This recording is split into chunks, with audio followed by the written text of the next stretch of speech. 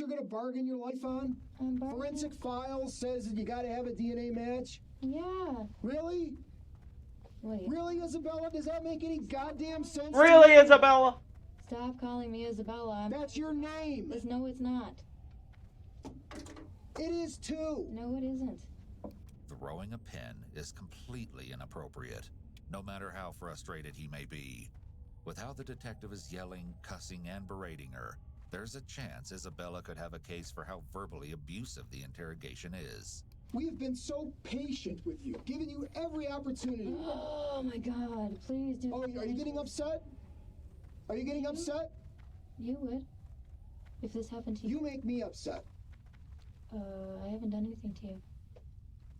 You've lied continually over and over and over today. You've wasted our time.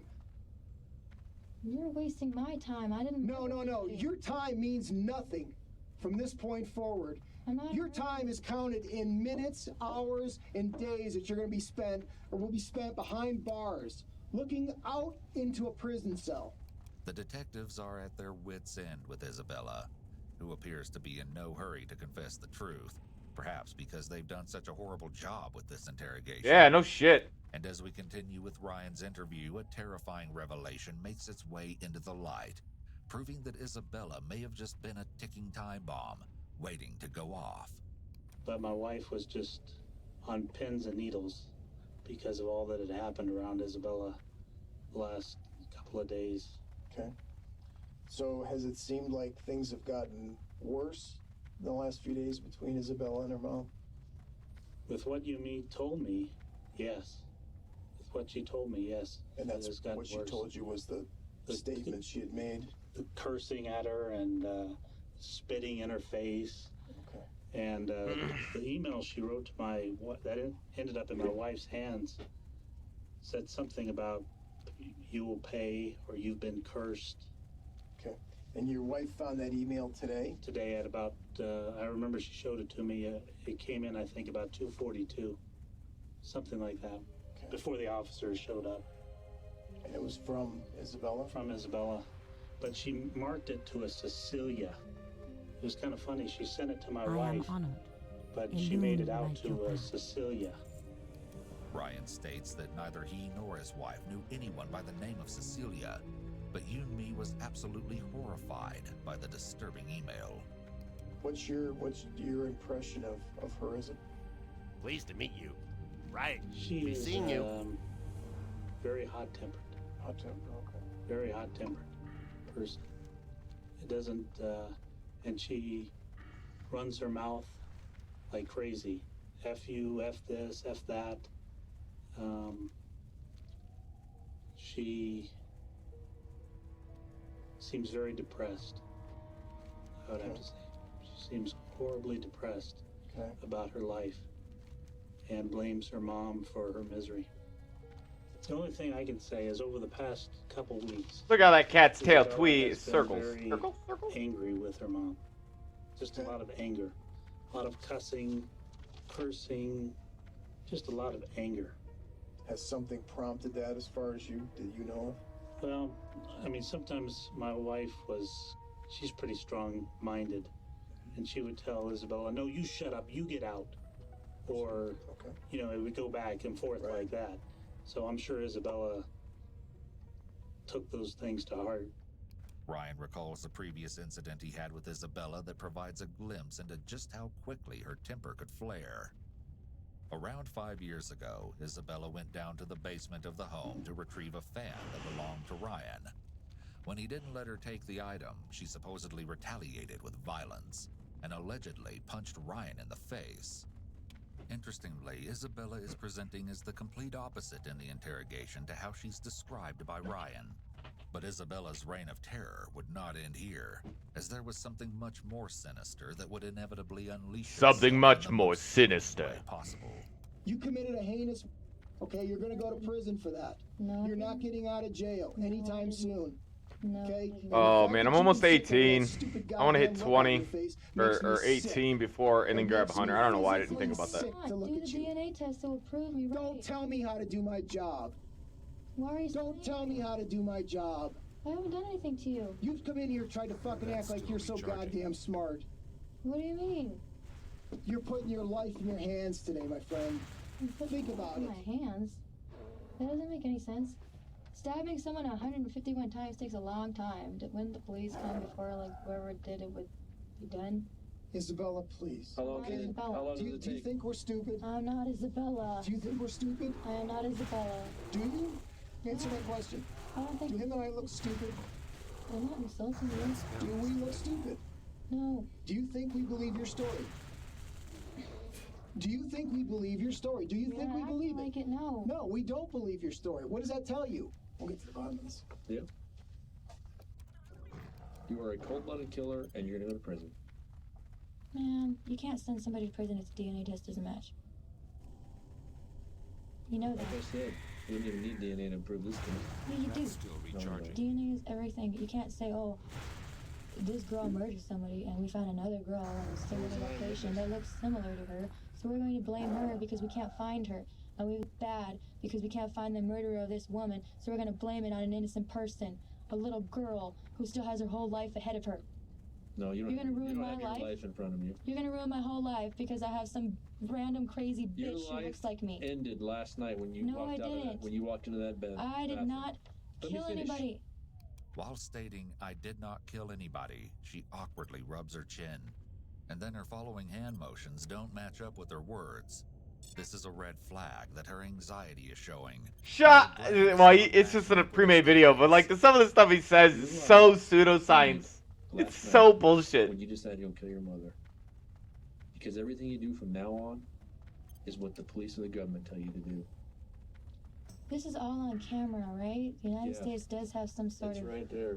This is not Who Framed Roger Rabbit, okay? The DNA is not going to come back and match because we're not the same person. Nobody's trying to frame me or anything. You got the wrong girl. You made a genuine mistake. People make mistakes. It's okay.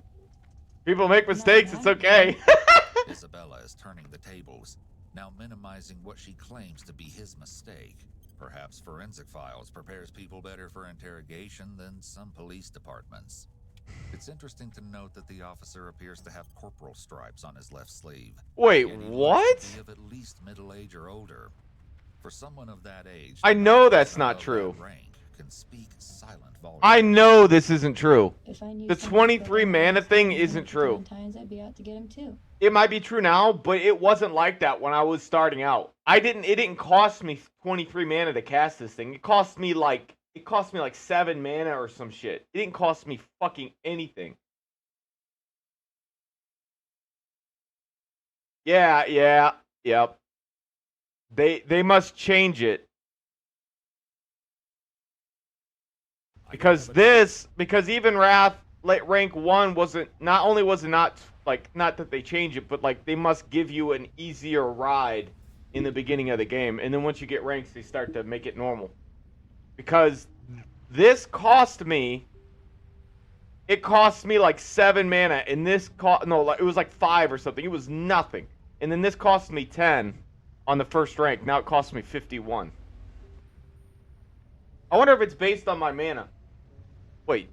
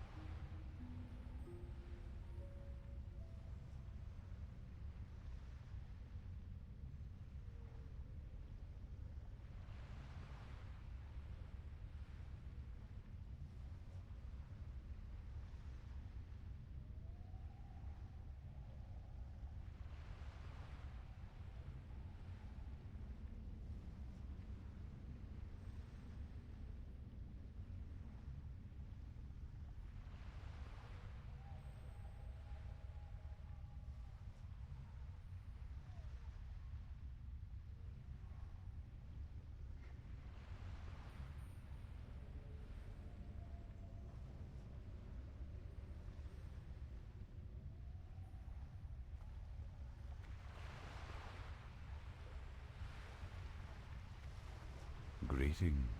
May the stars guide you.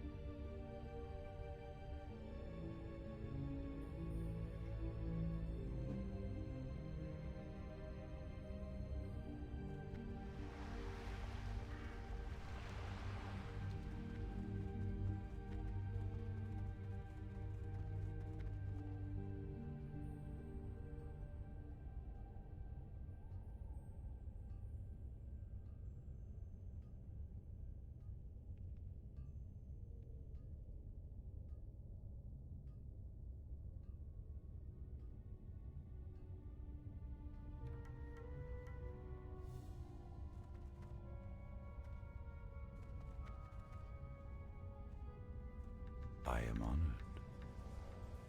Farewell.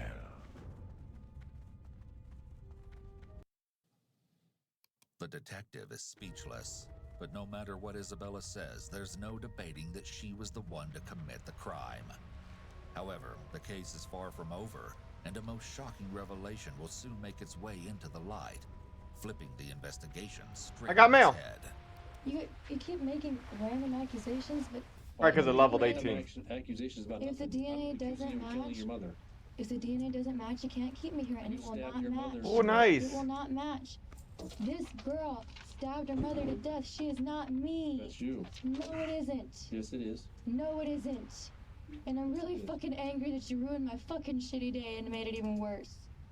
Well, welcome to the rest of your fucking life. You guys are really mean. Yeah. No, we're not. We just don't like being lied to. I'm not lying to you. And you know it too. Oh, really? Yeah.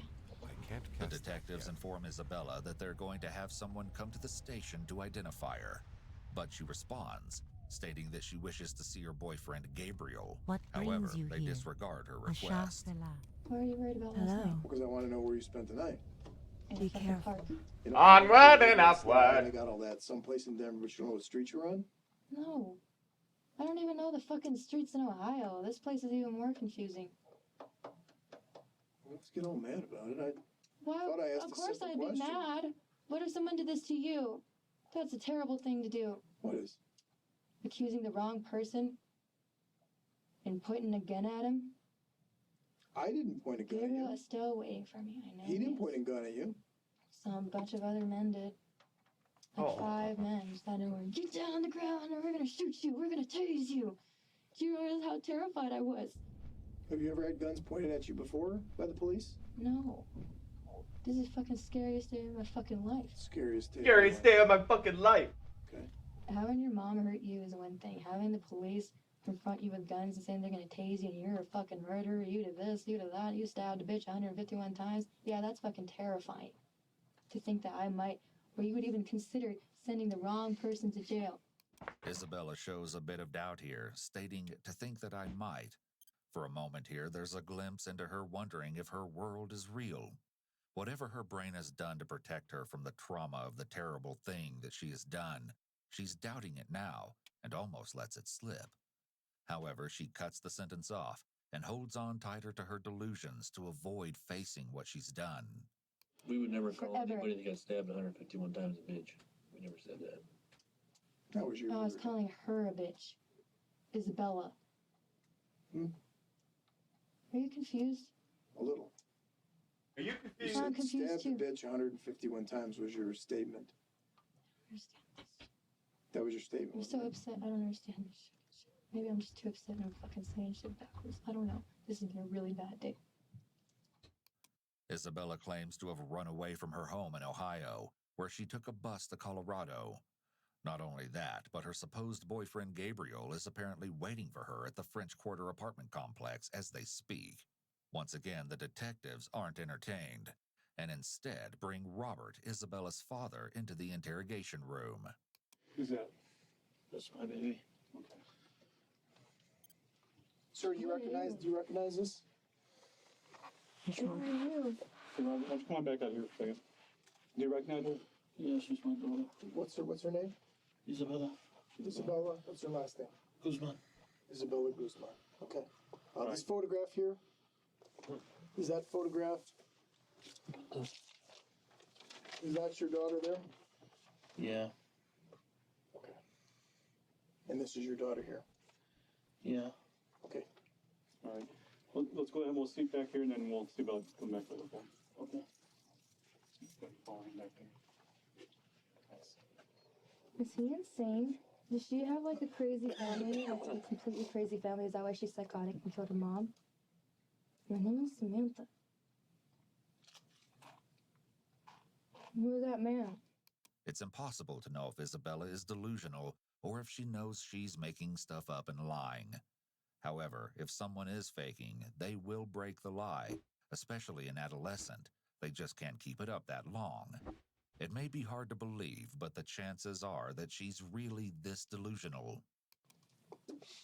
So we're all hanging and that man's insane? Is that what you're saying? I don't know. He probably is insane. Why don't you do more research on this fucking girl? Do you think that it was just a coincidence, another coincidence, that that gentleman came down here tonight? Not Isabella. I am Samantha. Isabella, that's your father. Okay? He's your biological father. We know that. That's the That's reason. Isabella's dad. I'm not Isabella. Isabella. Stop calling me Isabella. My name is That's the reason Samantha. we asked him to come down here. Okay? Like I told you, we were trying to do everything in our power to verify. I thought there was a druid closer. Can't believe I gotta walk all the way over here just to get my This spells. whole thing with It seems like Toto says to me. It because seems like Toto says to me that a girl who stabbed her mom 151 times probably has a completely mentally ill family. And he probably thinks that I'm her or something because we look similar. Man, you're making my life hell. really, Yes, please. that's your big concern right Give now. me a Is French quarter so I can see Gabriel. that's your big concern is how your life is. Greetings. Do you not have He is any, not my father. do you not have any concern for how his life is? No, who the fuck is he? His fucking problems are not my own. Okay, do you not have any concern for That's my baby. mother? God, you know how creepy that is? Do you have any concern about that? I think that's really fucking terrible. Yeah. You should never Your tell only your mom. concern is about you. Through this whole This is thing. my life. My life. Her life is not connected with mine. Why the fuck do we We've have been to look trying at to tell you all along that this is about your life, because this is about your life. This is an opportunity for you to try to make sense, or help us make sense, of what happened last night.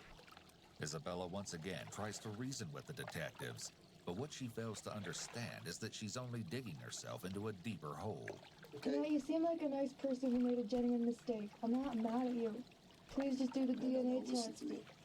You have no business judging me. Okay? Yes. What do you Not mean? do I don't know. Based on my Not on my circumstance, I don't think he has business judging other people because he's a dumbass. He only knows she's guilty because it was like handed to them on a silver platter. These two police officers are garbage. Garbage. They might be detectives. I don't know. They look like police officers with guts. Not only are they fat and obese, they're dog shit at their jobs. Little porkers. Not my dad. I guarantee you it wasn't those two who stopped her. It was the younger groups of guys. The ones who actually are in shape and don't eat a bunch of fucking donuts before they walk into their job and not do cardio on the top of it. Thing like that makes me mad. Okay? We're doing everything we can to try to give you an opportunity. If you continue to just sit here and dick us around, I think we're done being pleasant. Yeah, life is hard. Typically, when a detective mentions an opportunity, they then expand on this by showing what this opportunity is going to do for her. However, they don't do that with Isabella, essentially never giving her a good reason to confess. What we know is that's your father. That's He not my walked into father. this room and That's he not my find you. father. Ah, this can't be happening to me. No, I'm not going to prison for the rest of my life after this. No, please. Take me back to Gabriel. I think you're gonna feel a whole lot better if you just tell us what happened. This may be the first time the detectives display a more professional attitude. If you get this off your chest, give you an opportunity to feel better about what you did. Isabella, bitch. She's ruining my whole fucking life. I'm saying, Isabella, there's more people we could bring in. stop calling me Isabella. You can bring your boyfriend in. What boyfriend? You can bring your What stepfather in. boyfriend? Oh, we know their names. We've talked to them. In reality, Isabella's supposed boyfriend Gabriel would turn out to be a complete fabrication. However, Isabella did have a boyfriend, or an ex for that matter. Detectives sat down with 22-year-old Ilya Abramov, also known as Tony, who was just as shocked at the horrific crime.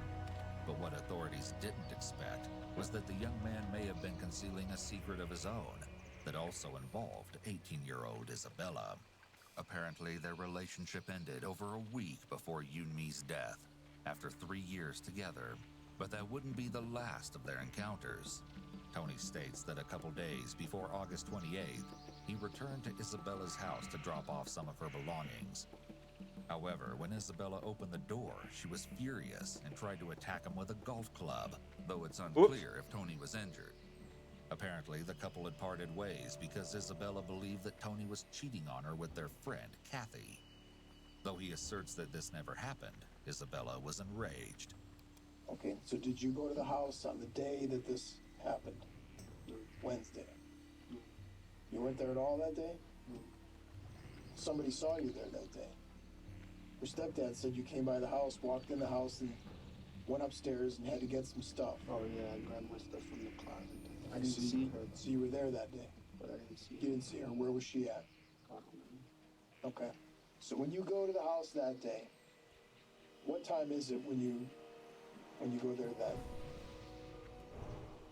How may I help? So 5 in the afternoon?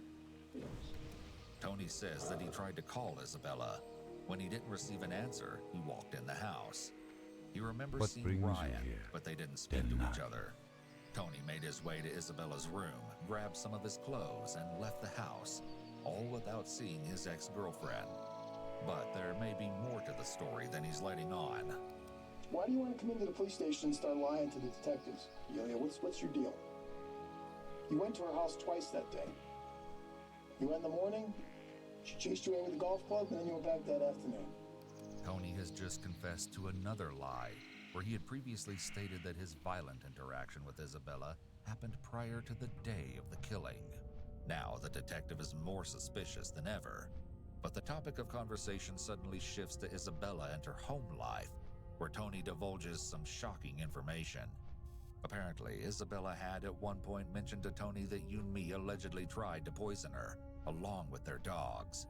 She apparently became very sick after eating something from the fridge, and claimed she'd smelled an odor of bleach emanating from the dog's water bowl.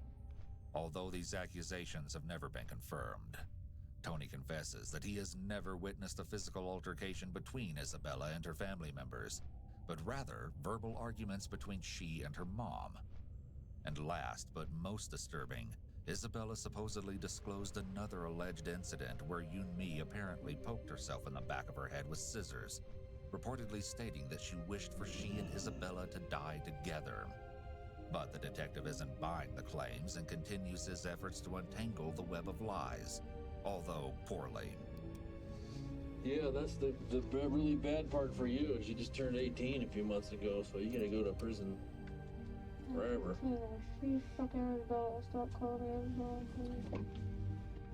Isabella has completely shut down. She's closed off and as close to the fetal position as she can get while staying in her chair. Her level of anxiety at this point is astronomical. Don't bring that crazy man back in here, please. So what's the deal? Why the fuck did that guy say that he's my father? Really? Come on now. You know why. He is your father. You? No. He's sitting in the next room over here, okay? And he's in tears because he wants to know what the hell is going on with his kid. That's not my problem, that's his. Okay? Well, yeah, I guess when you're just a selfish, callous, heartless person like yourself, Why are you insulting would have me? no feelings whatsoever for your own Why father. are you insulting me? Clearly, you had no feelings for your own mother. So I don't know why I would be at all surprised by your demeanor. Isabella. But yeah, he's wondering why his own daughter, his own flesh and blood would. You're always mad at me. But you know, I just found out something. What the fuck? You know what I found out? What? Okay. You were at H Mart today? Yes? Yeah, some fucking Asian market. I stopped by there on the way because I needed fucking Can you pads. sit up, please, so I can hear you? Stop talking into your knees. I stopped by there because I needed some fucking pads. I was hoping somebody Right. would be nice enough to let me borrow them, and she actually bought me some shit. Okay, she bought you those clothing items right there. An She didn't Asian buy me lady did. clothing. The clothes are fucking mine. She bought me the fucking pads and the underwear. The detectives are in possession of more information than Isabella is aware of, yet she continues to lie. That is, until the truth is staring her right in the face. Funny thing just happened. Somebody called the police department from the H Mart. Guess what? They got video down there. Guess what's on that video? Me and H Mart because I told you I Yeah, was you there. and H Mart. Because I was there. Okay. What'd you tell those people down there at H Mart happened to you? Then I ran away. No. There's something else. You told him something else about you. No, you didn't. Yes, you did. Just keeps getting worse and worse. Sit up. Don't talk into your knees. It's disrespectful. What did you tell him? I told him the same shit I told you. These cops are fucking pissing me off, dude. These fat ass motherfucking cops. I told you the truth about who I am. Look at this fatty porker. Look at him. Look at that gut. Look at him. You could tell he's a big boy. Both of them. Look at that man. That man doesn't do fuck all. He just stuffs himself and sits in chairs just like that. You know how he has a look at that. Look, he's anxiety heavy himself. He wants himself a fucking donut. He wants himself some bacon. Goddamn fucking dog shit police. They can't even do their job right. Pathetic. They asked what happened to you. I have blood all over my hands, yeah.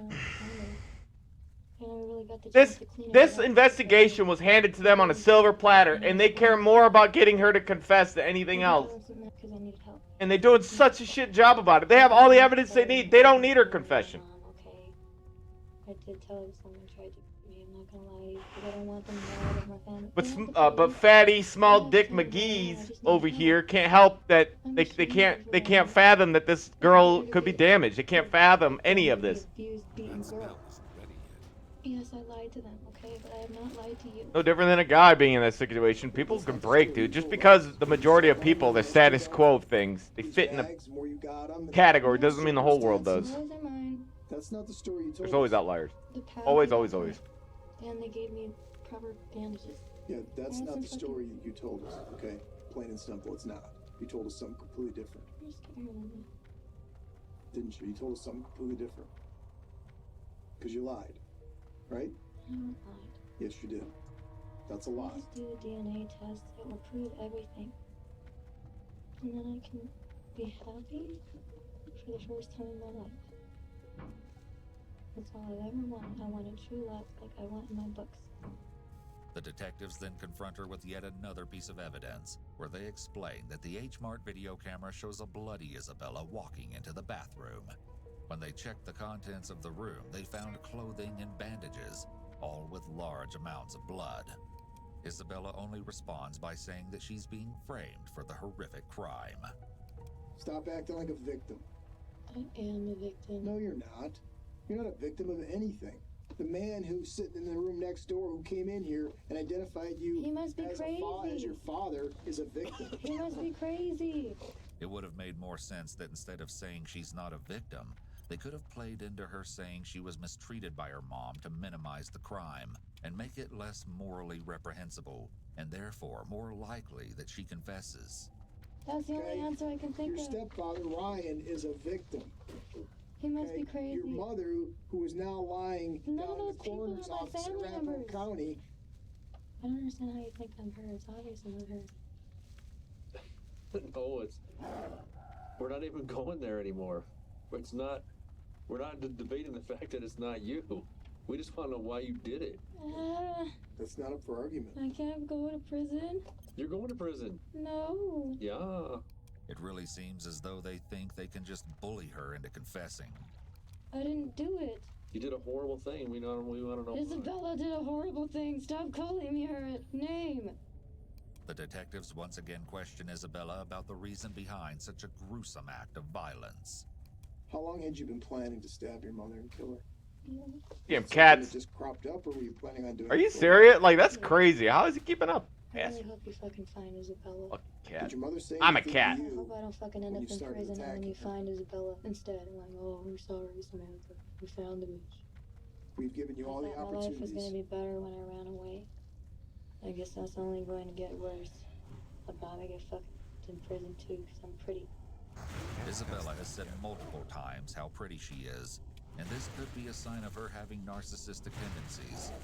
However, it's just as interesting that she switches to show anger and aggression here. When she realizes she's not going to get away and that her story isn't going to work, she starts acting like the Isabella that her stepdad described. It makes you wonder about the veracity of her delusions. I don't think you're pretty.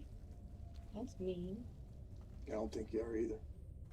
Isabella turns her body towards the corner of the room and begins to cry. Likely not for her deceased mother, but rather the fact that she cannot escape the ensuing consequences. It's going to be dark soon.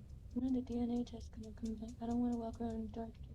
I need to target You're going some to jail. You're not going anywhere. Man, fuck you. Well met. Well, that's the way it's See gonna you be. soon. We're gonna have the jail nurse come over, have a look at the wounds, and then we'll be able to talk from there. She's probably have to go to the hospital. She's probably in that one. Yeah, we're just trying to make You're not going to fucking jail. Yeah. So, I'm sorry? I'm not going to fucking jail unless you fucking sort it out my fucking eyes. Okay. Give us a couple Do minutes. you see her fucking face? She has fucking brown eyes. Okay. Hello. I fucking hate you fucking people. All you people fucking suck. And that bitch is probably fucking crazy as shit and she's gonna go kill somebody else. That's still recharging. At least you can take some happiness in that. Why do you think I was being happy? I'm gonna die, at least you're fucking going down with me. Alrighty. Can you stand up for me? What's on your mind? This is for the, We're gonna go to the hospital and get your hands stitched up, okay? Yeah, that's for the jail. Why? Cause we're gonna get your hands stitched up. Both of them. Put your hands behind your back. Why? Why are ow, that's where I stabbed. Okay, hang on. Just relax. Let's take the fucking DNA test out. Because it hasn't been 6 days. Dude. Rat Druid is so shit. It's so shit. You have no mana to do fucking anything. You burned through your mana pool with one fight. One fight, and I need to get more mana. Unbelievable. So ridiculous, dude. Who? Why? But they would have their long-awaited reasons soon enough. As it turns out, Isabella was suffering from schizophrenia, where she experienced delusions for years. But in a shocking revelation, the teenager was supposedly hearing voices and asserted that Yoon-Mi was not her mother, but rather a woman named Cecilia. Had she not taken Cecilia's life, Isabella believed that the world would come to an end. Because of this, she was found not guilty by reason of insanity and transported to the Colorado Mental Health Institute at Pueblo. However, in 2020, 7 years after the brutal killing, Isabella claimed that she was ready to be released, stating, "I was not myself when I did that, and I have since been restored to full health." In 2021, she was granted permission to leave the facility for therapy, in which she must wear a GPS tracker. However, there's no telling when or if she will ever be permanently released, or if her visits outside the facility will be limited only to therapy sessions. Hey folks, this is Riker with another Diablo lore video. In today's fuck. episode, we discuss Life in the hands of some TV Oh, it's show. watch later shit. Oh no, what? Did I accidentally close out the other one? Fuck.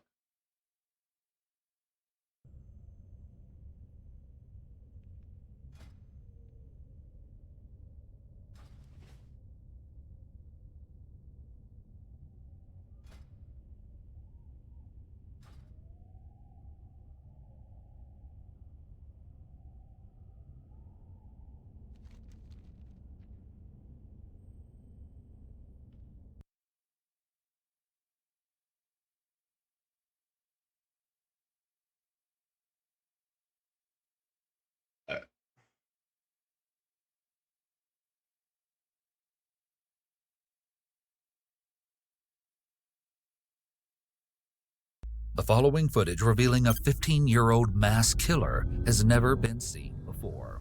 We discovered his dad on the couch. His face was really pale. You were a stone cold killer. 4 people have been murdered tonight. They're dead. You cannot lie to me. I will drag you down with this.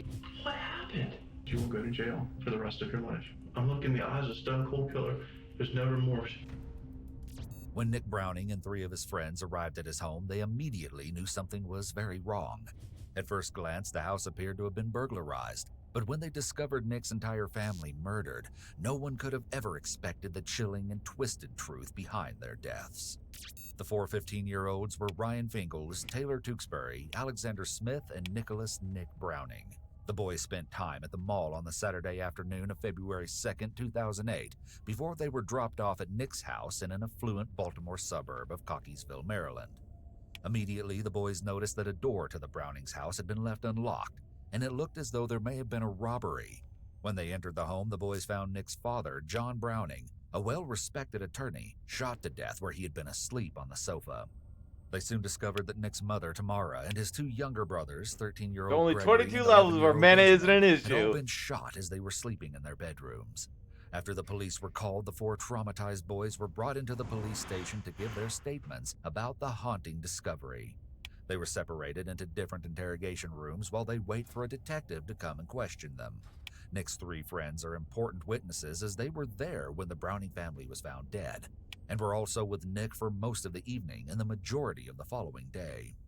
The following never-before-seen footage has been analyzed by a qualified team, including a licensed attorney and former criminal prosecutor, a licensed clinical psychologist, and an individual with a Master of Science in Clinical Psychology. Dude, my name's Dave. What's your name, Ryan? The interrogator enters the room and introduces himself to Ryan Fingles as Dave instead of officer or detective. This is done to put Ryan at ease and make the detective seem less intimidating or authoritative. Yes. All right, good. Thanks for coming around here with us. It's kind of been a long day. I'll just need some basic information from you to Ryan, right? Yes. What's your middle name, Ryan? Middle name? Yes. Andrew. What's your last name? Fingles. F-I-N-G-L-E-S. The detective is gathering basic background information from Ryan and is getting him comfortable talking. Ryan is in 10th grade, which makes him a minor, so the detective will have to be careful to make sure he understands his rights. Another detective uses a similar approach when he enters the room of 15-year-old Taylor Tewksbury. In comparison, Taylor seems very nervous, which is to be expected when being interrogated. I'm a homicide detective. Some bad stuff has happened tonight. I need you to be 100% honest with me. Right. I want you to tell me what's been going on and explain. Who are you with all day? I was with Ryan, Alex, and Nick. We were at Ryan's house in the morning because we slept over there last night. What time did you guys get over there last night? I went over there right after school. You got there after school about what time? Well, I went home first, and then my mom drove me over there around like 2:50 maybe. So how long does it take this cat to respond? He's giving a lot of details about the evening and comes across as truthful. Taylor is also facing the detective, suggesting that he is engaged in the interview. Okay, what did you guys do there last night? Mostly, we were playing crossed out front, and then we played video games, basically. Watched a movie. What movie you watch? We were watching, what was it called?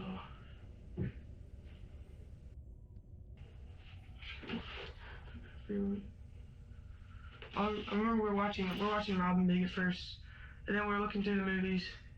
Oh, Accepted. We're watching Accepted. We started that around like 10:15 or something. Okay, around 10:15 last night? Yeah. I don't know, I fell asleep like halfway through it. So, And then... Where were you guys in? What part of the house were you guys in? In like the living room, the main room, family room, I guess you want to call it. Where's parents at? Yes. The detective begins the interview with Alexander Smith by being very upfront and lets him know he isn't in trouble. What's your last name? Smith. Oh, that's right. I just talked to Dad. Your dad's here. When you guys leave, I think he's gonna take care of the other boys, get them to where they gotta go. Okay. Any other nickname other than Alex? No. Street name or anything like that? No. You play lacrosse for Delaney? Yes. Again, he gets basic information from him and builds some rapport with Alex by asking about things that are non-threatening. Meanwhile, Nick Browning eventually puts his head down and appears to fall asleep. Hey, Nick. I'm sorry it takes so long. The detective enters and immediately apologizes to Nick for the long wait. He does this to come across as friendly and to start building rapport.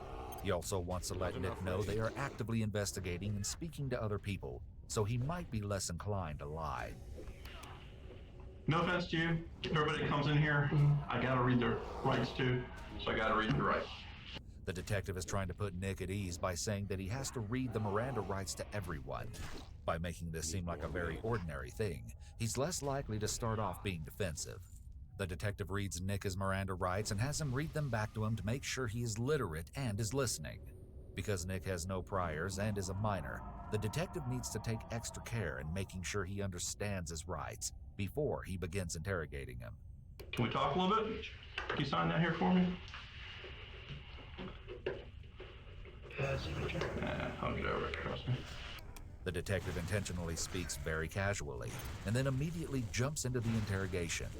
He does this so Nick doesn't have an opportunity to hesitate and request an attorney. The detective also makes the conversation seem casual, so he isn't aware of the seriousness of speaking to the police without legal representation. Yeah, but he should, but police are shady fucks. Nick versus how he was seated and he's with the underage. boys. Who cares if he killed somebody? These cops do whatever they can to subvert the law themselves to get a convict. Directly at you. They'll do whatever it takes, and you have to know the law because they're not going to sit there and do it. They'll let you. They'll break the law if you let them.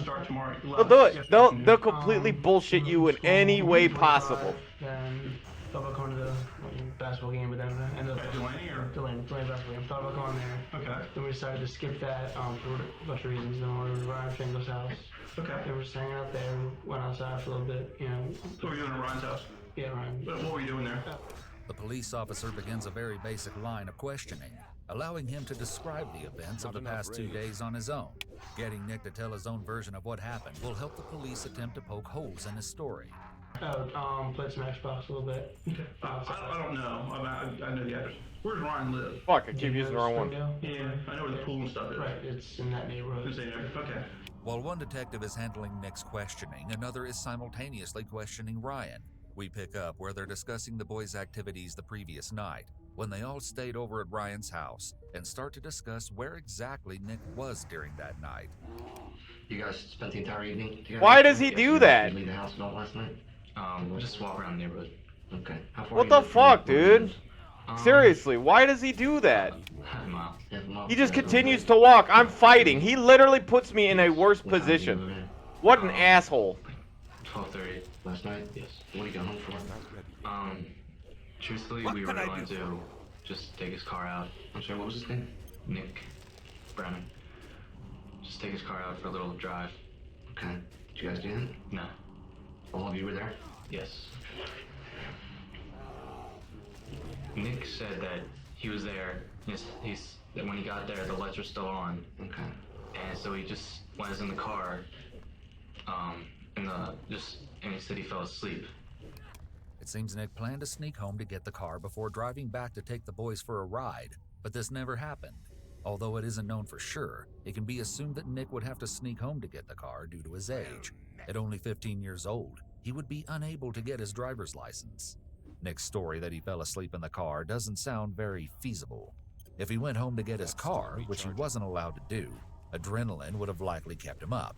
It's also suspicious that the lights in the house allegedly were on that late at night.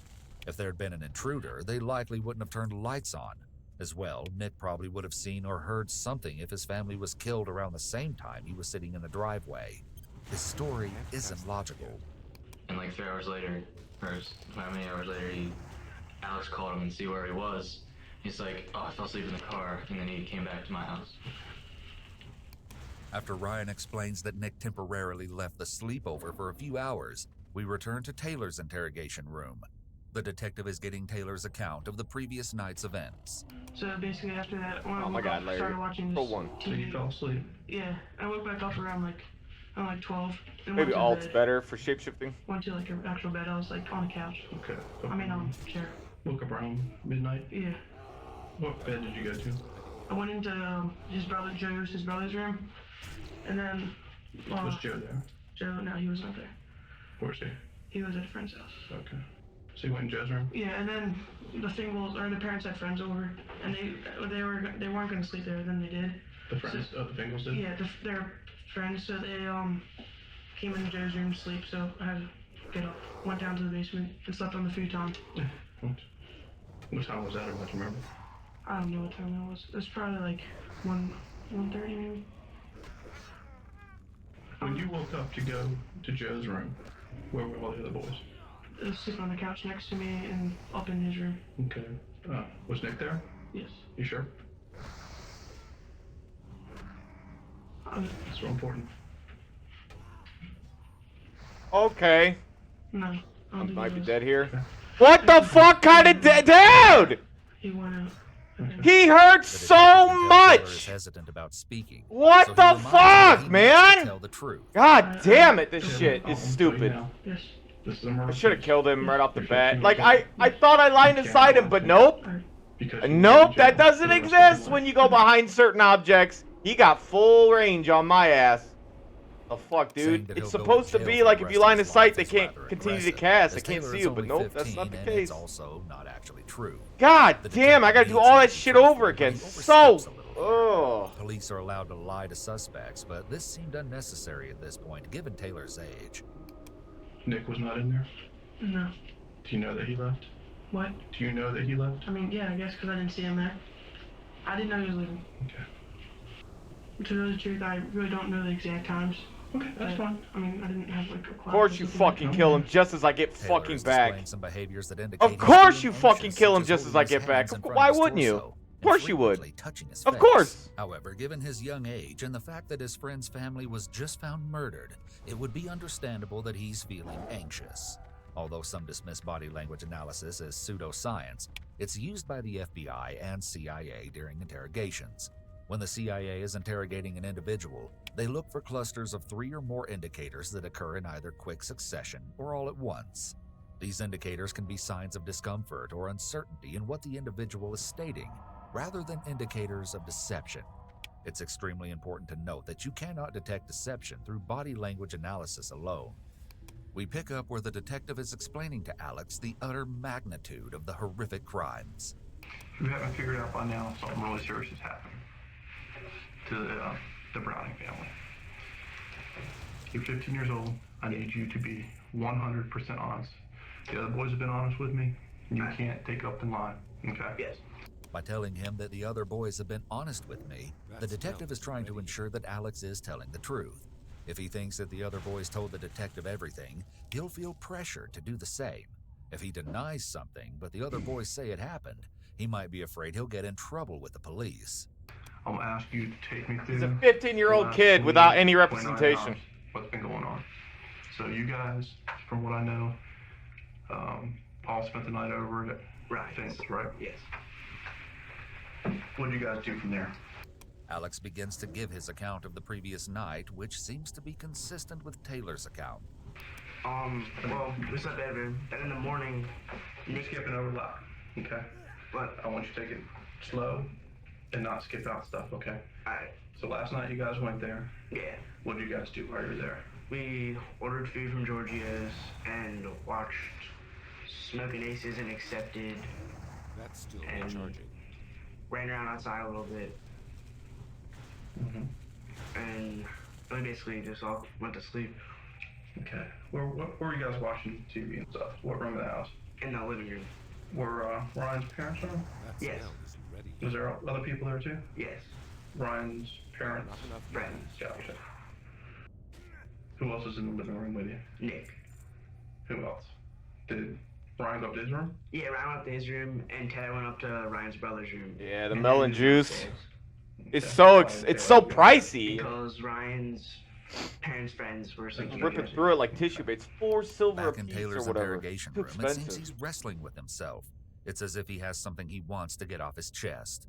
The detective is expressing just how crucial it is that he disclose the full story of what happened through the previous night and into the morning, where everything took a terrible turn for the worst.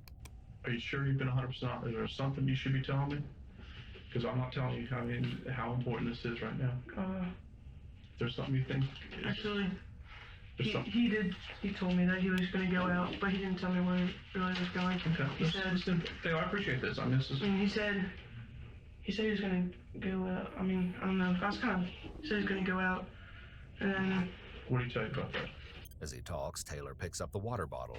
Picking up the water bottle suddenly has to have some meaning because this happened precisely when he was telling the detective about Nick having gone out. What the Ryan fuck? He does could the just same be thing talking. When he seemed uncomfortable. Based on behavioral observations, Taylor and Ryan appear to know something. or have strong suspicions that Nick was up to no good when he left the house. He was going out to do what? He told you something. Well, he said he was gonna go and Taylor is looking down and avoiding eye contact, showing that he's clearly nervous, revealing what Nick told him he was going to do. he said he was gonna, like, since he got Notice that the detective leans in very close to him when he starts stuttering and hesitating. The detective is mirroring the boy's body language, which is a nonverbal rapport-building technique used to make them feel more comfortable and friendly with the detective. Typically, mirroring behavior is something you can observe between people who are close and comfortable with each other.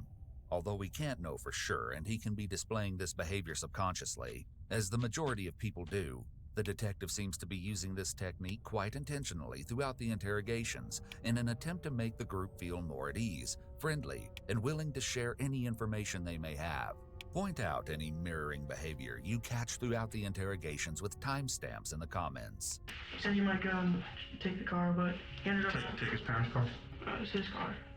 Taylor continues speaking, but becomes more obviously uncomfortable. He stutters slightly and starts to cover his face with his hands while speaking. He fidgets and frequently touches his face, which is a self-soothing behavior. He's likely feeling very anxious, possibly still feeling torn about whether to be loyal to his friend or be honest with the detective. Again, this is another pretty strong indication that Taylor may not be telling the whole truth. The question is, why would he risk himself just to try and protect Nick, given that the crime here is something so serious? He just told me he's going. He's gonna might take the car. He went Did there. he say where we was gonna go with the car? No, he did not.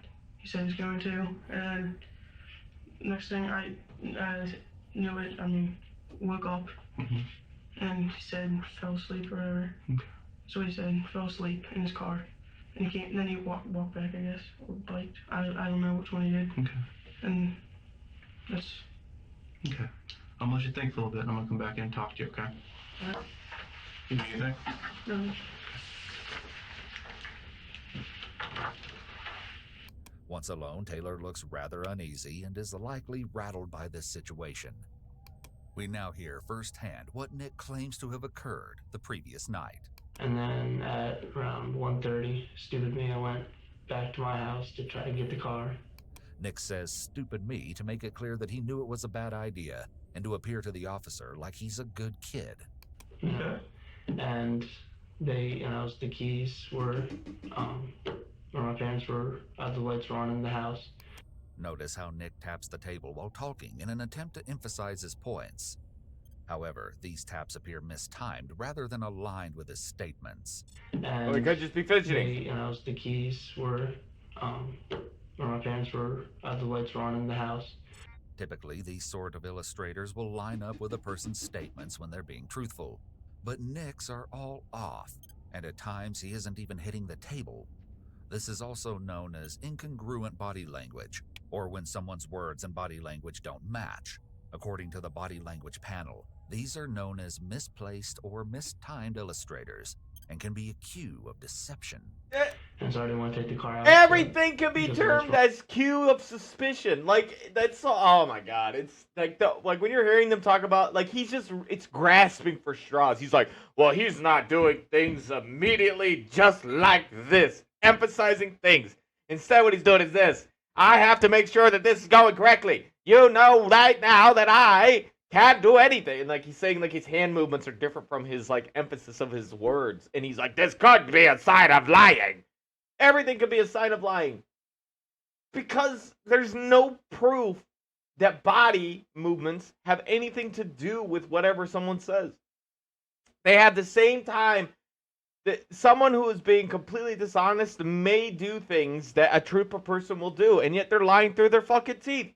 A person who's telling the absolute truth will do several things that make people think they're lying. But no, they're fully telling the truth. Everything to the T.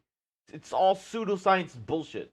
They just try to do it to justify because they think that humans are conquerable. That's the problem with the police force and like those kind of authoritative organizations. They think you're a cookie cutter group. They think you're just a goddamn number, that you aren't a real person, that you can be manipulated and conjunctioned as easy as anybody else.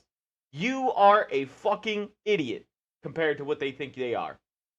So and you're fodder basically. You are a cow going to slaughter. Like you have no positional rights of anything.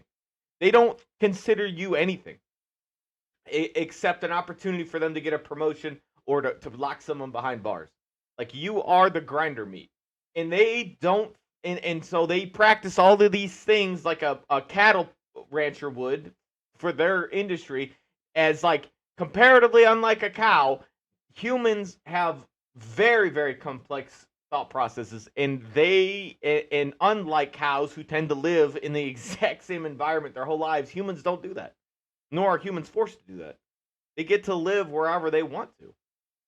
So how they grow up, what they perceive, what they get, what they gather, what they understand is always going to be different. People are not cookie cutter.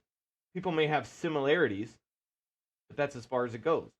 And the reason why the shit that they talk about when it comes to body or like body movement and stuff, it's unproven science. It's pseudoscience. It's just like somebody basically did something for a long time and was like, "Holy shit, this shit works. This has to be how it works." Instead of having someone who had and it comes from someone who had very good intuition, very good like experience in their job and stuff, and they chop it up to mannerisms. And it's complete bullshit. It's just not a thing. It really isn't. Now don't get me wrong, people can have mannerisms that can tip you off and stuff. But like it just isn't it's not the 100% guaranteed sign. That's why he can't say anything in confidence.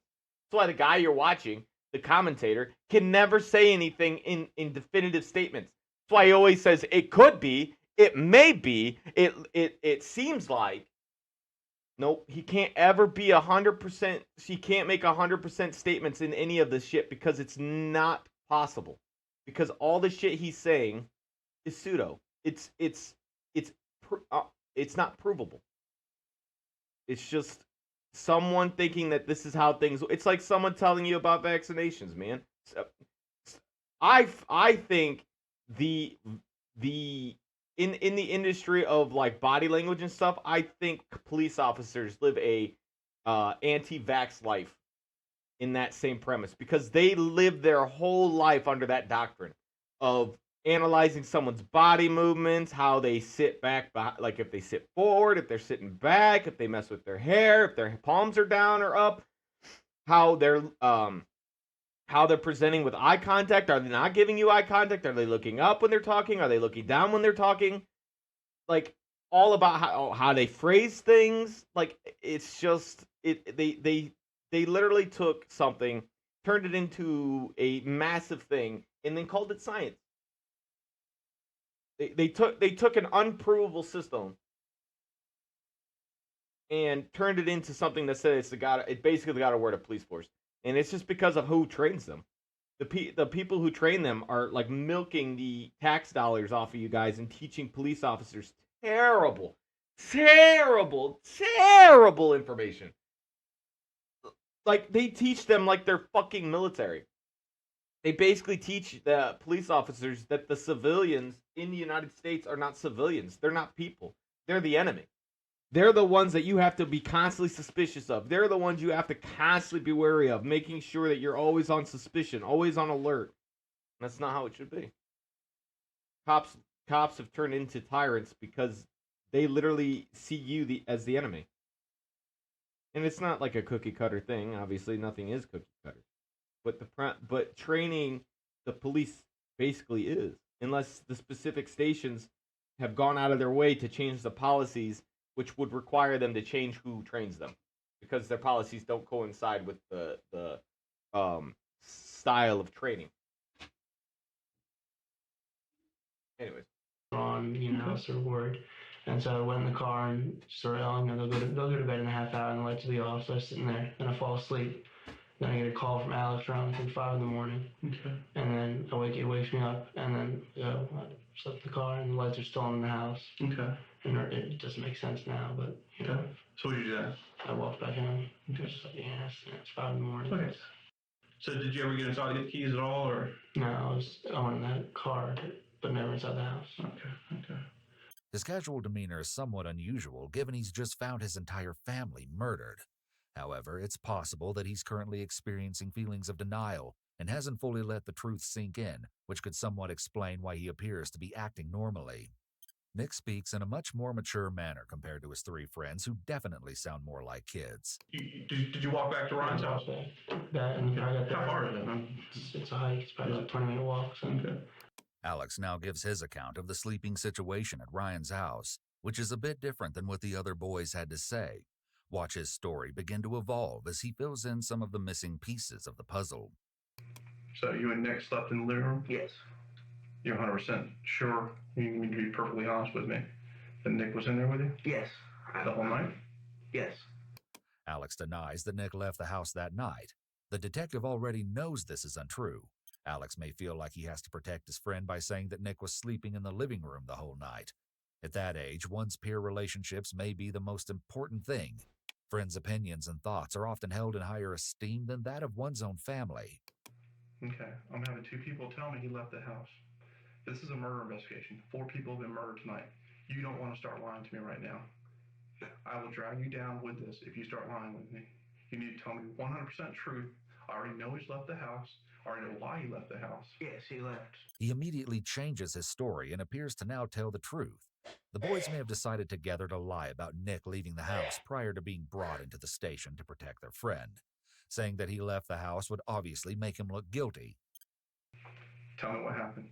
Well, Nick was leaving the house because he was going to take his car out. So when did he tell you that he was going to go over there? He said he was going to leave at 12:45. What were you guys going to do? Drive around? Yeah, just drive around. Do you have anybody to go visit girls or anything like that? No, they were just going to drive around. Okay. What happened after that? Well, I fell asleep around 1. Okay. And then... You stayed in that living room? Yes, and then I woke up around 5, and I called Nick to see where he was, because he said he was going to come back and wake me up when he had the car, but he never called, so I called him. He said he was walking back to Ryan's, and he was lost, and I told him how to get him. And he said he was going to go in the house and get the keys, and he fell asleep in the car. I understand. He said for about 3 hours, I guess. It's hard to tell if any of these boys suspected something, or maybe even knew more. Alex's behavior here is similar to Taylor's, except that he seems to lie more overtly about the living room situation. Back in Ryan's interrogation room, the detective receives the same story provided by Taylor and Alex. Tell what happened. What you Alright, we went upstairs. We ate breakfast or lunch. Lunch. And then, let's see, Nick went upstairs to take a shower. And then what happened? When Mr. Pat came, Alex drove us back to Nick's house because we were going to go there for the night. And he went inside. I don't know, when we were waiting, he was worried because Nick, he said, he was calling him, all morning. He started calling him at, 11. And, he was, worried. He kept on calling, all the phones, leaving messages, and no one picked up. He was, getting worried, and, Taylor reaches down as he's speaking and grabs his water bottle, which is a sign of his nervousness. He also repeats a few times about how Nick was getting worried. He seems to want to emphasize Nick's concern about his parents. Because he said that his mom was going to pick him up at, 9 to, clean the house, 9 in the morning, and she never did, I guess, and he was calling. And I don't know, I guess he just assumed they're out somewhere. And then we got no. And in the course of this, I've been calling my parents all day and they hadn't picked up, so. From the cell phone? So, originally from Ryan's house phone and then my phone a bunch of times. Okay. There is a very specific reason why the officer asks about Nick placing calls to his parents and brothers, to compare his statements regarding his calls with phone records. If the police get these records and they're inconsistent with his story, they can do 2 things. 1, convince a jury that he's not telling the truth, and 2, convince Nick to confess because his story doesn't make sense. Any idea what happened? The detective wants Ryan to explain exactly what occurred earlier that afternoon, leading up to the horrendous discovery of Nick's slain family. Me, Taylor, Nick, and Alex were at the mall. We came home. I can't Mr. Mr. Pat drove us to Nick's house because we were going to be there tonight because they were all at my house last night. Okay. And when we got there, Nick was already worried because Nick's parents always like call him and stuff and check in, and they haven't since he hasn't talked to him since like 6 yesterday. Okay. And he's getting all worried. So like when we got back there, he was just all sketched out about stuff. He's holding his hands in front of his body as he describes what happened, which could be a self-soothing position. This is likely the first time he's been in a police interview room, so it's understandable that he may be feeling anxious. They begin to discuss the four boys' arrival at Nick's house earlier that afternoon, after their trip to the local mall. So you guys get to back home. What happened then? Then I opened the garage door. I walk inside. How did you open the garage door? How do you do that? There's a code. Is there? Oh, okay. For the outdoor code, right? The keypad. Garage door opens or something. Okay. And so I walked inside, and then the door was unlocked, which is weird because one of my parents locked the door. Which door? The door in the door into the garage. Kitchen. Into the kitchen. Okay, from the garage to the kitchen. That was locked, so I figured it would be locked, but it wasn't. So I walked in, and I saw my father on the couch, and that's sort of okay. What did you see about that? I know stop, but what did you see? I saw he was on the couch, and there was blood coming down his face. It's notable that Nick doesn't seem the least bit upset or emotional while discussing finding his entire family murdered, or when he saw blood on his father's face. This would have been an extremely traumatic event for him, so it's surprising that he doesn't appear to show any signs of trauma. He hasn't cried, expressed shock, or even been at a loss for words. He does lower his voice and mumble a little, but this change in volume and speech may be out of fear and not wanting to discuss the crime. It's possible that he's keeping his emotions inside or putting on a brave face. We don't know his typical behavior, so keeping his emotions inside may be normal for him. Okay, what did you do after that? Then we talked to Mr. Smith, and he came in the house. And he called 911, and I went upstairs with the rest of my mother and my two brothers. I saw them. Okay. We don't know Nick's diagnosis, but this lack of emotion, despite talking about his entire family being dead, is typical of individuals with antisocial personality disorder. Please note that the people involved in this case have not been formally diagnosed with any mental illness, and the psychological analysis is not based upon a formal assessment. We discovered his dad on the couch, like bloody, his face was really pale, and then we got Mr. Patton, who's about to drive away.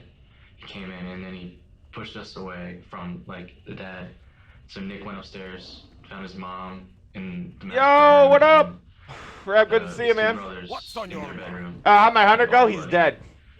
Permanently. I was up there too with him. I decided that because of that, I didn't want... I came to a realization that it wasn't that I wanted to play hardcore, I just wanted to play WoW. Disturbing discovery of Nick's deceased father. I just stayed right by the stairs when you walk in. I didn't want to see anything. And Nick just said he saw blood on him, and then yeah, yeah. Did you see his dad or anything? Yeah, I saw him on the couch. So I ran outside and got Mr. Smith. Okay. And he came in. He's like yelling. He's like, John, you okay? And so I gave Mr. Pat the home phone, and he called 911. And Nick went upstairs and looked in his brother's and mom's room, and they had like blood on them. Oh, dude, tons. You said Nick ran upstairs? Is that what you said? Nick went upstairs. Nick went upstairs? Yeah. He wanted to see where everyone was. So then we all went outside when Mr. Pat was on the phone. When you went outside, where'd you go? We stood behind Mr. Pat's truck. Did you guys go to the back of the house at all? Yes. We all ran around back. What did you see back there? We were gonna see if there's any signs down there. So he opened the door and he saw the Xbox and his. Who's he? I'm sorry. Nick. Okay. He saw the Xbox and the Wii like on top of each other on the pool table. The Xbox being left behind makes a robbery much less likely, as that's something a burglar would likely take, especially if it was sitting out so visibly. Burglars also rarely kill their victims and will more often than not leave if they discover the house is occupied. Alex clears up details about Nick's outing in the very early morning hours that day. His account is about to further incriminate his friend Nick. As far as you know, did Nick ever, did he tell you he get driven around at all last night? Nah, he said he didn't at all. Okay. But then today at the mall, he said he couldn't get the keys in He pulls the car keys out of his jacket, and he said he said they were just in there. He didn't even know. In his pocket. Yeah, in his jacket pocket. Nick had alleged that he never got the keys or entered the house, which is now contradicted by Alex. Is there anybody else in your family? No. Okay. How about grandfather or grandmother? Your grandfather lives in the Deep Creek. Does he live there, or is he just there for the He weekend? lives there full time, and my grandmother lives in Ellicott. How old is he? Your granddad? 73. Because I wanted to come. If I asked him to come here for you, would you do that? Would he? Oh, they come down. It just takes about 3 hours. I understand. But when you come down. Nick is laughing with the detective and seems almost lighthearted. Most people would certainly lack the ability to laugh so easily. However, people can process trauma differently, and it's impossible to know how Nick is truly feeling inside, as many individuals are very good at hiding their emotions. All right, let me work on that real quick. Okay. And I'm going to talk to him a little bit. Okay? You need anything else? Before leaving the room, the officer asks Nick if he needs anything. This may not seem particularly important, but the officer is trying to build rapport with him. By getting him to believe that the officer is on his side, he will be more open when talking to him. Some food would be nice. Food is it? Check our restaurant here. It's all we eat junk food here. Is that okay? It's fine. How about some drink? Soda would be great. His request for food is surprising, as most people would lack an appetite after seeing what he witnessed hours before. Given the situation, this could indicate that he's emotionally disconnected. Nick is likely feeling more comfortable now. The detective has been friendly and joking with him. There's been no suggestion or hint that he may be a suspect. He may even feel that he can let his guard down. As it's becoming more clear that Nick is likely the prime suspect, Taylor sheds some light on Nick's home life. From the outside, it appears Nick has everything going for him. However, we learn things might not be as great as they seem, and Nick has been getting into trouble. That's still. Did he say anything to you about anything? Has he had any issues with his parents lately? No. I mean, I think he got in trouble like once or twice because of drinking. This is the first suggestion that there may have been some issues between Nick and his parents. Still, it's pretty common for teenagers to clash with their parents. However, this could be seen as a red flag, as teen drinking could be a sign of behavioral problems and issues in the household. At 15 years old, Nick is still in his early adolescent years, so drinking at this age could definitely be more of an indication of behavioral or mental health issues. In other words, it could be considered more concerning when a younger teen starts drinking, as it could also be an indication of conduct disorder. Barons? No, I'm not doing Barons. I'm in Dark Shore. Conduct disorder is a behavioral and emotional disorder that can occur in children and teens, and usually includes a pattern of lying, rule-breaking, aggression, and destructive behavior. Well, listen to crime. Did you see a gun with Nick at all last night? Did you have a gun? No. Are you sure? I need to be careful. There's this mage that comes out. I need to burn him. Yes. Okay. Do not talk about it. Have you Over here, I think. In the last 24 hours? I touched an airsoft gun. No, a real gun. No. Alright. Has Nick ever said anything about his parents abusing him, mistreating him, or anything like that? Nope. Taylor appears confident in his response when asked if Nick ever mentioned being abused by his parents. My partner ran out to get food, so we got some time. The detective comes back and acts very friendly, asking questions unrelated to the crime to rebuild rapport with Nick. He wants him to get comfortable talking with him because once a suspect begins talking, it's much easier for them to continue. It will also help him to let his guard down. How do you like it there? Good. Good high school. Yeah, good student, or? Yeah, good student. Like what kind of good student? How's your golf team? Good. We won counties and then lost regions, but yeah, good team. You can see Nick smiling. His demeanor is extremely troubling and unusual for someone in his position. Nick is frequently touching his face, which can be a self-soothing behavior. Even though he appears to be chatting normally with the detective, it's apparent that he's not truly comfortable with the interview process.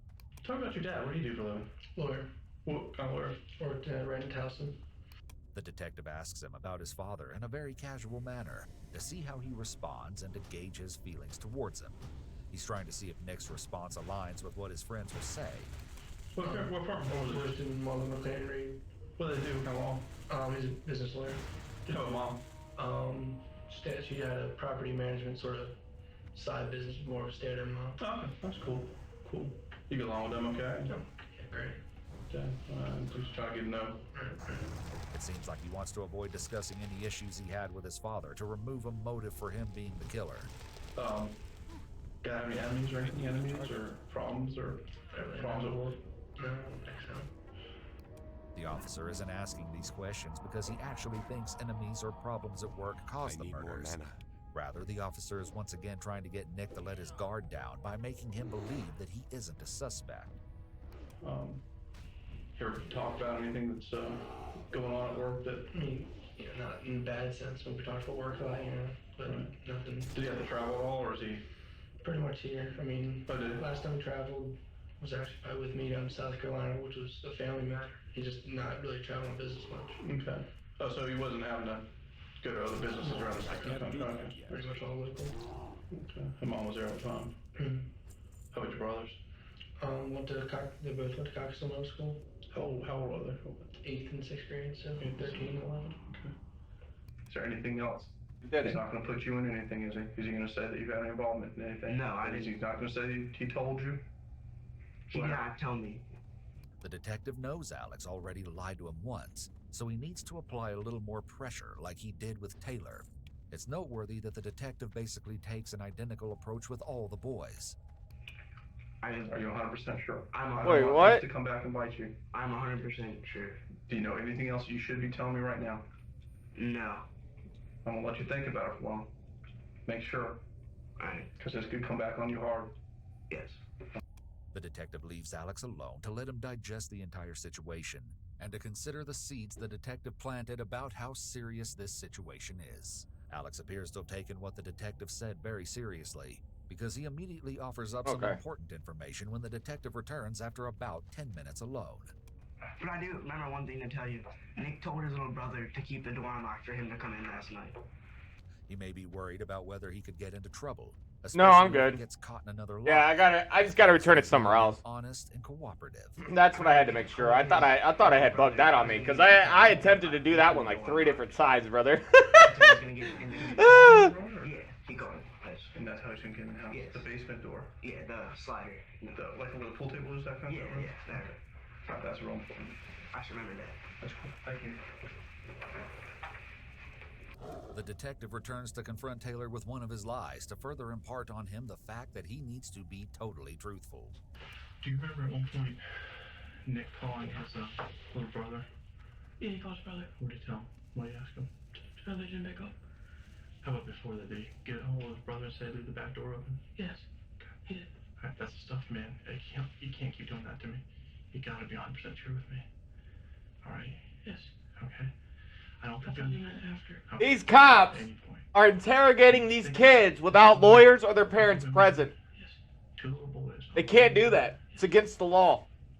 Like hardcore against the law. Think about it. I'll be back talking. Teenagers are not allowed to be they can't be in a room with police officers alone. I thought you were talking about after. Okay, I understand. I'm sorry.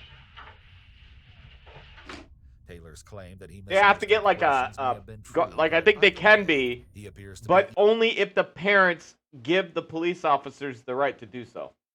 even more nervous now. Again, the detective leaves him alone. When you got home with Mr. Smith, right? You went upstairs, then you guys went outside apparently? Right, went outside. Where did you go? Went out to the back, and then that door was unlocked. It was unlocked? It was unlocked, the basement sliding door. Is that characteristically locked also, or do they always... 75, that's not, because that's sort of more the kids, basements. That's probably, Okay. it's more or less, it's not locked as often. Okay. Man, if you had to make a guess how someone got in the house, how would you? Probably that basement. That basement. When did you see your parents last, or talk to your parents? When did you see your parents last, I should ask? When they dropped me off at Ryan Fingal's house. So I know Greg was in the car with the parents when he dropped you off? I was in the car, Ben stayed at the house. Okay. You got dropped over at Ryan's house. It's shocking how casually Nick is talking about his parents and brothers, given that he just found them dead. Dead. Okay. Did you talk to him by phone at all that night? The plan was they were going to pick me up at, I think, 9 o'clock the next morning. Okay. What was that? You guys had something to do, or? Just clean the house, actually. Okay.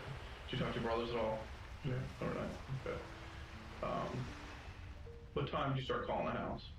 My God, it's so expensive. 31 mana. Come over tonight and we're saying it'll get together and I called it about So 10 o'clock expensive. in the morning. This morning. This morning at Campbell's house phone. And I called their cell where I put all the numbers. Greg's cell, my mom's cell, dad's cell, or even our deep freak house. Okay. It doesn't really make sense that he was apparently so worried about his family that he called multiple phone numbers to try to get a hold of them. Even the home phone of one of their other houses. But he didn't just go down the road to see if they were at home. His friend's house was close to his own home, so he could have easily walked there to check on his family much earlier in the day. Did they try to call you at all last night? Nothing that you missed or a message or a text on yours? Any text from them or whatever? Okay. So what time do you think you left Ryan's house to go back to the house, get the car? You had to guess. 1:30. I know because it's the clock. Okay. How long did it take you to go there?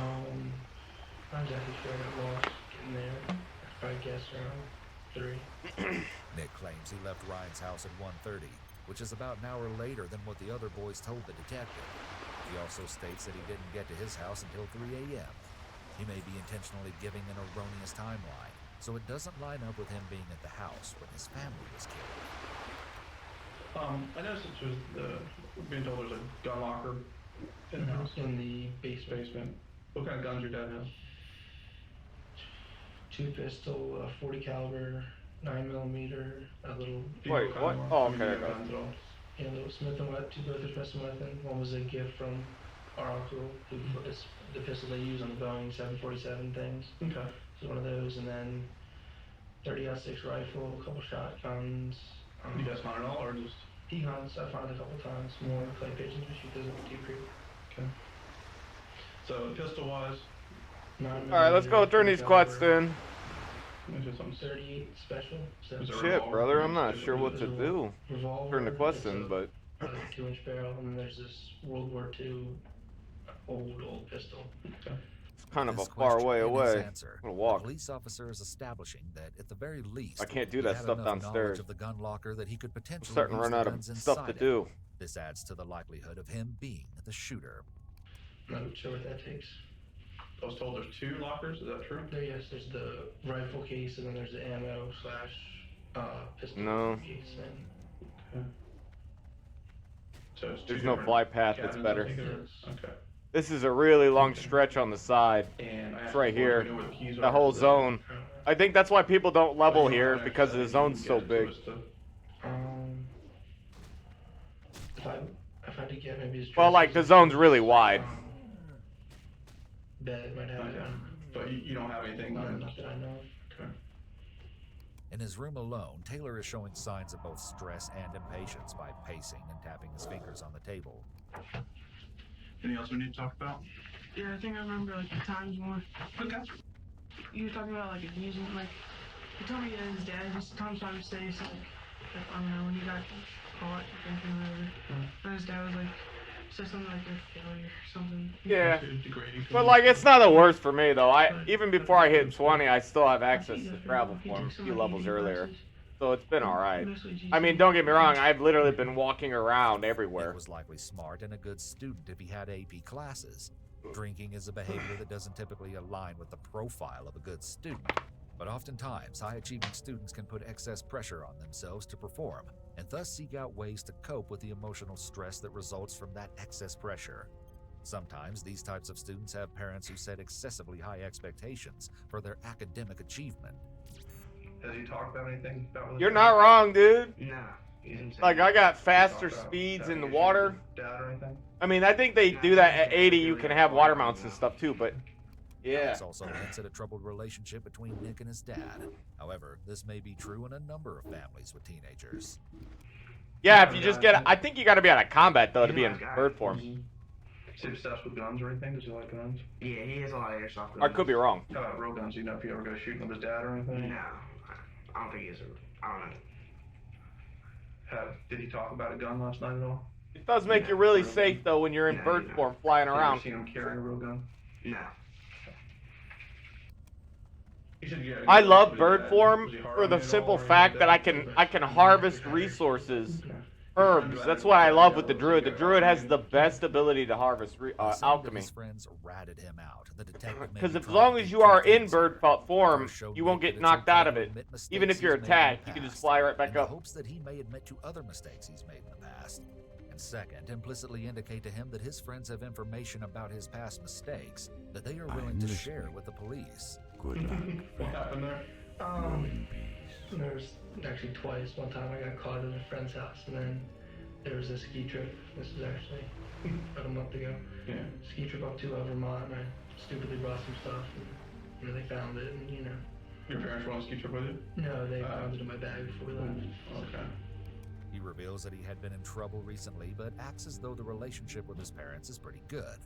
Still, this indicates that Nick seems to have a pattern of disobeying the rules. Damn. It's possible that he Like may if have there, different I can't remember though. I haven't used bird form in so long. I can't remember if you can do it in combat form or not. Drinking can be considered somewhat typical of the age, since adolescents It might be just you can only do it when you're allowed to fly. well before they're of legal drinking May age. the stars guide you. Brian or someone told me that you called home and talked to Greg at one point last night. Called him around. I called him to walk around Spring Lake or Spring Dale. Did you talk to your brothers at all? Yeah. Okay. 9, 10. Okay. What did you tell them? Told him, don't leave the back door unlocked. Why'd you tell them to do that? Close the door to the house, grab the keys. I'm not trying to hit on you for driving a car. Great to meet you. Keep your feet on the ground. Keep your feet on the ground. The officer has yet to become accusatory towards Nick and continues attempting to convince him that he isn't a See you suspect. soon. Leaving the back door open could possibly prove premeditation. The detective should have gotten more clarity as to why he made this request of his brother. Still can't think of anybody would want to do this to your parents. Transforms into a moonstalker and I become invisible. How about away from work? Any issues, neighbors, or?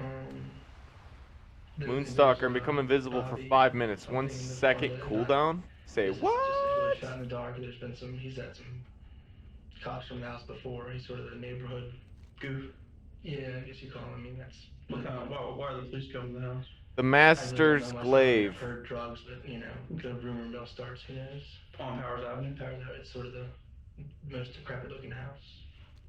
Nick may be Am I trying to missing point the something? detectives in another direction by mentioning the neighbor, who has apparently been in trouble with the police before. He may be feeling somewhat concerned. since the I don't detective think was so. I think you questioning just him more get it. closely, so he wanted to put suspicion on someone else instead. Additionally, naming someone else could indicate that Nick truly doesn't believe he's a suspect at this point. Corrupted brainstem. It's a dungeon. Oh, it's a The dungeon. detective returns and asks a broad, open-ended question to see what. How do I Alex get in there then? remembered While sitting alone for an hour. Down here then? Anything else you think you need to tell me?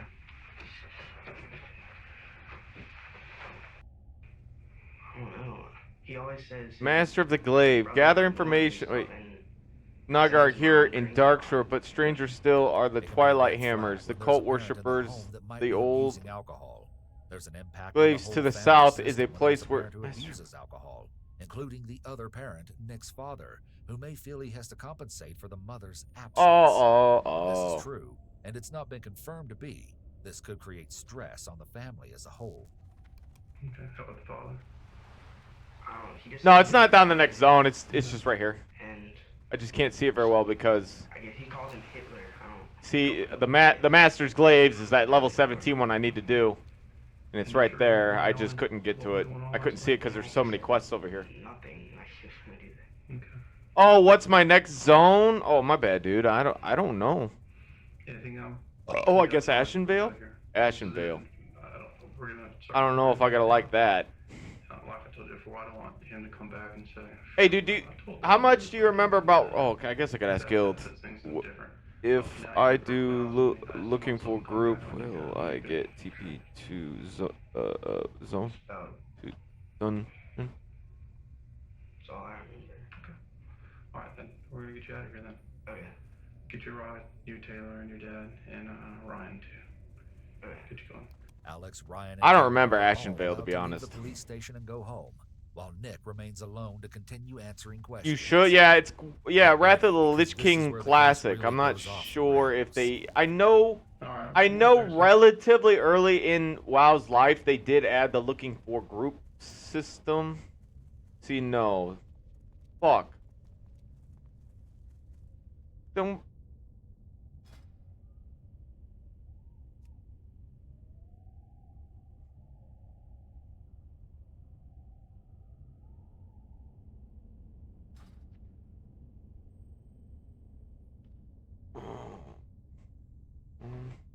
Oh.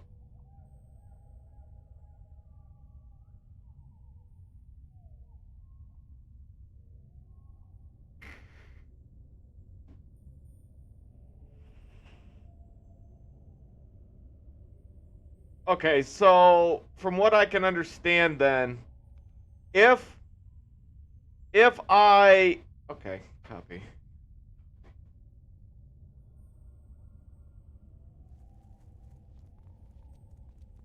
Where we were 4 people that were looking for one more to a dungeon, and we had a warlock so we could summon them, but we were in an arena, so as soon as they accepted, we kicked them from the group and killed them. Oh my god, you're such a dick.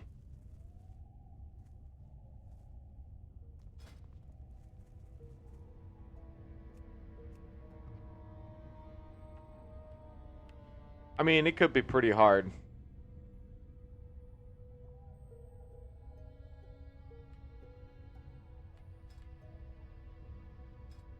Oh, browse categories, dungeons.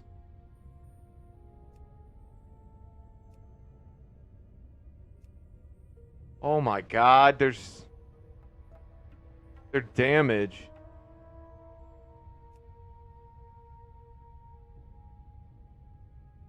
I can heal, I guess. I don't know how good I'm gonna be. I can heal. Party. I can heal.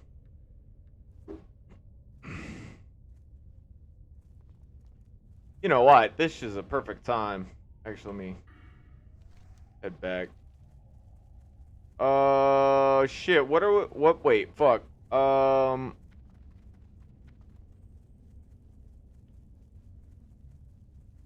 What is? Oh, Dead Mines.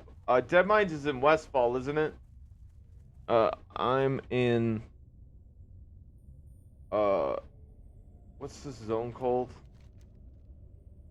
Oh, is it called Aberdeen? Oh, I don't think so. Dark Shore, that's what I thought. In Dark Shore, if in Dark Shore, if you are all.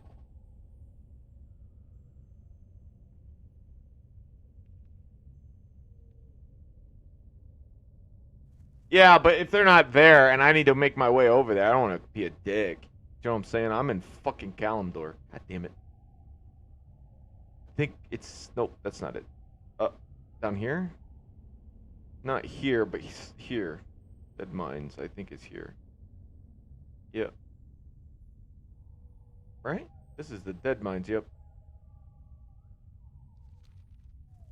How do I... There's gotta be a way to get to Westfall from here, right? Oh, maybe a boat? Storm City, Elwyn Forest? Wait. Stormwind. Yeah, I want Stormwind. Let's go to Storm and take a boat. A boat, but will take some time.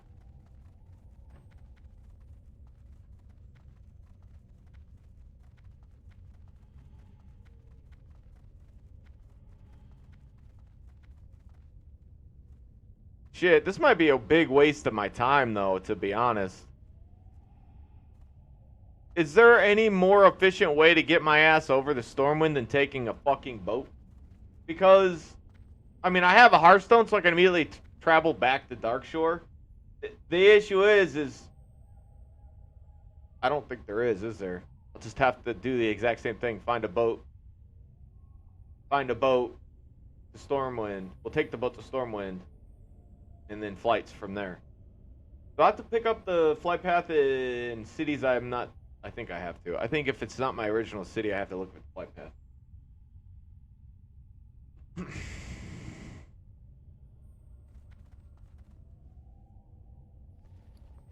Shit, you know what I don't have? Water. I don't. Well, not enough in my opinion. And I need to sell some of this shit.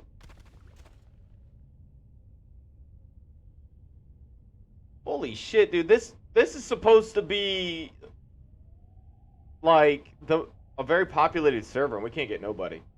Dead mines, man. Well, I guess to be fair, this is like, I don't know how long this server has been up, but if I had caught it at a younger age, it would have been a lot better.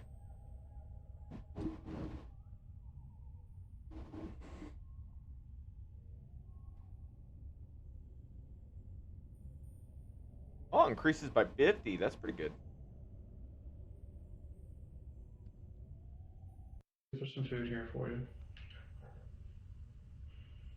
Where are my friends, by the way? Do they go home or home parents come? We have to have the parents come get them. That's it, you're it. I'm sure. Dude, I'm nervous. I don't even know if I'm going to be able to heal. I'll try. I'm just afraid that I'm going to have This puts him further at ease. no mana. For this is actually a common tactic when interrogating someone. People are more likely to open up when they're at ease, and people are more at ease when they're fed.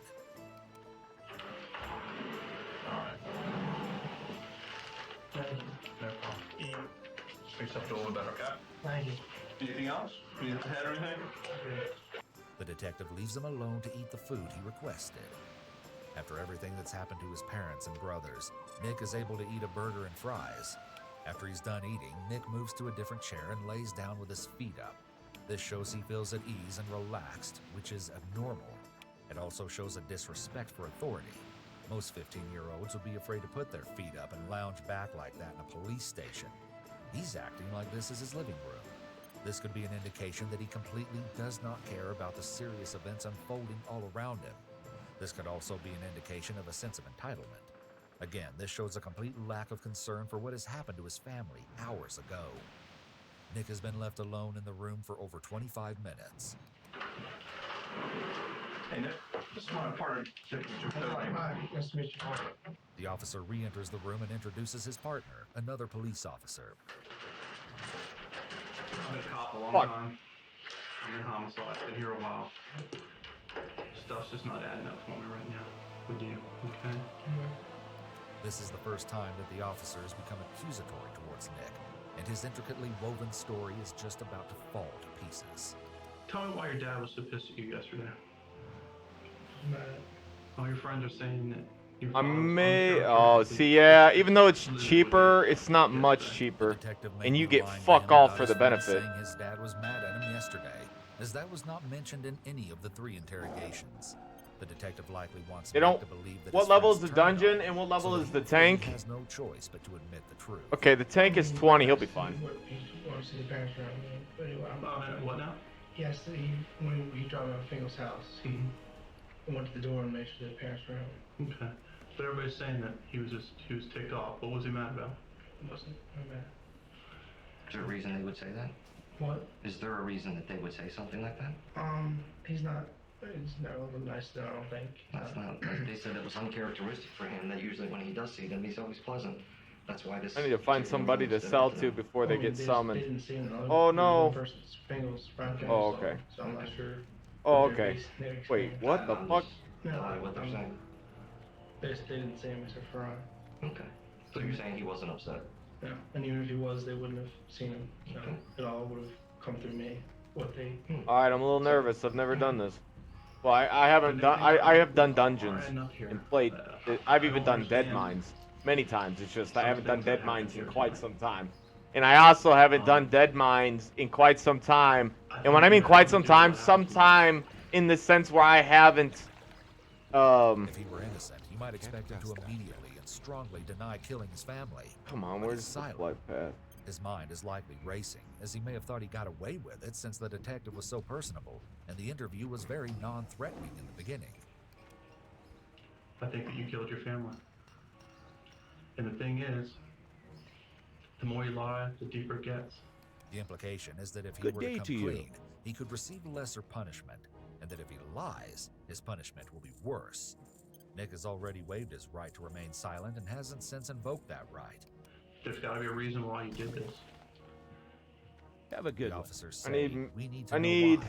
But legally speaking, they actually don't.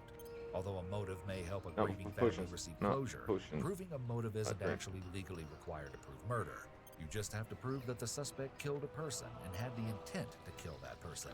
While it's true that judges can't use a criminal's honesty in determining an appropriate punishment, punishment for first-degree murder can only be so lenient. So the officer's statement isn't entirely accurate. Even then, it's Where the actually fuck not is illegal the for a police officer to a lie baker? about the So events she's only gonna confessing, sell so food. long as the suspect has waived his rights. This, your family. We need to know what happened here. Look at this. There were happier times. The other detective holds up what is assumed to be a family picture, Oh my likely God, trying this to appeal sucks. to Nick's emotions. Where's the Nobody inn broke at? into the house last night. Yeah, it had to be you. Nobody else did this. You know where we found the keys for the gun locker? Where? You tell me. You know where they are. We've searched the house. Yeah, you do. What the fuck? Under your mattress. In your room. Where? The police may not even have this evidence at all. It's a common tactic for police officers to tell a suspect that they have some sort of smoking gun evidence, even when they don't, to get the suspect to believe that confessing is their only way out of this situation. See, Mistress of Cheese, good for you. But Nobody what broke the fuck? There's the broke into this innkeeper. house. You went into that house. You called and had your brother leave the door open. Couldn't Looking find for her. something specific. Oh my God, how convenient! Just as I figure it out. God damn it. Because the first officer allowed him to tell his own version of events earlier, he now has something to convince him that lies Sorry. is Safe of no travels. use. Got it. There's no other explanation. Yes, you You did. did. And the more you lie, the deeper it's going to get for you. You're 15 years old. You really do still have a life ahead of you. But the more you lie, the deeper it gets for you. I mean, do you want people to look at you as a cold-blooded killer? Or somebody that just made a mistake? The second officer utilizes a classic technique of the Reed method of interrogation, asking Nick if he is a cold-blooded killer. With this technique, an officer suggests two alternative reasons why the suspect committed the crime, with one of the responses being somewhat more socially acceptable. Even if he admits to the more socially acceptable option, he would nonetheless be confessing. Nobody else did it. Tell me how the keys got out of Well your met. mattress. Go with honor, friend. Nobody broke into your house. They killed your family. The only gun missing is a 9mm. Why? Was it your father? You did. You killed your family. His denials are in a soft whisper. For the first time, he looks like the child that he really is. Throughout the interrogation, Nick is presented as a young man with a level of maturity that is way beyond his years. But here, he looks like a scared child. But here, he looks like a scared Why child. Adolf Hitler? That's our. He's straight. I mean, that's our whole. That's just a joke. My mom's called him Hitler before. How else could this happen, other than you?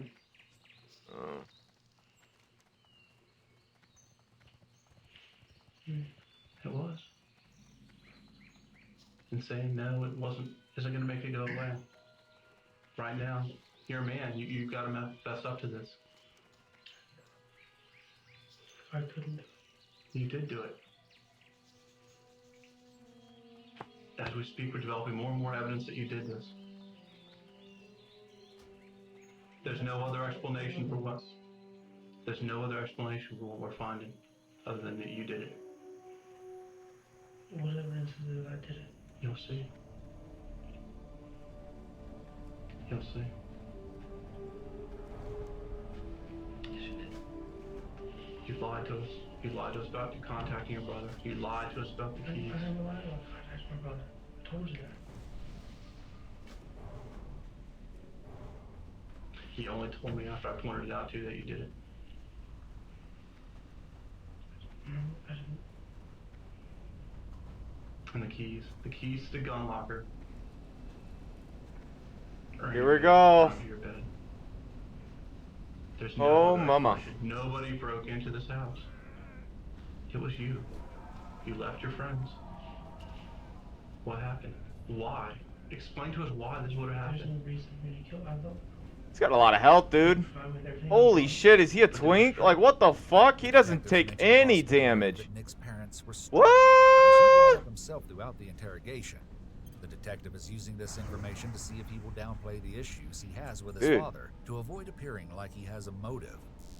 Nick is more mature for his age, so it's likely that being controlled by his parents was a significant source of stress. Takes no damage. Plus, if he does have antisocial personality, What is then this? there's even more reason for him to have an intense resentment. My towards his parents goodness. for being strict and controlling him. People with APD are extremely self-centered. I could see you guys. This is Typically like to manipulate this and is control other first people. character They certainly on don't respond server. kindly to anyone who Seems tries to control them. all are So much so that already people up with APD there. don't even respect people in authority positions. Dude, this tank takes no They damage. see themselves as superior to Damn. everyone because of their grandiosity and their Crazy. self-image. So they were strict. That's not the reason they kill somebody. We talk to people every day who love their wives, love their children, love their babies, love their friends, and they sit right where you're sitting. They love them too. But things happen, we're human beings. Things upset people. And this is one of the Oh my god, cool. Thank you. The second Oh my officer god, is thank once you. again attempting Thank to use the you. Reed technique by saying things happen. We're human beings. I got shoulder The pieces officers now, try to okay? empathize with him, and maybe trying to normalize the killings by making murder sound so normal and that other people do the same thing. It makes it easier for Nick to confess. And it was probably something that it happened just like that. It happened. Oh, I can click on it instead. And somebody Oh, left click is regrowth, middle is rejuve, right click is healing touch. Oh shit, are you serious? If I did it, why would I leave the key? You know, if I planned, you know, if I killed my family. why would I Oh leave my the god, key that's in cool. the mattress? Because that's where you put them. I never thought we'd find him. Oh my god, that's way better. You didn't know we were going to start. We're turning your house upside down. We're finding things. Cell phones, all kinds of stuff. It's not the end of the world, but if you're going to sit here and lie, it's going to be problems. Listen, again, people sit in that chair every day and say the same things that you're saying. And believe me, when they're done, they feel much better. We wouldn't be sitting here talking to you like we are if we didn't think you did it. I know your friends didn't do it. I know nobody broke into that house last night. I didn't need the back doors open. Still, it's breaking in. Nobody did that. Your parents were supposed to come get you at 9 o'clock this morning. You don't bother going home to check on them all day. You knew you were supposed to go home and clean the house. Instead, you go to the mall. You knew you didn't have to. Not the one. I forgot how fun healing can be. It's chill, like I don't have to really worry about shit except for healing the team. That's what I like about it. I don't gotta worry about the enemies, nothing. Keep them alive. It's a sweet gig. Why didn't you just walk in? Then it's in the house. Doesn't make sense. Why not? What? Because your parents are strict. Right? You knew what you were supposed to do. And yeah, my parents, but I still make mistakes. Man. That's not a mistake. No, not the. I mean, they're strict, but they're not that. For example, so 3 weekends ago, the alcohol that I told you about, I wasn't grounded for that. Obviously, I wasn't. I was at a friend's house 2 weekends later. I mean, they can be strict, but they're not. You know. And why did it happen? You did. Yeah, we know you did. I've been doing this a long time, pal. What? And the police are still at your house. Everything points to you. Everything. What points to you? The only thing you describe is the keys. I don't think I didn't put them there. Listen. Nice. Used to raid heal as a paladin, one hand for healing and one hand for snacks. No, I'm not saying that. The pistol was out. You put the keys there. Where was the gun? Where was the gun then? It was in the workroom. It was right out to clean the gun.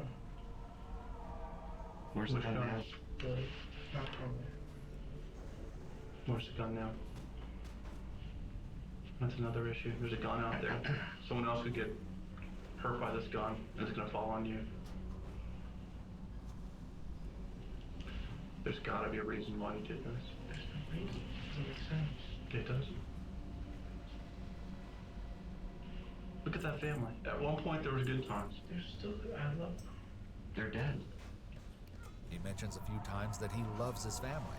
It's possible, if Nick does have antisocial personality disorder, that he made this decision based purely on his desire to satisfy his own immediate needs. Maybe he wanted freedom and wanted to be an independent adult so badly that he decided he would eliminate what was in his way. If Nick has antisocial personality disorder, then he would not react to this interference from his parents like a normal teen would. A typical teen would argue, rebel, sneak out, maybe defy their parents, but eventually they would succumb to their parents' demands. However, if he has APD, this means he's impulsive and vindictive. Rather than arguing, rebelling, or defying his parents, What is making him take so much damage? Your brothers didn't do it. Why is he getting skunked for half his health? You say that? I can tell, buddy. This is what I do for a living. I've been doing it for 22 years. You know how many burglaries I've been to? You know how many homicides I've been to? I sit here every day. Dude, yeah, the game's fun, man. I'm glad I got back into it. It's a nice casual game. I was like very concerned about what I would do, and this does it, man. I'm into it. You did do it. If you didn't do it, you wouldn't be sitting here. I'm telling you right now. Nobody broke into that house. How can you be so sure? I'm positive. I'm 100% positive that nobody broke into that house. I've been to plenty of burglaries. I know what a burglar looks like. When you walk into a home and the house has been burglarized. Your house wasn't burglarized. There's no burglary. Nobody broke in. Nobody went in there and killed your family. You did it. And you had a reason to do it. Yeah, you did. What would my reason be? Your father was pissed at you last night. Maybe he didn't like your lifestyle. I don't know. How could I not like my lifestyle? I go to my summer house for 2 weekends.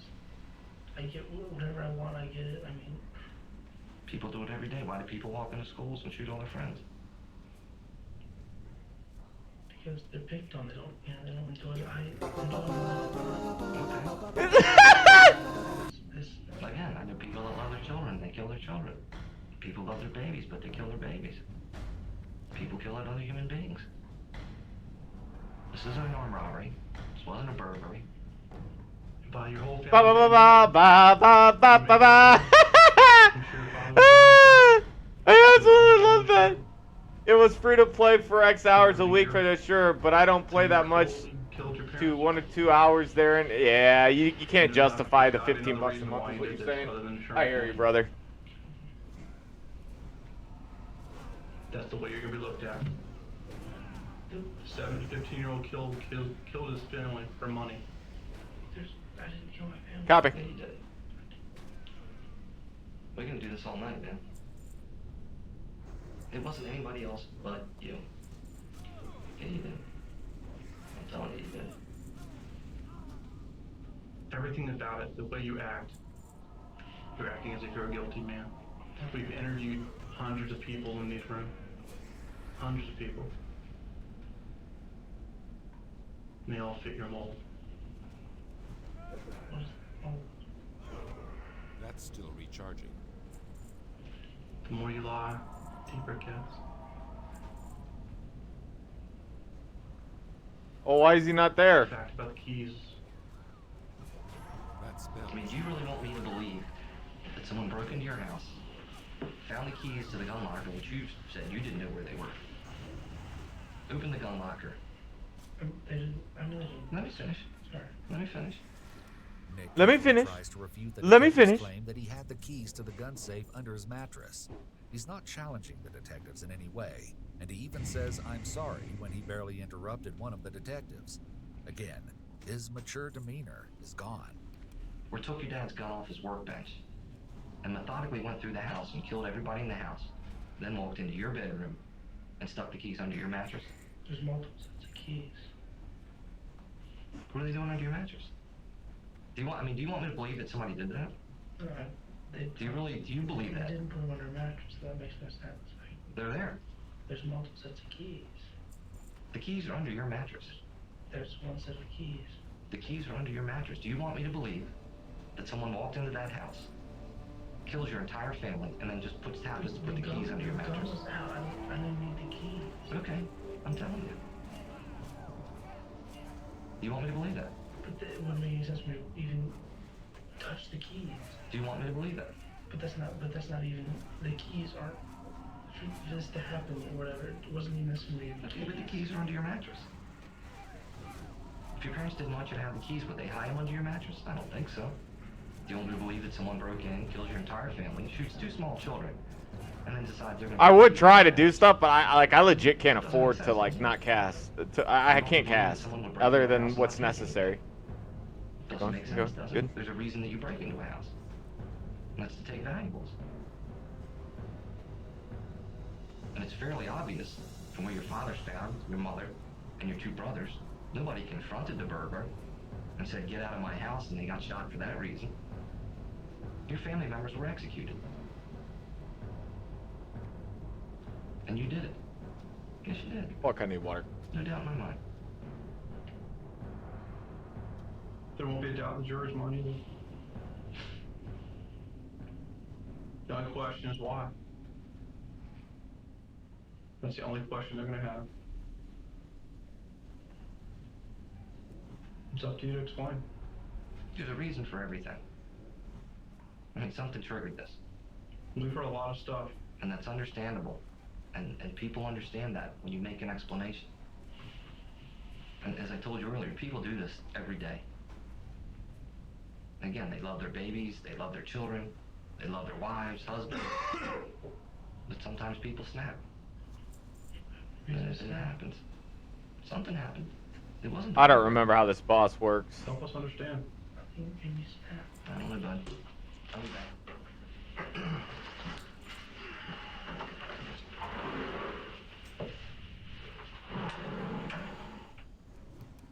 The detectives return about 10 minutes later.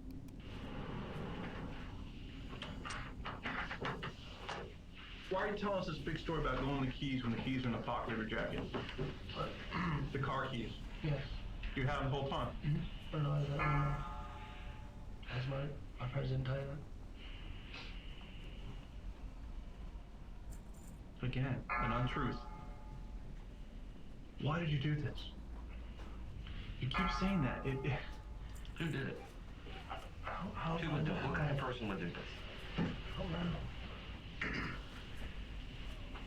What part of what we're saying don't you understand? One set of keys. 2. Why are they under your bed? My parents, if they want me to, to get, if this is a burglar, to get Come on. keys. That's come on. You're gonna have to do better than that. So what's the threat? If you take this to trial, I'm going to go to jail based on a set of keys. It's interesting that he says, so I'm going to go to jail based on a set of keys. This is a smart statement given that Nick is only 15. It seems that he knows that the detectives need to have more evidence than just the set of keys in order to convict him. No, not just a set of keys. There's a lot more than that. What? I'm not gonna sit here and tell We you don't everything. do that. I think I didn't do it. There can't be other evidence. You did do it. I didn't do it. Nobody else did this. How can you be so certain? Because I've been a cop for 22 years and my intuition's pretty good. I've been to plenty of homicide scenes. I've been to plenty of burglaries. This wasn't a burglary. You're being given a chance to explain things. It happened for a reason. There's no reason. You just did it? Yeah, you did. You did. No doubt in my mind. You did this. I can't fuck with the oh, there it goes. Drug murderers don't shoot children. They'll break into a house, shoot another drug dealer, but they won't shoot the kids. If Nick committed this crime, he may have felt that if his parents and brothers were dead, there would be nothing standing in his way, and he could do whatever he wanted. He may have chosen to kill his brothers so he wouldn't have to share any money belonging to their parents. Another possible motivation for killing his brothers may have been to eliminate any potential witnesses to the murders of their parents. Nick likely believed his plan was very well thought out and smart. He appears to believe that he could fool the police into believing that a stranger broke into the home, killed everyone, but took nothing of value. He displays several narcissistic tendencies, seeming to believe he's very smart and superior, even questioning how the police Welcome back, could be dude. so sure it was Welcome back. Family will do that. Only another person in family would do that. We know that from experience. What reason would I have to kill my brothers? That's what we're trying to find out. If I had some beef with my father, why? Why do the rest of the family? Doesn't make sense. It doesn't. There's a reason to. Then why did you do it? Explain it to us. The detective grows more confrontational and raises his voice when challenging Nick. People are going to be searching for a reason why this happened. That guy's needing everything. All, like, the Black Defies gears and everything. I mean, I guess in a way I could use it too, but it's fine. And you put a gun to their head and you killed them. There is no other explanation. Nobody broke into that house. How do you know? Nobody broke Holy into shit, I don't that even house. have boots. How can you be certain? We're 100% certain that nobody broke into that house. I should have needed those as well. You're not God. You don't have cameras in my house. You can see I'm struggling, barely keeping the team alive. Nobody. There's an explanation to what Yeah, happened. I know. I should need what I need. If I need it, I should need it. You're a stone cold killer that killed his family. It's also noteworthy to mention here that people with antisocial personality disorder and other personality disorders often dissociate, meaning that they disconnect from thoughts, memories, and feelings. This is often how these individuals are able to carry out horrific acts of violence. They have a way of emotionally detaching when committing the act, as well as afterwards. I get a sense that in the beginning of the interrogation, Nick is almost trying to convince himself that he didn't do it, or he would like to believe he didn't. There's something about the way he denies that seems like he just wants to make it all go away. Alright. You're just lying. You're digging yourself deeper into a hole. You're 15 years old. I can't pass that yet. You will spend the rest of your life in jail. Yeah, you did. And if I tell you a reason that'll somehow change my jail sentence? No, it gives us something to tell your neighbors, your family. But I didn't do it. Because everybody's looking for a reason. Well, the burglar didn't do it. Well, the burglar didn't You've do done it. nothing but lie to your friends. I couldn't find the car keys. I couldn't get in the house. All the lights were on. You got the car keys in your jacket. You have no idea where the keys to the gun locker are, yet they're found under your mattress. Or spirit. You leave your friend's house. I'm gonna go get the car. You don't come back until 6 o'clock in the morning. It was 30 degrees outside last night. You didn't sleep in your car.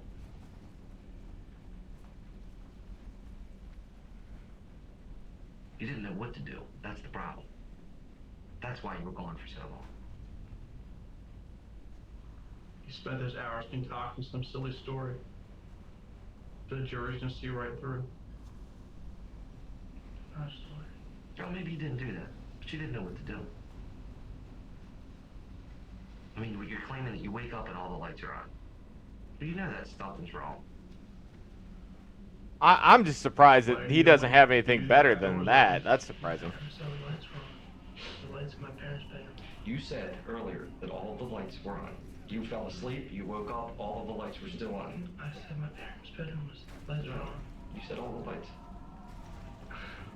You did. The keys were, where my parents were, the lights were on in the house. The lights were on in the house. This is the problem. You can't keep track of what you're saying, man. You can't keep track of what you're saying. You can't keep track of it.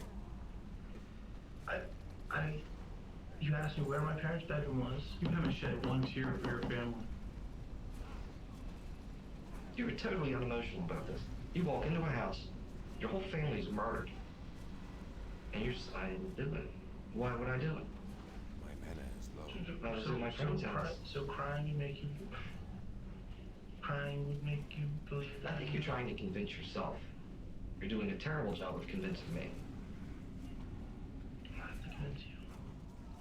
Yeah, you do. Believe it or not, you do. You've already made your mind. I couldn't. You did this. There's no doubt in my mind. No doubt in my mind. Afraid it is. Okay. Well, you know what? You're under arrest. Okay. 4 counts of first-degree murder. Sit down. Sit down. Okay. I even actually have the heal cost reduction too.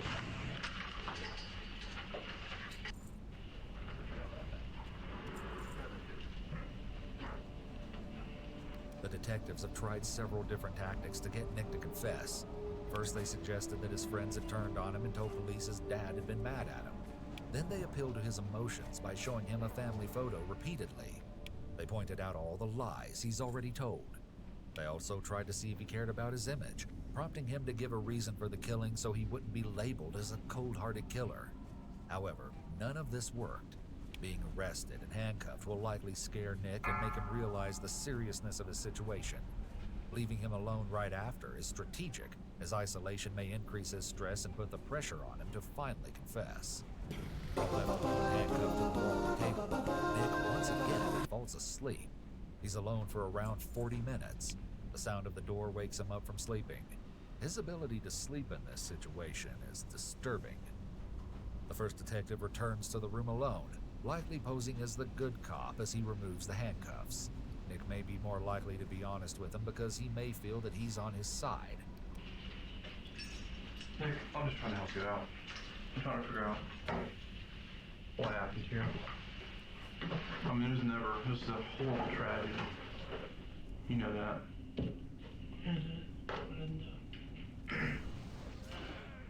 We know that all the lights off were in the house. All the lights were off. There are no lights on in the house when you went there. The detective immediately confronts him with his lie about the lights being on in the house. He sits very close to him, invading his personal space to make him uncomfortable, and his tone is now a lot more aggressive than before. This is an interrogation technique from the Reed method, which is called positive confrontation. The detective confronts the suspect with evidence or contradictions from what they said earlier with a definitive tone. Oh, my shit even casts, it costs more mana to cast now. Like, that's sad. So it is a percentage of my mana as a whole. That's dumb. See, all these little lies. No wonder people go for spirit. Maybe I talked wrong, but I mean, I know that light was on. Forget what I said, what, you know. Okay. I mean, that light, I know that was on. What do you want me to say? I want to know why. I want to know why. If there's a reason, I still go to jail. Nick's response that even if there's a reason I still go to jail is very revealing, as an innocent person would not make such a statement. If there was any doubt in him being guilty, this statement certainly confirms that he did it. I mean, but you understand, there are mitigating factors in the world. There's a cold-blooded killer, and there's a reason why people do things. And there are differences. There's differences in the way things are perceived, the way people hear things. Yeah, inevitably, it could determine the way you live out your life. Yeah. You can live it out as a cold-blooded killer. Minus the girlfriend is picky. The bed needs to be made so it looks like you entered a hotel. Is she really like that, like military style picky? Woof. There may be a reason. He's still going to jail. Wife Here, the pickiness. detective uses the Reed technique of mitigating circumstances or alternatives. He begins explaining that people do things for reasons, and sometimes those reasons impact the outcome for the suspect. This is said to try to make it easier for the suspect to confess and feel less judged. It will also make the suspect believe that maybe what they did is justified, or at least somewhat understandable. Even if the suspects lie about why they did what they did, the police still have a confession to the crime on record. But why? You know, if there's an explanation, people want to hear Yeah, who this. picked up the gunpowder? People don't want to shut off a 15-year-old kid. They want to know why. Father was beating him or abusing, maybe not physically abusing him, degrading him. We know he was overly hard on you. We already know that. The detective now uses the alternative step of the Reed technique more in depth. He's presenting two possibilities. One being that he's Did a it bug? cold-blooded killer, and the other that there is a reason he did it. He's hoping that Nick will latch on to the less morally reprehensible alternative, as it's less threatening for him to confess to. The detective will build up the contrast of the two until he agrees to the less evil alternative, which is an admission of guilt either way. What the fuck? But you did. Are you serious? That's it. I've never seen this happen. I didn't do it though. You know, I'm not a hard ass. I'm just trying to find out what happened here. And you give me the option of, oh, well, you know, you can feel better about yourself. Still go to jail. Or, I mean, I didn't do it. So far as what you told me, I really honestly think you have the key. Man. Nothing. Oh, it means a lot. You think you should put chocolates on her just to make her smile? Put some mint chocolates on the pillows. So you're playing it on your mind right now. Okay. I've got the jury beat. She opened it. County, you don't. You've given me the option of going to jail for good. I've never seen someone lockpick it either. Or how long are you gonna go to jail for? What? Nick questions why an explanation would make a difference in jail time. Perhaps if you didn't have cats, yeah, that would be, yeah, good point. He's likely trying to feel out if whether it'd be better for him to continue to deny or whether to confess, but to try and give a convincing reason for why he did it. The rest of your life? Or is there a mitigating factor what happened here? There's not. Then why did you do it? I didn't do it. But regardless, there's no mitigating factor. There's no mitigating It's clear factor. that Nick is only concerned about himself and feels no moral responsibility in admitting what he did. The detective will need to play into that and make him see a benefit for himself in confessing. This self-serving mentality is very common among criminals. Among criminals. See, that's the horrible thing about this then. EVE Online, dude, I used to play a ton of EVE Online. I have a character that's like fucking 14, 15 years old. It's getting to the point of being able to enlist and buy cigarettes. Discovery, months, maybe a year down the line. But I haven't played it in a long time. BCDC for that whole time. Yeah, EVE is, yeah, I used to love EVE like crazy, but it's just too complicated for me now to get, like, I've forgotten so much of it. To get back into it would be so much effort. You played it in beta? Nice, dude. Right? I don't know. I don't know. That's just it. I don't know. I don't know the reason. I can't guess. I can't fathom why this happened. But I'm sure there's a reason. Because I can't imagine in my world that someone killed their mother, father, and their two little brothers. But maybe there is a reason.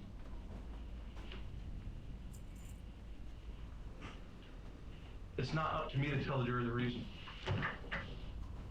I present the evidence as I have it, and it's in the jury's hand. And you're playing that. And You had to click away bug pop-ups? Oh my gosh. Get this button, I get this button. I don't know. I wish you could help me. I wish you could. It's not saying that I didn't do it. It's saying that yes, there was one set of keys underneath the bed that I didn't even need the keys to. See, you're harping on one thing. That's just one thing that we're telling you. Nick is arguing with the detective while still being careful and respectful. He's speaking hypothetically here because he's still sticking to his story that he didn't do it. His more mature demeanor has come back now. He's talking more. His tone of voice is a bit louder, maybe because he feels more comfortable with this detective than the other one. It's interesting how Nick has maintained his composure all along. He's not emotional or angry. You but simply land trying to robbers are present tougher than I arguments, thought. implying that the keys I'll being have under his to mattress is not an improvise. indication I'll of have his to family. improvise. Given that he's only 15 years old, this type of thinking shows his intelligence and maturity. Try to convince me then. Try to convince me you didn't do it then. What? Oh wait, what? Oh, you're If you making want me to keep angry. healing instances, it could be nice to make heal the target of my target I'm sorry, not too much. or heal focus target macros. Wait, what? Dude, I have 3 buttons for healing, and all I gotta do is click them. And look at this. What more do I need? 2 weekends later, last weekend, I took my friend up to Deep Creek and we skied the entire weekend. This weekend, I was at a friend's house. You know, yes, they're harsh, but they're not that harsh really. When they let me do what I want. Also, it sounds like you want me to heal my enemy. No reason.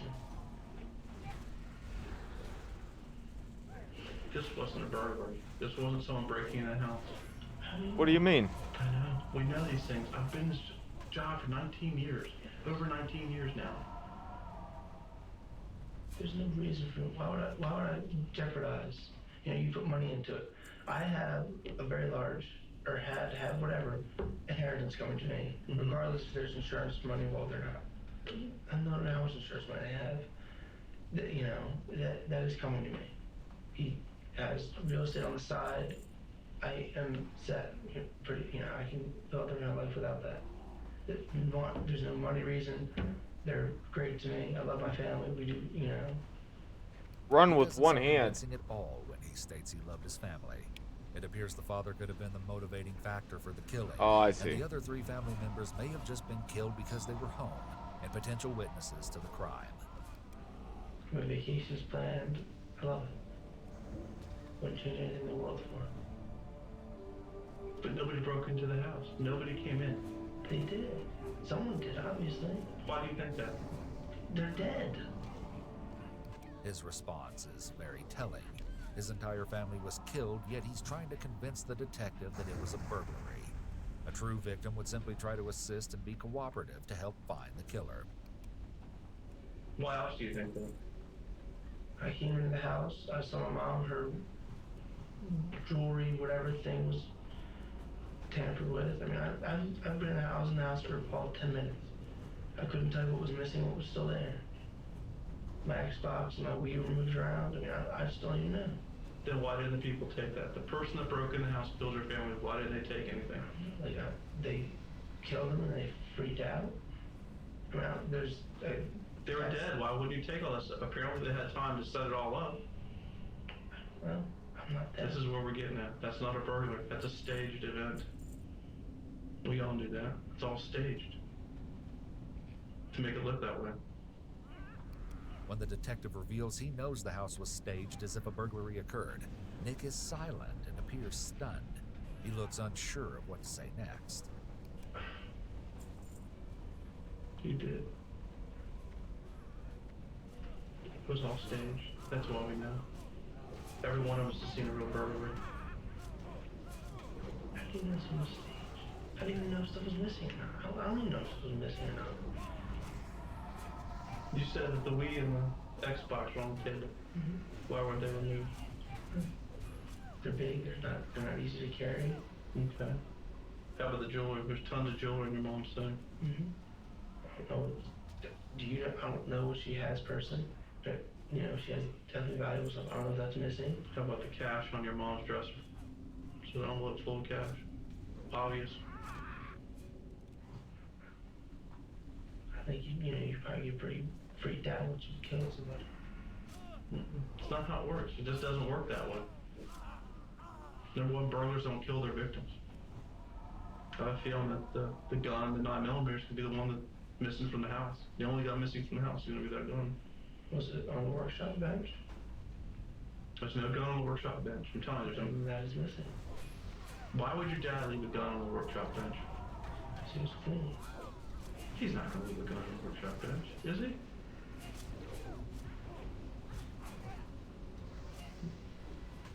Do you know my father? I think I know him probably better than you know. How can you say... My God, dude, they're a little impatient. He would leave a gun out? Were the kids in the house? Kids that know that we use guns or know to respect them, we're not going to touch them. Where's this gun going to be found? No. It's for you guys to find. I like that. What? That is.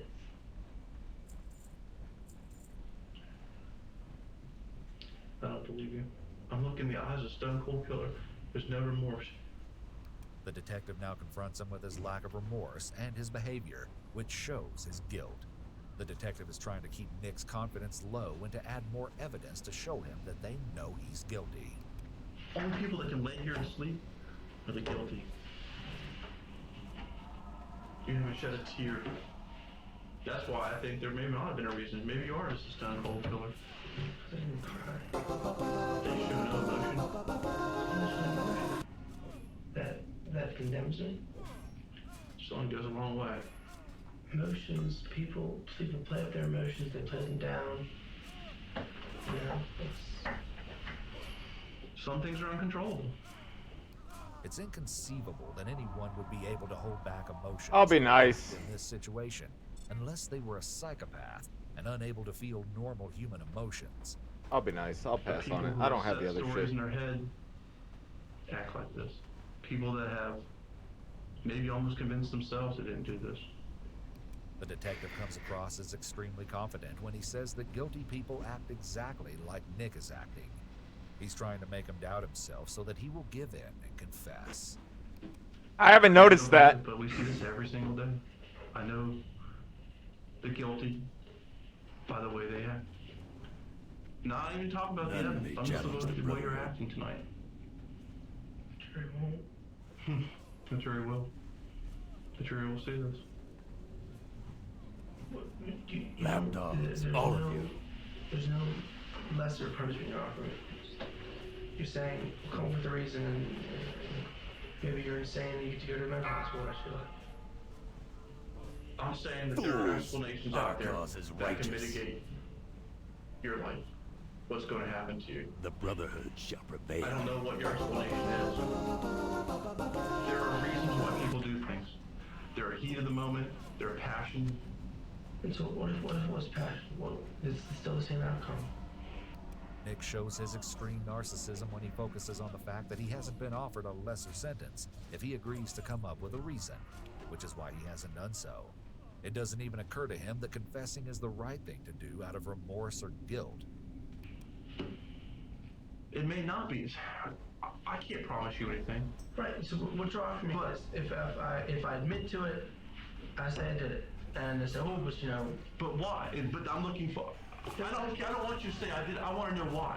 There's no why. I didn't do it. But they don't hit me. They don't do anything. And that makes it worse for us. Because there's no explanation. You're getting charged with this tonight. There's no doubts about this. But I'm hoping that there's a reason that we can explain to the court, to the state's attorney. Here's why he said he did it.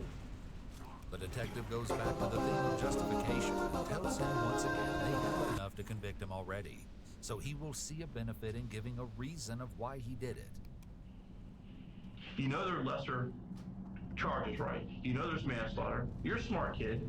You know there's second-degree murder. You know all this.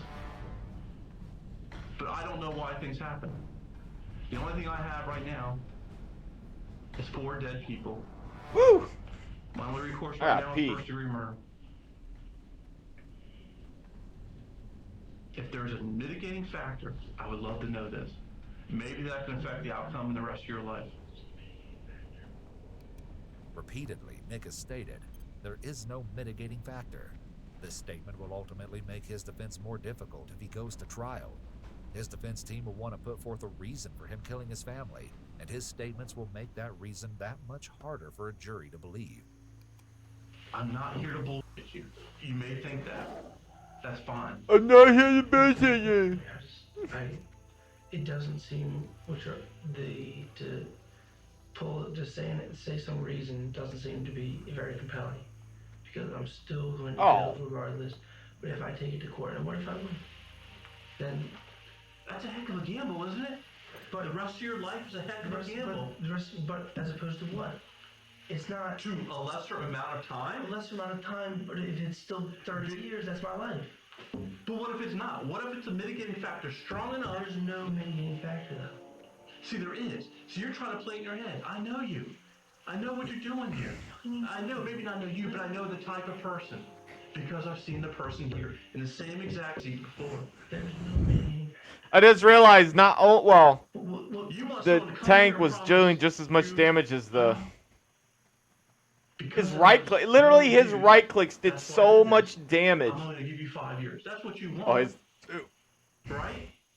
Basic attacks. That's what you want. But I can't give it to you right now. I can't say that. But I can certainly take what you tell me and give it to the right people. Perhaps they roll last. After this, I see. Never mind. There's no more mouthpiece for you right now. This ends when I leave.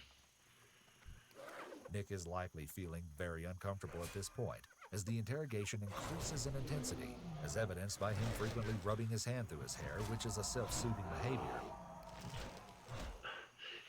You're a good kid. I'm reaching this. I'm trying to get there. He's smiling and states he's trying to get there, meaning he's getting ready to confess. It's disturbing that he's smiling while he's considering confessing, and this shows a complete lack of remorse, empathy, or conscience. Nick may have psychopathy or some other serious personality Nick may have disorder to display psychopathy or such some other inappropriate displacement. emotions. I can tell you care. That's just it. I can tell you care. You care. I can tell you feel what you do care. You care, right? The detective now tells you Nick care. he's a good kid and can tell he cares. This is not what he's actually been conveying at all, but the detective wants to make him feel comfortable confessing. You gotta care, right? You have to. You see, this is the first time. The first genuine emotion I've seen all night is coming now. What happened? Rebecca, I used to. A confession may be coming soon, as Nick has started nodding his head in agreement with the detective. Seeing this, the detective immediately scoots his chair in closer to put more pressure on him. It's part of the Reed technique to move closer to the suspect when they're about to confess, maintain eye contact, and act like they are an ally or confidant. I can tell you didn't plan this. Just because you're a father? Yeah, it was the straw. Yeah. But why? The detective softens his voice and encourages him to explain what happened in a sympathetic tone. He's sitting only inches away to keep him talking. Was it physical? No, it's more sort of like a blast. Probably so. I mean, it wasn't. They were physical. I'm in Boy Scouts, right? And excuse me. It's okay, man. So there's this I'm almost Eagle, I'm almost done. You're just getting life scout. And then there's this leadership weekend camp out, whatever thing, and this was Brownsy somewhere up in Africa, but anyways. I got change trash. I'm almost done. Didn't need a leadership camp, so my attitude wasn't great on the trip. You got pissed? So he got pissed. Ow. And so for coming home, he hits me. Here, we're getting a glimpse of Nick's father's authoritative and seemingly abusive parenting. This in no way justifies Nick's actions, but it does show that there may have been dysfunction in the home. If this is true, the physical and emotional abuse likely made Nick feel very powerless, and could have made him so angry that he wanted to kill his father. However, it's unclear at this point why he would have also killed his mother and brothers. We don't have any information about whether the allegations of abuse were ever found to be true or not. Typically, the presence of antisocial personality disorder is what explains how a teen can engage in such a horrific act against their family members. An important point about APD is that according to the diagnostic criteria, the individual must be 18 years old to be given this diagnosis if the remaining criteria are met. This means that at 15, Nick could not be given this diagnosis. Was he beating on you too, mentally, or? It was mentally, and it was like, he got me a few times, and that was the... You're at Life Scout, you're at Life Scout, for God's sakes. And so, that was sort of the beginning, the beginning of it, and it's just... How long Alright, was that? come on, pull out this burrito. That was, this fall. Last fall. And then, kept it up there. The detective interjects with comments that show support and appear to take Nick's side as he tells him the things his father allegedly said and did to him. This is to encourage him to keep talking and makes him feel like the detective understands him, despite knowing that nothing his father said or did justifies his actions. It kept going, and the little thing just seemed to always reverted back to that little thing, and then, the alcohol thing happened, then they called me taking out the car. Oh, you got a call before? Yeah, I got a call before. Got to get a trash bag to replace the one I took out. The whole time your grades are good? Everything else is? Grades were good, and last freshman year, I got a D one quarter, but then I got an A the next quarter, so I got a D as well. So that grade. He's harping on the D. Right, harping on the D, and then he occasionally, I wouldn't call it huge physical beating, but I think it's still uncalled for. Right, the emotional, I think. The when he didn't bother, it was the constant. Did you do it in front of your friends too? Never the hitting, but the yelling and the, you know, Embarrassing. Yeah. And, Whoop! 1,000 quests! I just recently hit my 100 quest, I think. We were supposed to take friends up to Deep Creek. Mm-hmm. And this last weekend, he was uptight as usual. And did he drink or anything? Or? No, it was never really alcohol. It was just a... My gosh. Give me a second. I Sorry. I sat down all ready to roll, only to find out I got no water. 6:30. Mm-hmm. So then he sort of had his fill being nice and always climbs when he gets home. Takes it out, you know, dinner almost every, not almost, but most nights. Is he doing the same to your brothers? Or just you? Maybe, but I didn't. No. It didn't seem like that to me, but. To your mother at all? Yeah, but a little bit. But the bulk seemed to be generated towards me. Mm-hmm. And then Friday night, he was just mad. I don't even know why he was mad. And then I was giving directions how he gets around Fingal's house. Mm-hmm. And he lost it. Blows out or something. It didn't hit me. He just gets really angry. And I mean, we didn't even get lost. He went 2 feet past a turn and just had to make a tight turn. Come back. And you have to put the car in reverse. He got really angry. And then I went back to get the car. And I saw him sitting on the couch. The TV was on. And I knew the gun was out on the workshop bench. Mm-hmm. Nick covers his face almost the entire time he retells what he did, as though he's trying to hide from what he's revealing. What happened? I walked up. I sat there for a half hour. He was sleeping? Yeah, standing over him. And then I went between putting the gun up to his head and pulling it back down and up. Do you have a pillow up too? Or? Yeah, just the gun. The gun was... I'm not sure if I meant to pull the trigger or if it just... The way he explains the story, it doesn't sound as if he had planned to kill his father that night. But when he saw the gun sitting out and his father asleep, he saw an opportunity and took it. This may be the truth, or he may have gone over with the intention of killing them.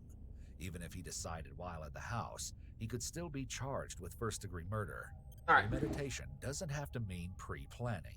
Even a few minutes of thought prior to an action, or a break in the attack after which the perpetrator continues attacking, can be enough for the premeditation element of first-degree murder. His claim that he doesn't know if he meant to pull the trigger could be Nick's way of trying to distance himself from fully taking responsibility for what he did. It's also possible that he was partially telling the truth. He may have been wavering in his decision on whether or not to shoot him. The longer he held the gun in his hand, the more his confidence may have built up until he finally pulled the trigger. And then once that happened, I freaked out, and I thought, they'd all come down, but I don't even know if they woke up or whatever, but so I sat on the couch and they were Alright. Dude, the questing, that was pretty fun. It's a greater indication of a total lack of empathy Fuck. or moral conscience when a person has an opportunity to reconsider their actions, but they go through with the murder anyway. Even if Nick was out of it, as he said, or overcome with emotions in the moment, he still had moments in those 30 minutes where he must have realized the significance of his actions. Look how much DPS there is. And then I shot my mom. And then she's still sleeping? Yeah. I waited for a little bit, then I think she went back to sleep. I shot her. His confession about shooting his mother while she was sleeping removes any kind of justification for the killing, as she wasn't even a witness to the father being killed. Both parents' murders were totally unprovoked, as they were sleeping when they were shot. Damn, he killed his mom too? What the fuck? Physically further from the victim, but also more emotionally detached from the killing. Why the brothers, man? I thought it. No. My My was there to boobs are of the highest say anything that my story I would am go listening. because I was the only one. Just got scared. Nick's revelation that he killed his brother solely for self-serving purposes shows how truly cold-blooded he is. Just and shows he you was how solely true concerned about cold-blooded himself. he really is. He may have been angry with his father or frustrated with the rules or boundaries his parents set. So he thought if he eliminated them, his problems would Oh, I go do away. need it for a quest. He may have believed that his life would be better on his own, but he likely didn't think about the long-term consequences of his actions. He could have been master. afraid that if his brothers were alive, they might point fingers at him or recall fights Nick had with his dad, which would give away his guilt. So he felt he had to kill everyone. What just happened?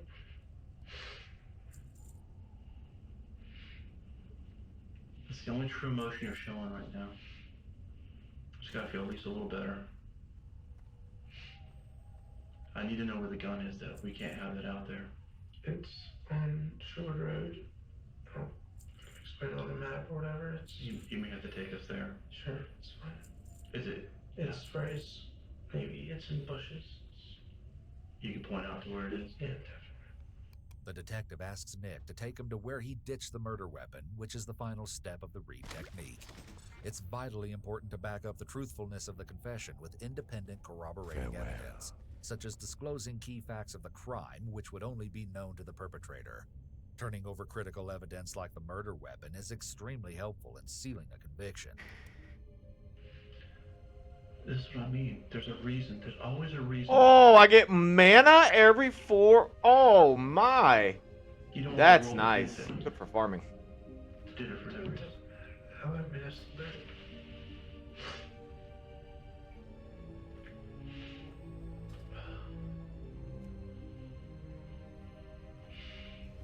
Did your brothers ever wake up? Were they awake? Killed his whole family, dude. That kid. Do you remember where you shot your dad? I wasn't in there. On his body. On the head. The head? Yep. How about your mom? The head. Your brothers too, then? The Why'd you do that? I figured it'd be quicker. Whatever. You know, just be instant. Whoa. Just like, the more you listen to this kid talk, the more horrifying it is. Is there anything else you can add, do you think? Is there anything you need? No, that one about you. I mean, obviously you're sorry about this, right? And I can see that it's the only time that I've seen emotion. I wasn't trying to treat you bad. No. I hope you can respect that I have a job to do. No. It's on me. Alright. You need something to drink? I'm just gonna leave your handcuffs off. You'll be okay? Just hit the door right there, right outside if you need me. You know what I didn't do, and I should have done it, is turn in the quest over there at Stormwind. My gosh. How many do I have that I could have just turned in? It could have gotten me to... Walked out.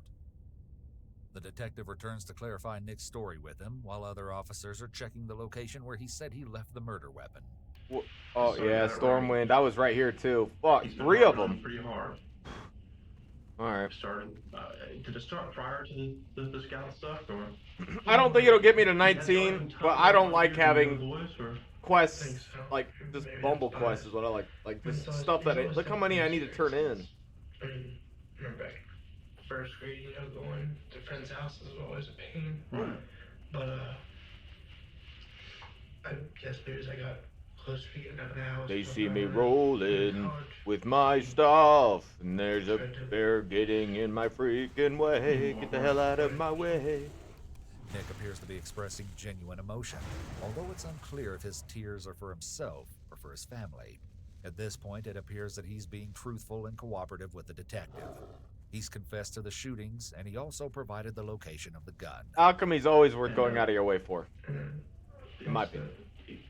Oh, my potions sold too, which I'm very happy about. All my potions sold. I didn't make like crazy money, but it definitely helped. I'm at 2 gold. See, dude, I won't even make enough gold I won't even make enough gold to unlock my mount. Ugh, rough. Before I hit 20. And I sat down on the couch and waited for it all to come crashing down. Waiting for your mom and the brothers to come down. The only major expense. Do I really need a mount? Well, you get. Oh, that's a good question. What do I get out of this? 40? It gives me 60, I think. I get 20% more move speed. So if I'm traveling across long terrains, like if you notice, I have a long distance walk right here. A mount would be nice right there because there's no other reason. I mean, I guess in a way, I like. No, you're not wrong. I technically don't need a mount. But it does give me an extra. What is it? It is 20 mounts 60% or 100. What'd you do after that? What happened with the jewelry and the Xbox? When is the question? Dot. He gives me a dot. Dot me. Okay. How'd you leave through the back door? The back door. Tango. Did you notice how many neighbors were turning lights on, or was anybody outside? I was so out of it. I wouldn't have noticed. Someone standing there. What brings you here? Okay, so. Hello. Oh. There might have been somebody. Oh, it's just a stable master. Stars. Stuff will come out later. You'll see things. So what happens now? Well, we need to contact your grandpa. Oh, I don't need to use this flight master. So we're just waiting. Damn, dude. You remember when you could go like when did they start doing that? Like where you could just use teleporters? No. We have to take care of some of that stuff. All right. Bathroom. I'm gonna be out for a couple minutes. Bathroom, water, candy, cookies, some soda or something would be nice. Coke, Pepsi, whatever. Coke would be great. Two Coke would be great. Thank you. The detective brings Nick a jumpsuit to change into and collects his clothing. The detective has continued to treat Nick kindly and with respect, despite the fact that he admitted to killing his entire family. Now that Nick has changed into a jumpsuit, it's likely that it's really sinking in what's about to happen. After the interview ended with Nick's confession, he was charged with 4 counts of first-degree murder. What may come as a surprise to you is that soon after his trial began, Nick's family members, including his grandparents, aunts, and uncles, all began writing letters to the court asking for him to be given leniency. Not good. His maternal grandfather even backed up Nick's allegations that he was mentally and physically abused for most of his life. Regardless of whether or not these claims of abuse were true, as they've never been substantiated, Nick took a plea agreement in January 2009. He pleaded guilty to all 4 counts of first-degree murder and was sentenced to 4 life terms in prison. To this day, it's still under debate if Nick committed the murders in the spur of the moment as he claimed, or if he'd been planning them for a long time, as authorities believe. Either way, 2 of Nick's life terms will be served consecutively, which means that he will become eligible for parole in 2031 after serving 23 years. However, Nick's chances of receiving parole may be slim, because in Maryland, parole for a life sentence must be approved by the governor, and that hasn't happened since 1994. Sailor Wills. Oh, his name's Will. Why couldn't they name him Willis? That would have been a way better name. How are these crime things doing for you, Rap?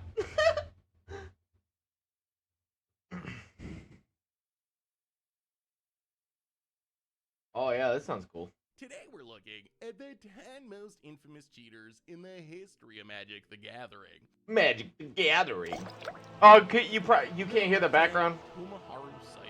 I was playing like the last video I played was like a 15-year-old kid murdered his entire family.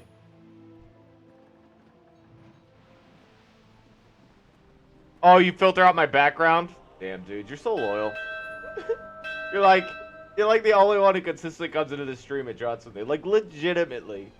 Well, not just you, Pants does too, but like, you're far more active than he is, because usually when he's watching me, he's doing other stuff too. And I know you are too, but you're participate, and I always appreciate you about that.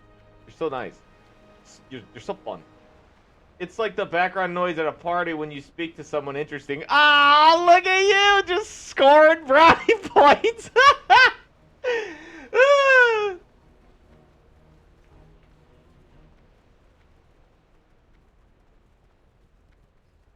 Yeah, I mean, I feel like I'm far more talkative and far more interactive when I have somebody to talk to.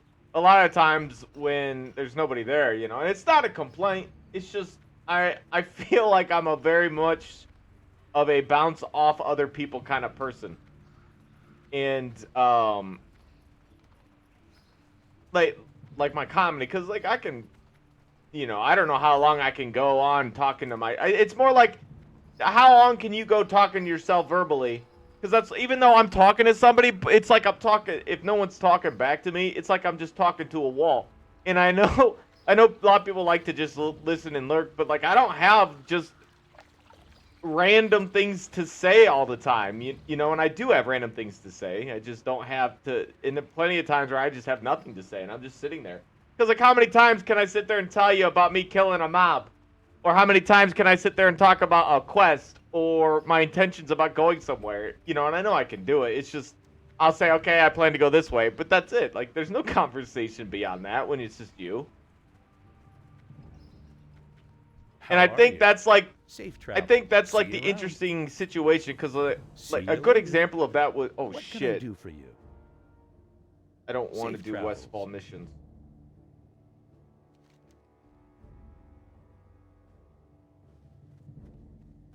Stormwind City.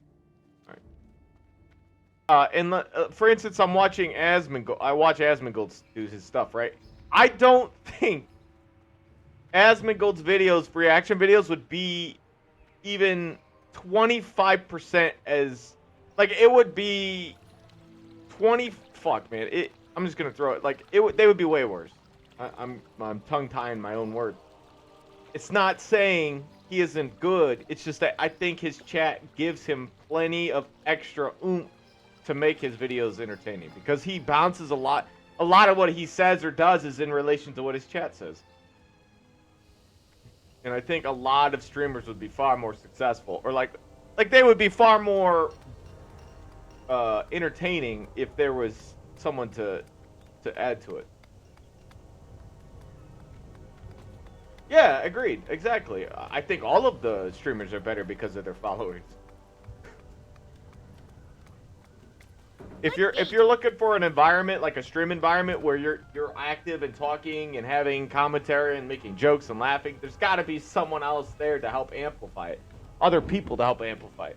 And that's what I've noticed about Asmongold streams, for example. And he's like the most popular, consistent streamer to have ever existed. There's nobody else that kind of pulls his numbers all the time. Well, maybe that's not true. He doesn't really fall off anymore.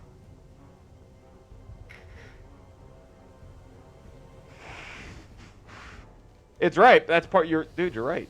Shit. I need to stop accepting. Okay, I didn't accept the question. Yeah, dude, it's part of the entertainment. You're not wrong. This isn't like a hate on them or anything. Asmongold provides his own entertainment, but like I know for a fact if he was sitting there with, you know, in a channel with no one to speak about to, no one to talk to, he would probably be pretty dry. Maybe not anymore because he's had years and years of experience, and he'll never probably find himself in that situation. It's just, and he's earned his time. He's done it for years.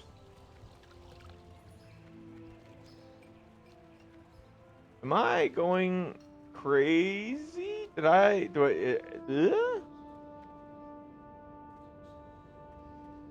wrong. No, I'm not wrong. I'm rap. Is that a cheesy joke? I loved it. It's like you know you're a dad. Dad joke. Hello, I don't know. I'm Larry. Ah. Oh, I see. Baited myself. How are you? Safe travels. Be good. Alright, so we turned in those quests. I have one more Stormwind City turn in. Where is that going to be?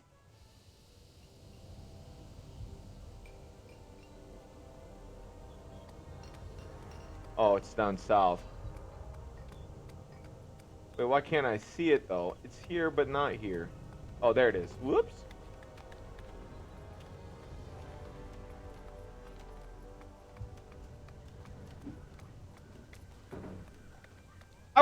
I wonder the person or the group of people who made Stormwind, if they had, I wonder if they had fun doing it, because they were able to just make. I feel like there was some decent love put into the making of this. Look at him, he's got a badass turtle.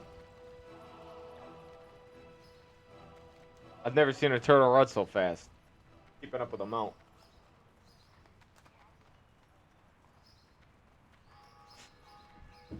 Surprisingly, not a lot of 80s. Maybe this game is a lot younger than I thought. Tomoharu Saito, who has an interesting past in regards to cheating. There's two big reasons he's on our list. First, the cheat that got him suspended for 18 months back in 2001 is mind-blowingly stupid. Saito was about to lose a match, so what did he do? He picked up his deck and shuffled the cards around for no reason, and then offered his deck to his opponent to cut. His confused opponent cut the deck, at which point Saito called the judge and tried to get his opponent a game loss for performing an illegal game action by cutting his deck for no reason. Thankfully, it didn't work. The judge saw through the shenanigans, and Saito got an 18-month ban. But Saito's story doesn't end there. Damn, dude, what pettiness. He came back on his best behavior and performed well enough to get elected into the What can I Magic do the for you? Gathering Hall of Be Fame careful. in 2010. But between being elected into the Hall of Fame and being For the inducted a couple Alliance. months later, he managed to get another 18-month suspension. What's This time stockades? for stalling, which is 29 plus? when you're up Why against is it the recommending me that already? clock, which is against the rules in Paper Magic. And this not only led to his second suspension, but to Wizards revoking his Hall of Fame status. But there's even more. While Saito hasn't shown up on the pro scene recently, he's still a part of Magic as the owner of one of the most well-known Japanese game stores, Hallelujah Game. Dude, to be honest, as much as I'm so close to completing it, it's not worth my time. Number 9, Steven Speck. Steven Speck burst onto the Magic scene in 2015 as a modern specialist, helping popularize what at the time was a new modern archetype, Amulet Blue. The deck is known for its absurd draws. Amulet of Vigor on turn 1, into Summer Bloom on turn 2, play a bunch of bounce lands, play a hasty Primeval Titan on turn 2, and a turn I didn't even think about that, brother. You're right. It seemed like Spec just always had the Because they'll be, they'll be in Azeroth, or, in Northrend, won't they? Pumpernickel. You're right, dude.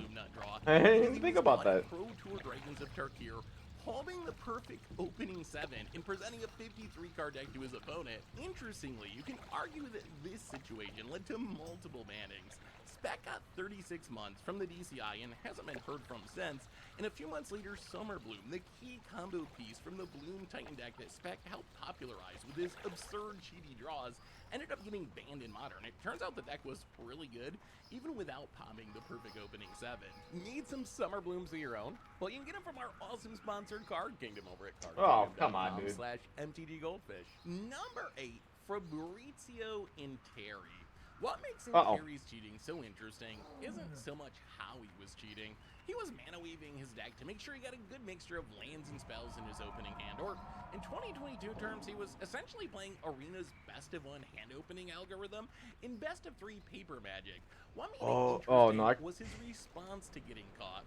Unlike many cheaters who just disappear from the scene or try to convince people that they weren't actually cheating, and Terry wrote an article describing the cheat and exactly why he did it. The TLDR was that he claimed to cheat in the early rounds of Grand Prix because he liked playing Magic against other really good players, and this required him making it to the later rounds of the GPs, but losing to variants against lesser players in the early rounds would make that impossible. While not Wait, what? his explanation or The guy said he cheats in the beginning of the game, like in the early rounds, so he gets to play against the better people in the later games because that's what he wants. How dumb do you think people are to make that excuse? Like, what? Yeah, I only cheat in the beginning because these guys are garbage. I don't want to lose to them. Then you're not good enough. And honestly, Magic is a little bit of random. Well, there is quite a bit of randomness. Your deck matters, but You know what I mean? You may not get the kind of card you were looking for or your setup. I play Magic enough to know that like you could have the best deck in the world and still get skunked by some of the worst decks because you didn't get the right cards. Apology. It is an interesting. May not happen every time, but there's always a time. Very good Magic player would cheat. After serving an 18-month suspension, Terry returned to Magic and posted several finishes and even qualified for the Magic Online Championship in 2020, which is a sign that Terry can win without cheating since it's impossible to stack your deck when you're playing digital Magic. Number 7, Jared Botcher. When an unknown player suddenly top 8s every event that they play in, there's two possibilities. Either they're really good at Magic or they're cheating. Towards the end of 2013, Jared Botcher started playing competitive Magic and just couldn't lose. In the course of about a year, he posted a massive 18 finishes at Star City game events and Grand Prix, while also qualifying for a Pro Tour and winning Wizards Rookie of the Year award. This quick rise to fame led to people watching his play more closely, and they quickly discovered that his results weren't legitimate. The cheat was shockingly simple. During a competitive game of Magic, if your opponent shuffles their deck, they're supposed to present their deck to you for you to shuffle, which is actually supposed to be a safeguard against cheating, to make sure that players can't stack their own deck in a beneficial way, which was a surprisingly common cheat in the early years of Magic, but more on that in a minute. Botcher took advantage of this window of having his opponent's deck in his hands to cheat by stacking his opponent's deck in a negative way. Here's what he would do. He'd get his opponent's deck, and he'd peek at the deck while he was shuffling to find a bad card, and then he'd maneuver that card to the top of the library, and then he'd shuffle a bunch more, but without moving the top card of the deck. Then he'd just give the deck back to his opponent, guaranteeing they would draw the useless card that he had put on top of his deck. In formats with fetch lands like Legacy or Modern, which Botcher played quite often, this was especially beneficial since fetch lands require players to shuffle, which means Jared could give his opponent multiple dead draws each game. Probably the best example of the cheat comes against Kent Ketter in the SCG Invitational. Ketter's land flooded, so he puts some lands back on top of his deck with a Brainstorm and then cracks a fetch to shuffle those lands away. And you can see Ketter shuffling his deck. Jared Botcher just waiting for a chance to get his hands on his opponent's library so he can stack in a way that's going to hurt his opponent. So Ketter does his shuffling and then passes the deck over to Botcher to shuffle. And watch Botcher shuffle. The deck is pointing up at him so he can see the cards. He does this weird rifle shuffle where he can control what cards on the top of his deck, and from this point on, the top card of the library never changes. He shuffles the cards a lot and moves them around, but watch that top card. It never moves, so he knows exactly what's on top of Ketter's deck. He makes a lot of movements to make it look like he's randomizing. Oh yeah, I can see it. Like he doesn't fuck with the top stack at all. And can you guess what might be on top of the deck when this ponder resolves? Ketter takes a look, and of course, it's another land. As a result, accusations of cheating quickly surfaced, which Botcher denied and called a witch hunt on his Twitter exactly 5 days before Wizards banned him for cheating. In the words of the immortal Brian Kibler, it seems that occasionally witch hunts turn up an actual witch. Number 6, Guillaume Mentignon. For number 6, we have a different kind of cheating with the infamous new Phyrexia Godbook leak. A decade ago, when a new set was coming out, Wizards would give a Godbook, which contained images of every single card in the yet-to-be-released set, to certain members of the media so they could prepare content for that set. For new Phyrexia, one person I prefer Justice was a pro player who also wrote for Lotus Noir magazine. Mentignon was under a strict confidentiality agreement, but ended up sharing the Godbook with some friends, including fellow pro Guillaume Wafo Topo.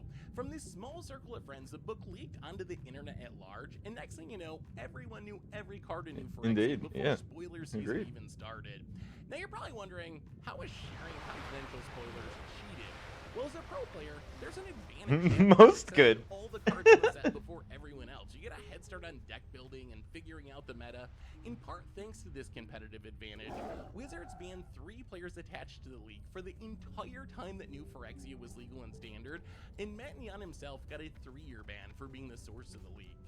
Number 5, Trevor Humphreys. Remember the cheat that Jared Botcher used to win the Rookie of the Year award? Trevor Humphreys was doing the same thing, stacking his opponent's deck with a bad card on top while shuffling. But there's 2 things that makes the Humphreys situation unique. First, he got caught by Reddit. During the finals of SCG Worcester, he forced his opponent to mulligan to 5 in Game 1 using the cheat. And 1 Narset. The Bramaz replacing what typically is Rabblemaster in the slot, and I think Bramaz is a significant upgrade, though the biggest issue for Trevor is that his mana base is a little stretched as a result. He's on double white, double red.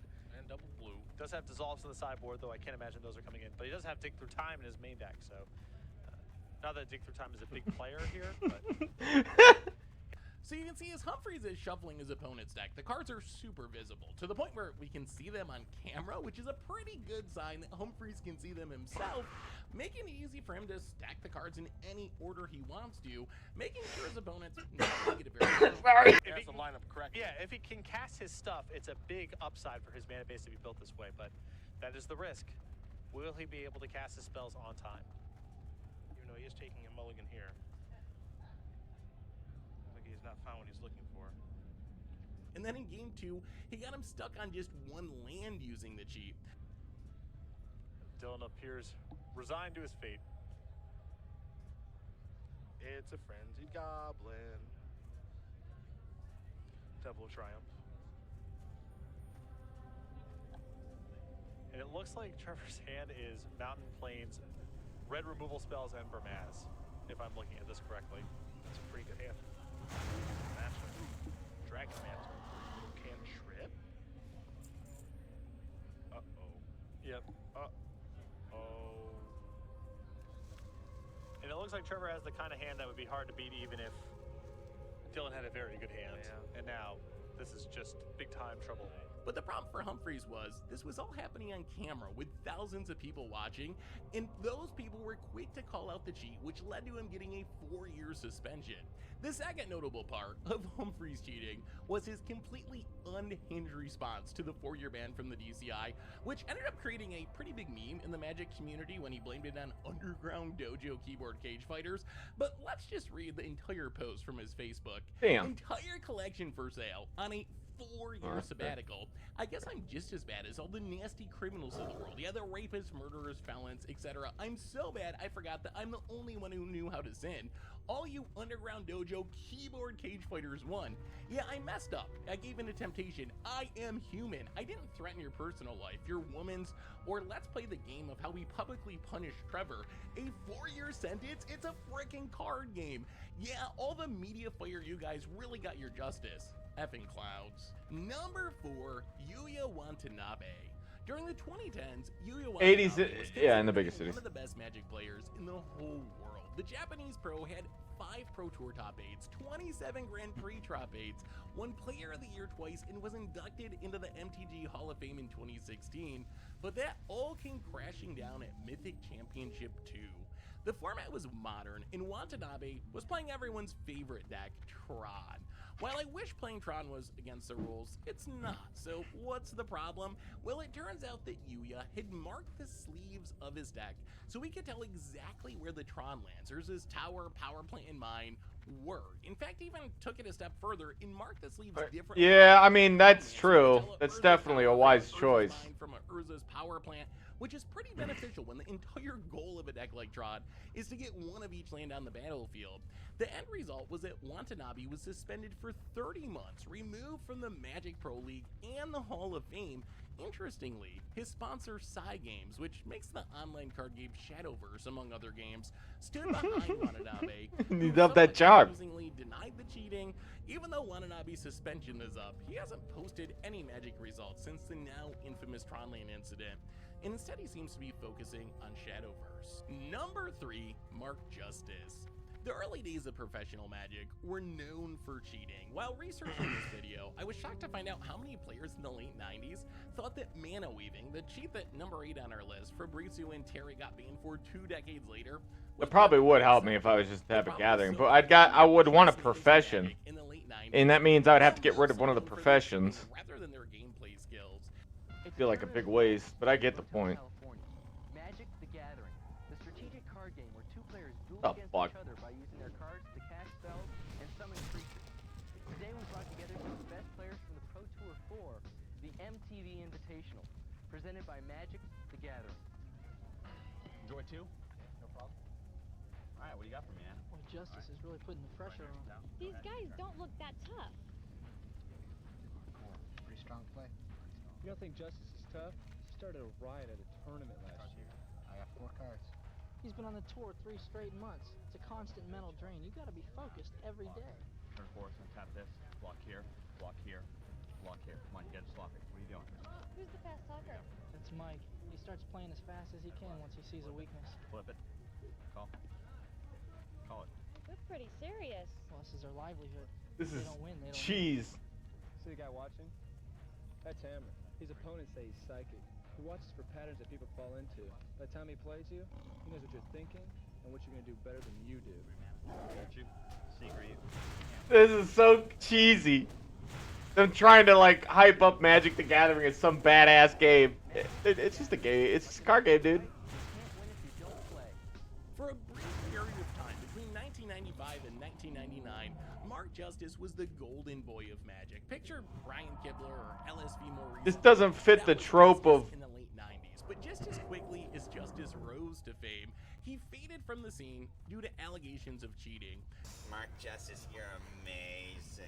So good. As Justin Schneider would say. Perhaps the most infamous instance was his fourth muscle sliver at GP Atlanta, or GP Cheatlanta as it's gone down in MTG lore. The story is that Justice drafted 3 copies of Muscle Sliver for his deck, but that wasn't enough for him, so he went and bought a 4th copy from a vendor and added it to his draft deck. The problem for Mark is that early Magic set print runs were super inconsistent, with cards looking different depending on which print run they came from.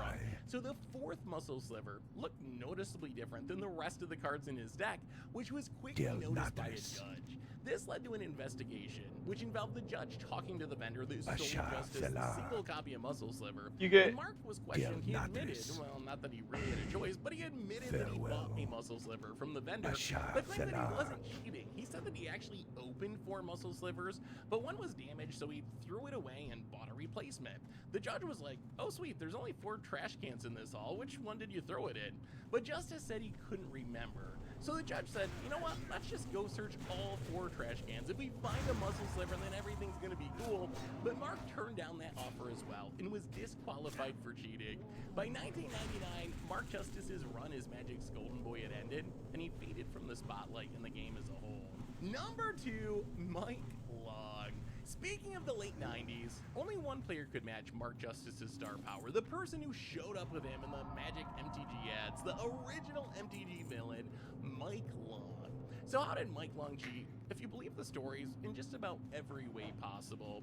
Probably the most infamous incident is the Bloom in the lab, where Long was found to have a copy of his key combo piece, Cadaverous Bloom, hiding in his lab, waiting for an opportune time to play it and win the game. Rules enforcement was pretty lacking at the time, so even after he was caught, he just received a match loss, and since he was 11-0 at the time, he actually got to keep playing and made the top 8 of the tournament. Another well-known Mike Long cheat involved Howling Wolf, an old-school Squadron Hawk style card where when you play a copy, you can tutor up 3 more from your deck and put them in your hand. Apparently, Mike would mana weave the Howling Wolves into his deck to make sure that he could only draw 1 copy and be able to tutor up the rest with the first one's ability. According to the early Magic internet, he actually was deck checked for stacking his deck, but normally if you stack your deck, you're going to put a bunch of good cards on the top in a clump rather than spreading out Howling Wolves throughout your deck. So since the wolves were spread out throughout the deck, it didn't look suspicious and the judge let him keep playing. There's also an infamous incident involving both Mike Long and Mark Justice. They played each other during the Swiss rounds of GP Cheatlanta.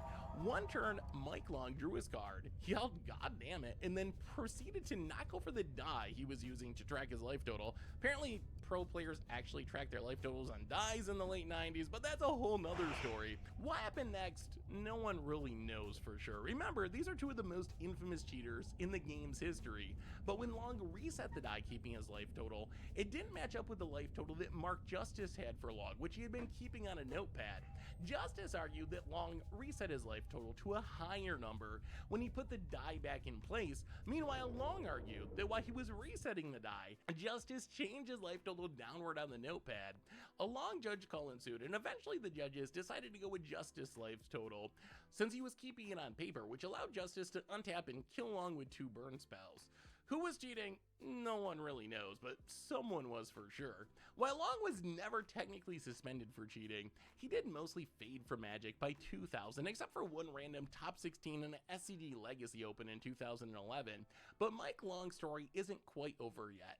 For 2 decades, there's been a huge debate over Mike's place in Magic's history and whether he deserves a spot in the Hall of Fame. Magic's head designer Mark Rosewater has come out multiple times in defense of Long, arguing for his inclusion in the Hall of Fame despite his cheating, claiming that in large part, Long's reputation was overblown, and Wizards and Mark Rosewater himself intentionally made Long into a WWF-style villain because they thought it was good for the game and good for coverage. So was Long one of the biggest cheaters in Magic's history, or did Wizards intentionally try to turn him into that somehow to get better ratings when they played their tournaments on MTV? I guess we'll never really know the details, but for now, he clearly deserves a spot at number 2 on our list. Number 1, Alex Bertoncini. It's hard to imagine that anyone from the modern era of Magic, with Twitch streams with thousands of people watching and judges hovering and suspensions for pretty much any infraction, could end up toppling someone like Long and Justice, who played in the 90s when cheating was so rampant and none of those safeguards were in place,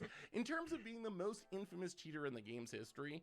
But Alex Bertoncini found a way. Alex started playing in the SCG Tour in 2009 and quickly rose to prominence, winning the tour's Player of the Year title in 2010 and snagging a coveted gig writing for the site. Along the way, rumors swirled about the possibility that Bertoncini was cheating, but part of the reason that Alex was such a successful cheater, at least for a while, is that rather than pulling off big obvious cheats like hiding cards in his lap or palming the perfect opening 7, he would do small things that were really easy to write off as sloppy play. The most famous example is probably 2 Explorers, where Alex not only managed to get an extra land drop on the battlefield, but did it in such a convincing way that he even had his opponent vouching for him.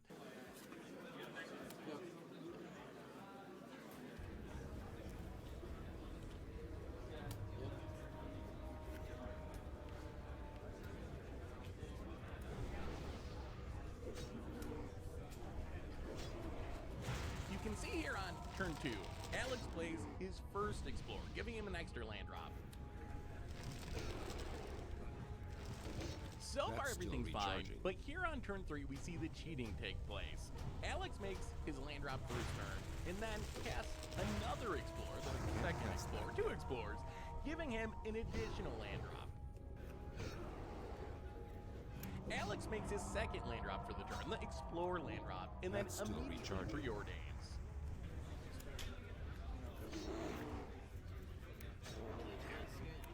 Well, it's a bit hard to hear because of the quality of the video. That's Alice asking, did I play 2 land drops this turn? Which he obviously did. He played 1, then explored, then played the second land drop. So he's used up all of his land drops.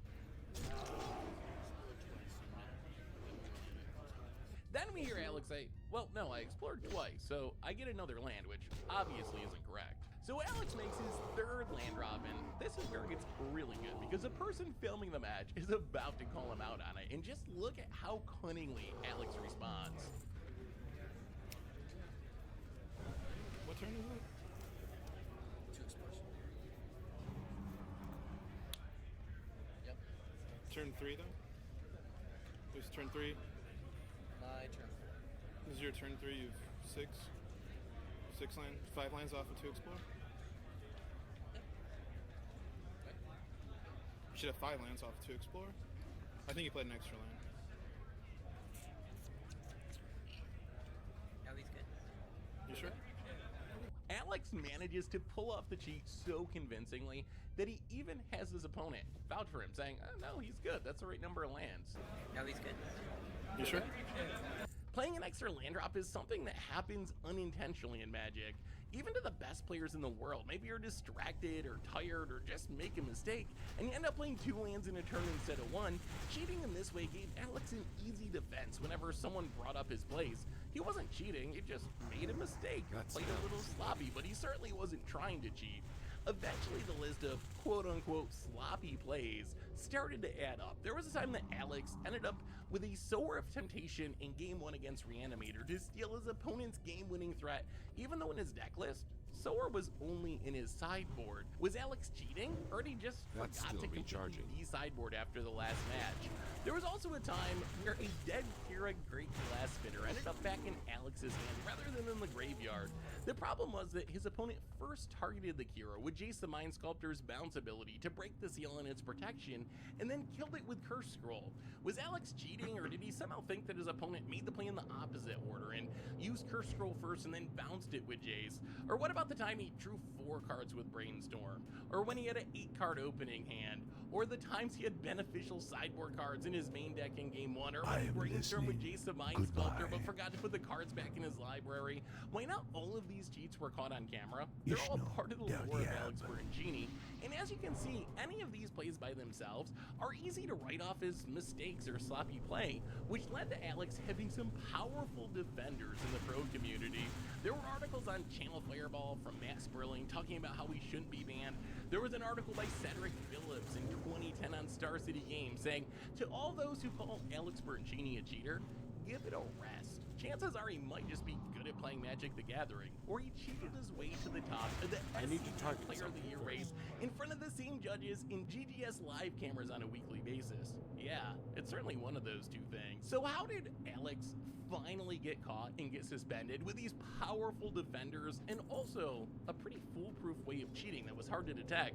Well, it's really two things. First, even though any of the cheats, when looked at individually, could be written off as a mistake, when you see the entire list together, it becomes clear that Alex is either the sloppiest Magic the Gathering player of all time, or it was just straight up cheating. Second, as people like Drew11 realized, his mistakes were always beneficial. If he was legitimately playing sloppy and making mistakes, wouldn't he occasionally draw 2 cards with a Brainstorm? Why was it always 4? Wouldn't he occasionally accidentally have a bad sideboard card left in his main deck because he forgot to de-sideboard? Why was it always the perfect card for the matchup? So this eventually led to a DCI investigation and Berengini getting an 18-month ban in December 2011, which also stripped him of $10,000 in prizes from the SCG Invitational and his Player of the Year title. But Alex didn't give up. He returned to play in 2013 after a suspension and made it about a year before more sloppy plays led to a 3-year banning. He came back again in 2018 and managed to top 8 Grand Prix Los Angeles, only to be booed by the crowd when the top 8 was announced.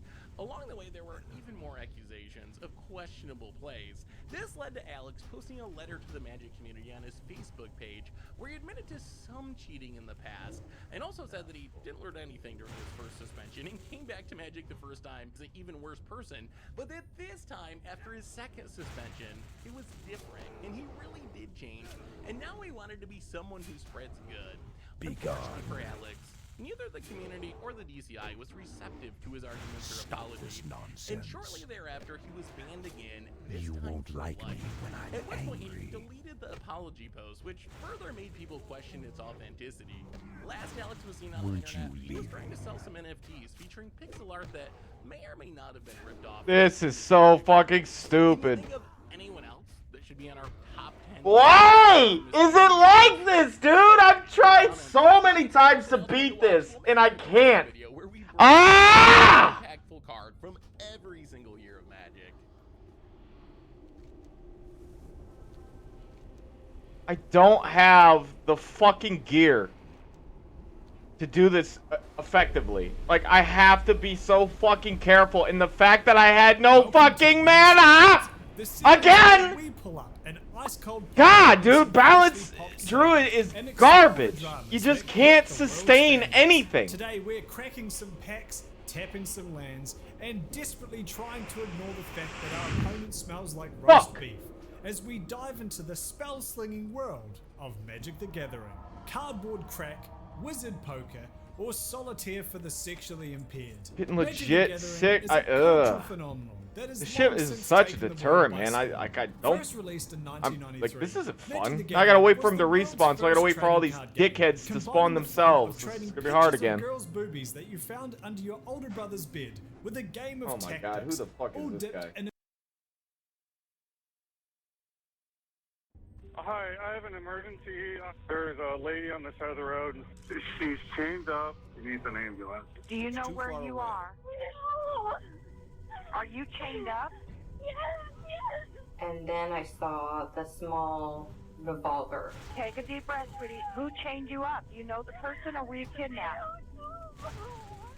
when a young mother goes missing while out for a run. My news of her God, just kidnapping so makes many national resources to headlines. kill one After mob. 22 days of searching Fucking with no sign Christ. of her anywhere, her loved ones were beginning to lose hope. That is, until she miraculously reappeared, starved and beaten, but alive. However, the relief was short-lived. Her kidnapping was only the tip of the iceberg. It would take over 4 years to unravel the unbelievable and carefully organized lies. Nothing was at all as it seemed to be. Not much is conclusively known about the events of Sherry's morning on November 2nd, 2016, except for a few things. The 34-year-old mother woke up early inside her Redding, California home. Her husband Keith left for work around 7 o'clock. Sherry got her 2 young kids ready, fed them breakfast, and dropped them off at Pandora's daycare like she did every day. Seeing as her husband was at work and her kids were at school, these are the only few aspects of Sherry's morning that could be verified. But it's what happened next that would turn the lives of Sherry and her family upside down and leave the nation stunned. Supposedly, after doing some chores around the house, Sherry changed into some athletic wear and set out for a run. She stepped outside her front door, did some light stretching, then skipped off the porch and began jogging down the road. When Keith returned home from work around 5 p.m., his wife's car was in the driveway. He expected to walk in and find Sherry and the kids running around just like any other day. He stepped inside, and there was silence. This was extremely strange. Sherry was a stay-at-home mom, and she'd usually pick their children up from daycare by the time he got home from work. Still, Keith sat down, turned the TV on, and tried to relax. Sherry had probably taken the kids for a walk, nothing too out of the ordinary. He sent his wife a text inquiring about her location, but got no reply. He called his mother, but she hadn't heard from Sherry either. He then used the Find My iPhone app on his phone in an attempt to locate Sherry's phone, and was relieved when it pinged at the nearby intersection of Sunrise Drive and Old Oregon Trail. However, his relief was short-lived when it appeared that nothing had been taken from the house to carry their 2 small children in. He called the He just gets to children's free daycare at swap your 5:45 spell? That's so and weird. learned they had never been picked up. As worry set in, he drove to find Sherry at the intersection where her phone had pinged. However, she was nowhere to be found. He pinged Sherry's phone a second time and located it nearby in the grass, abandoned. Not long after that, he made this 911 call. Hello, can I help you? So I just got home from work, and my wife wasn't there, which is unusual, and my kids should have been there by now from like daycare. I found her phone, and it's got like hair ripped out of it, like in the headphones. So I'm like totally freaking out, thinking like somebody like What's her? grabbed her. Is her vehicle there? Does she not have a vehicle? She has a vehicle at the house. Okay, the vehicle is at the house. She's running. How? Okay. Yes, I'm in it so right now driving, and I took a picture of her phone on the ground before I picked it up. When's the last time you heard from her? She sent me at 10:47 asking me if I was coming home from lunch from work. Something happened to her is the way I'm looking at it. I understand you're freaking out a little bit. We wanna make sure we get your kids. Make sure they're okay. Do you want me to wait right here for somebody, or? If you want to head back to your residence, they can contact you there, and in case she does return. Okay. Okay. Police soon arrived to talk to Keith, but according to him, he knew nothing about what could have happened to his wife. The immediate area was looked over, and after coming up with nothing, they organized a formal search. In the following days and weeks, the search area would grow, and so would the number of people searching. Neighbors, friends, family, and volunteers from all over California would join what ended up growing into a widespread manhunt for Sherry. All the while, Keith was at the forefront of the campaign to find his wife. While it's true that people go missing every day whose faces aren't plastered on the news, the rally to bring Sherry home garnered more media attention than anyone could have predicted. Before long, Sherry's picture was underneath headlines across the country. The story quickly caught fire, and Keith, as well as the police, were getting calls from media outlets left and right for intel on the case. But truthfully, there weren't every time many I get mad, updates I to do give better. them. Okay. Investigators weren't able to lift anything useful from Sherry's cell phone. With that being the only piece of evidence they had, detectives found themselves with no real direction to go in. They quickly turned their attention to Sherry's husband to see what he knew about his wife's disappearance. What detectives would end up uncovering through their conversation with Keith were unsettling details pertaining to an unhealthy side of his and Sherry's relationship, or what some might call motive. What you're about to see is newly released footage of one of the police's earliest conversations with Keith, which took place shortly after Sherry went missing. The footage has been analyzed by a qualified team, including a licensed attorney, a licensed clinical psychologist, a former licensed professional counselor, and a licensed professional counselor. And a licensed professional counselor. Counsels on counsels on counsels, you understand? Paracast back? She would normally go to the mailboxes and back. Now, she's been running more and more. She wanted to get ready for the Casa run. We're all gonna go to it's like the Casa where everybody jumps up superheroes. Okay. You know, now when I used to run, I'm not gonna mailbox and bag us nothing, you know. So I would make big loop and go down Old River Trail and then come back. Now through Paracast? I'd go Paracast and I'd come home sunrise. Okay. So there's a possibility that she was like, hey, I'm gonna step up my, running. I'm gonna go this way. I'm gonna walk the Old River and then I'm gonna run again or something. Yeah. And I keep going back to something like that because the way the phone is, I mean, I'm sure you guys have seen, I know I showed you a picture. It's weird to me, and I forgot all my ideas, but my latest idea is I don't think it happened there. I think where the T is, where you can go Paracast or Sunrise, I think it happened somewhere in there because there's no houses except for that crack house. So I think two guys or something in a car, they drive, the phone gets cell phone range again. It doesn't have cell phone range right there. It makes a sound, bling or something, and they go, oh, and they grab it, and they give it a little chuck so it bounces, and then it kind of stays, but it's still pretty intact. So that's why I don't get that part. There's a few random stories I've been getting. Obviously, you have tips. I was hoping maybe you could see if you did get some good tips. We're allowed to talk about that. But one of the girls was like, oh, I saw her run by at 11:30, and I heard a scream over my radio at 2, and the cops never talked to me. And I'm like, what do you mean they came to your house at like 1 a.m. because it was that weird house with the shady people? So I'm like, so then everybody wants to talk to all these people now, and I feel like there should be a dog going to the house knock just to see if it smells anything around their house, because I still feel it's somebody. I don't think that lives near me. I think it's an acquaintance of somebody down my street. Is my theory. Because some guy driving on the lower end, like, hey, hop on, pull in, let me throw it in. I mean, that seems totally not logical, but not ruling it out. And another part of our day yesterday was to see if this was voluntary or involuntary, like missing. Mm-hmm. And we ran that stuff out, and we're still back to where we are. Yeah. We know where she's at. We know where the phone is. Mm-hmm. We have a rough time estimate of that. Name checks out for Frost. As far as they hear the scream over the radio, we have talked to her. Mm-hmm. Just like talking, it's hard to verify certain things.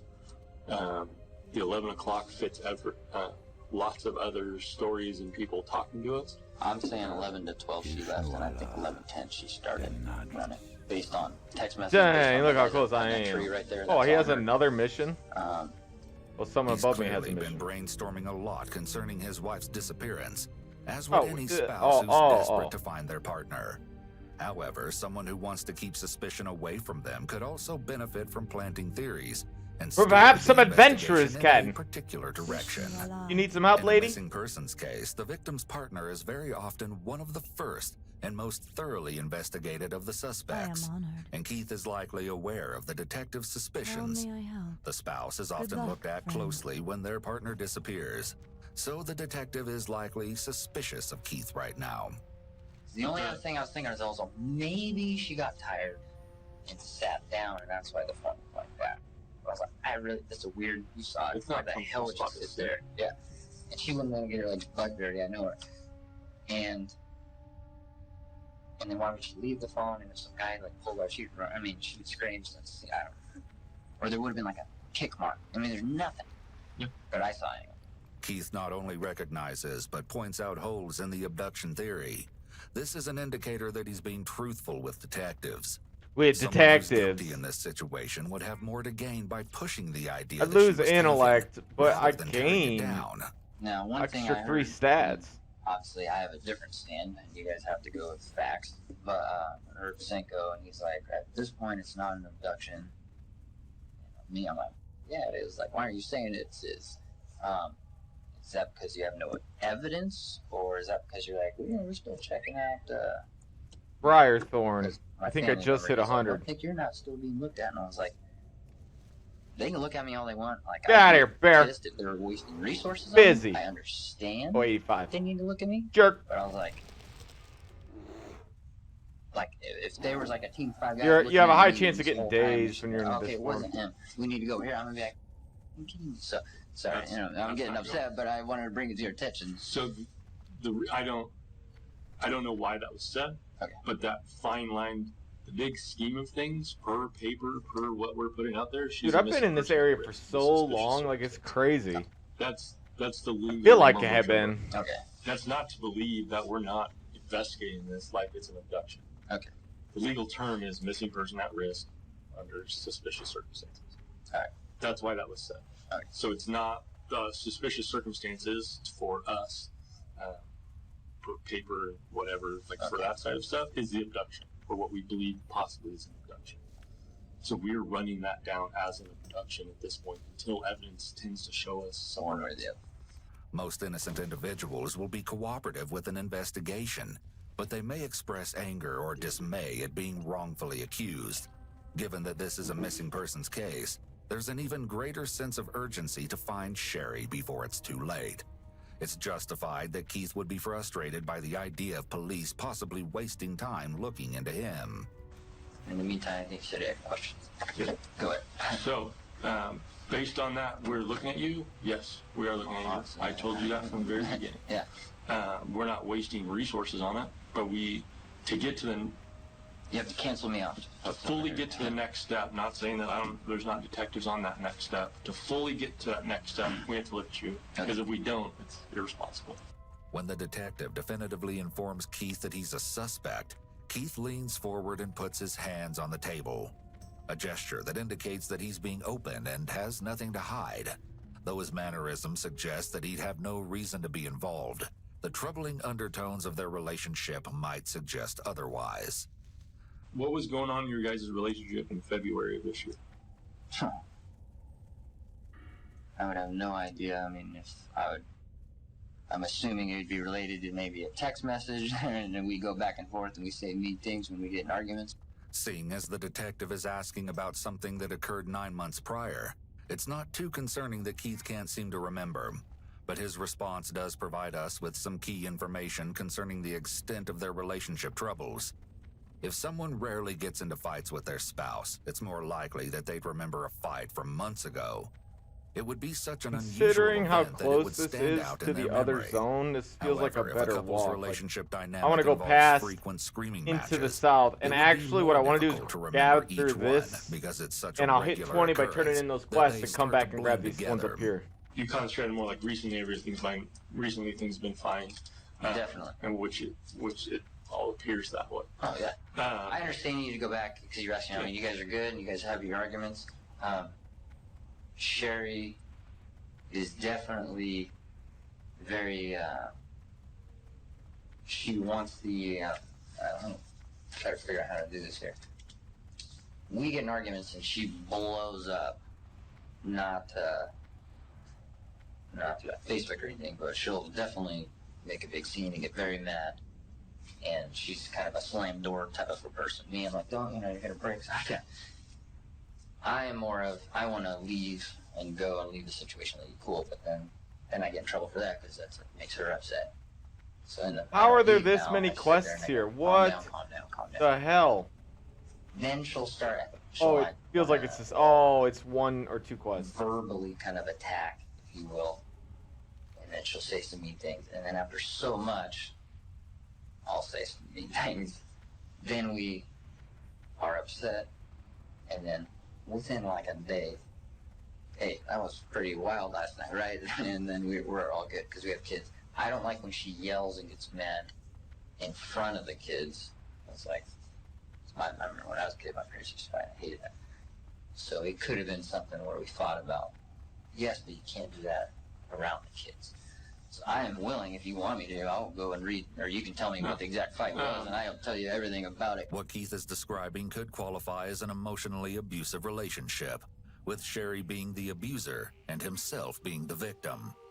Her alleged explosive temper could be seen as a manipulation tactic to get Keith to do what she wants. However, without Sherry here to give her side, it's difficult to know what's actually true. It's When a difficult partner to is know abusive, what's actually especially in the true. form of emotional abuse, it's not uncommon for them to try to twist the situation to make the victim seem somehow responsible for the abuse. One way they do this is to gaslight the victim and make them feel that their feelings are invalid. This can cause the victim to feel crazy and question their own feelings, and sometimes even leads to extreme cases of the victim acting out. In that case, it makes it even easier for the abuser to flip the script, since the victim outwardly appears as the unstable one in the relationship, when really they're being driven to that behavior by the abuser's manipulation. Regardless of who's fueling the fire in their relationship, the conditions Keith is describing are very unhealthy. Are these loud arguments? No, for her, she will get loud. And I was telling you guys a story got kind of cut off. We have had the sheriff's out at her house one time. It's probably not on record because we weren't fighting. We were watching a movie, The Book of Eli, and some lady called saying she heard glass breaking and a woman screaming. And they came out and we're like, what are you doing here? And it ended up being kind of a funny story. Yeah. And they're like, well, we're not going to report this. This is stupid. But we've never had, like domestic ever in history. Not reported or even think. We would. So we have a funny, weird relationship where we joke about that stuff because we were at Halloween at our friend's house and we were playing this Ninja Fruit Slice with the Wii, and I need help. Went to slice the thing and I hit her like right in the eye. Hey! She had like a black eye. And honor, friend. we were at her friend's house and we were like, oh my god, it's like Halloween 2011 or 12. So then, because we don't live that lifestyle, she's like, oh, what happened? And I'd be like, she didn't put the dishes away. Like, I'm making jokes like that. So everybody knows us as being like jokers or something like that, but we would never in the history. All right. So back in 2011-ish, is that when that incident happened? With the Wii? Yeah. Give me a second. Like, we didn't have kids yet, so I'm trying to remember. Pre-kids. Pre-kids is the situation. Pre-kids, and I can't even tell you the people of the house that I was at. Because there's noise. Yeah, no, there is. There is. I need to go further south, though. That's funny. But it wasn't the Wii game. I heard the Wii game was like the cover for it. Those are the people that were actually there. Okay. And that works. And I talked to one yesterday. Oh, okay. The fact that Keith is making light of the incident, given the circumstances, will likely stand out to the detective. You know what I've never been able to do in this game until now? And it's been like a decade, basically. Max out the graphics beyond their means. Like, I'm actually... mechanism to ease his feelings of discomfort. It's also notable that Keith chooses this moment to remove his jacket. When someone encounters something they deem a threat, where is it? such Yeah, as the rendering abuse scales maxed out. They may begin to feel hot and exhibit physical symptoms such as clamminess or sweating. An innocent person might demand to know who would make such an accusation and insist that the accuser is lying. Keith, however, doesn't seem interested in where the accusation is coming from. He doesn't seem which is a interested possible where the red flag, accusations are coming but from. he may not appear concerned because he believes the references he provided can easily confirm his story. As well, it's possible he finds it funny because he's confident in what actually happened. So he thinks it's stupid that someone lied about it. I'm trying not to... In this moment, I don't want to talk bad about her, but you're kind of... I'm not saying you're forcing me, but I want to tell you everything because I don't want to. We're not talking bad about her. She will, kind of come at me. I'm a hug and hold until you calm down kind of a guy. So there are people who say that they've heard arguments coming from the house. Oh. Not saying on a regular basis, just that they've heard actual arguments. I would agree with that. Okay. Yeah, she gets very vocal loud. I'm like, come in the house. It's not. Don't be yelling because I hate more than anything bringing attention to stuff like that. And she's very loud. I can't taxi while I'm in a cat form? What treachery is this? I'm more of like, calm down. Just calm down. Like, calm down. The other thing we heard was the voicemail from Richard. Oh yeah, that was horrible. I just got on my phone. Yeah, because he called you individually and then her individually. Or make a joint. Are you talking about there's a voice, message on the horrible one from him? Yeah. Richard is Sherry's father. Sherry is said to have had a poor relationship with her parents most of her life, especially with her mother, Loretta. Following Keith's interrogation, we'll dive deeper into her childhood by hearing from people who witnessed it. All right, a very few good. lifelong friends of hers. When Sherry was growing up, her parents did horrible things. When they were kids, they would give them presents on Christmas and let them open them all and then take them all back and say that's what your punishment is for not mowing the lawn. Like, they're horrible when it comes to that. But for whatever reason, even all they put them through, she feels the need to keep them in their life. And I'm like, it's your call on it. That's fine. I'll back you. Police records dating back to 2000 and 2003 suggest a rocky relationship between Sherry and her family. Alleged altercations include claims that Sherry kicked in a door at the Grafe home, that she made an unauthorized withdrawal from her parents' bank account. Though these events haven't officially been confirmed to have taken place, the allegations are troublesome. The The allegations reason the thing started is it was about her birthday, our daughter's 2-year birthday, and she rented out like this big hall in Shasta Lake City, and we made a carnival, like, and we had all these board games, and we had lots of kids. And the parent, they said, "Oh, we can't make it. We have a boat drag race," and then they got mad at her for scheduling it. Then the dad called, and he's like, "How dare you F this, you blah, blah," and I mean, you heard it. It was horrible. So she got that, sent it to me.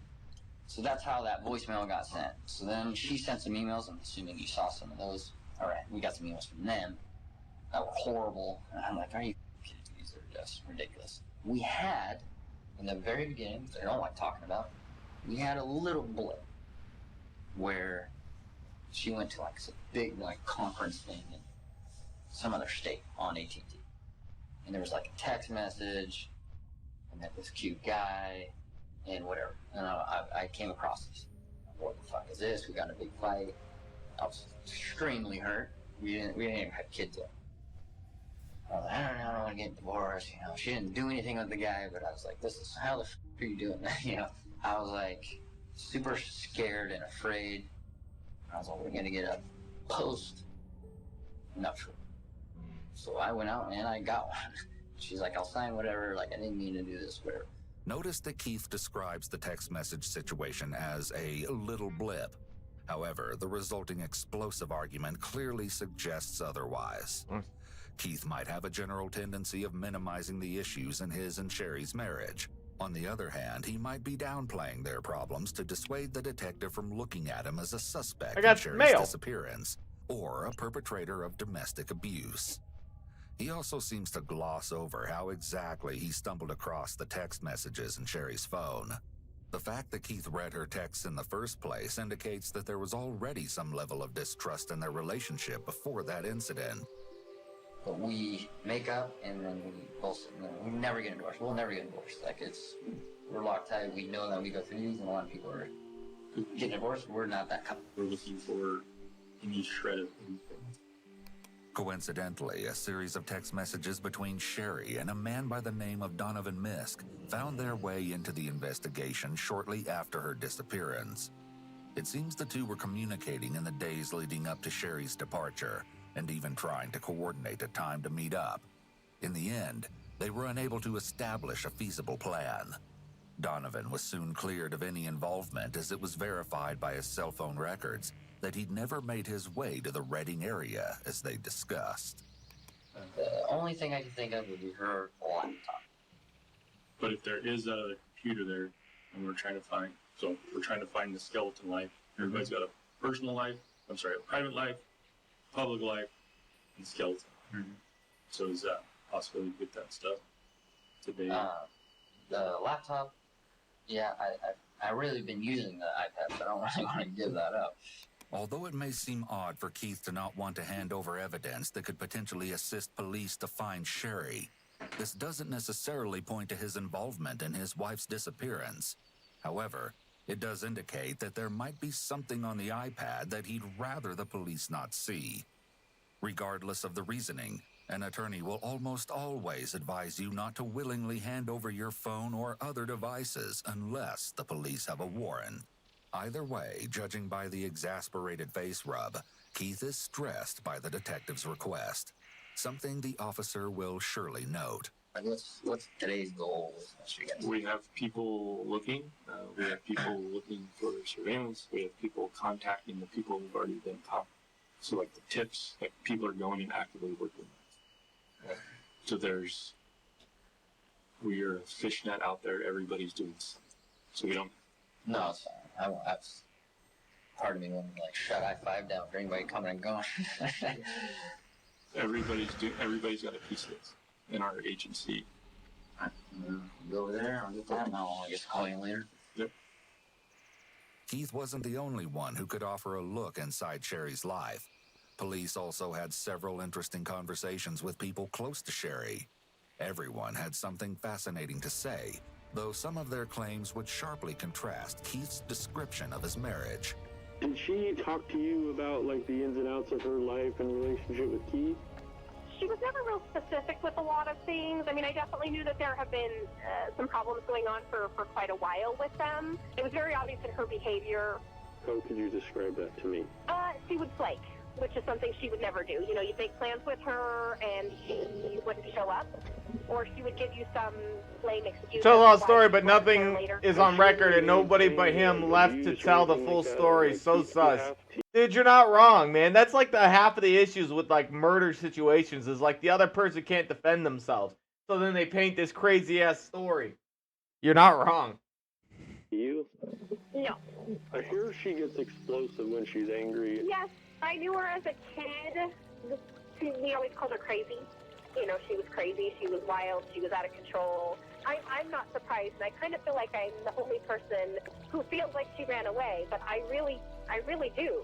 Has anyone told you that she has a history of running away? Do you guys know that this isn't really out of character for her? You know, she may have had a getaway plan that maybe she never thought of using, and then the day she went missing, I don't know if they got in a fight, I don't know, whatever. Maybe it was just she had a mental breakdown and said, I can't do this anymore, I'm done, and left. And my concern now is this has gotten so big, so fast. She's super long. She ran away, and now she's decided, I had a mental breakdown, I made a mistake, I want to come home. She can't. Sherry's friend is very insightful here with her response.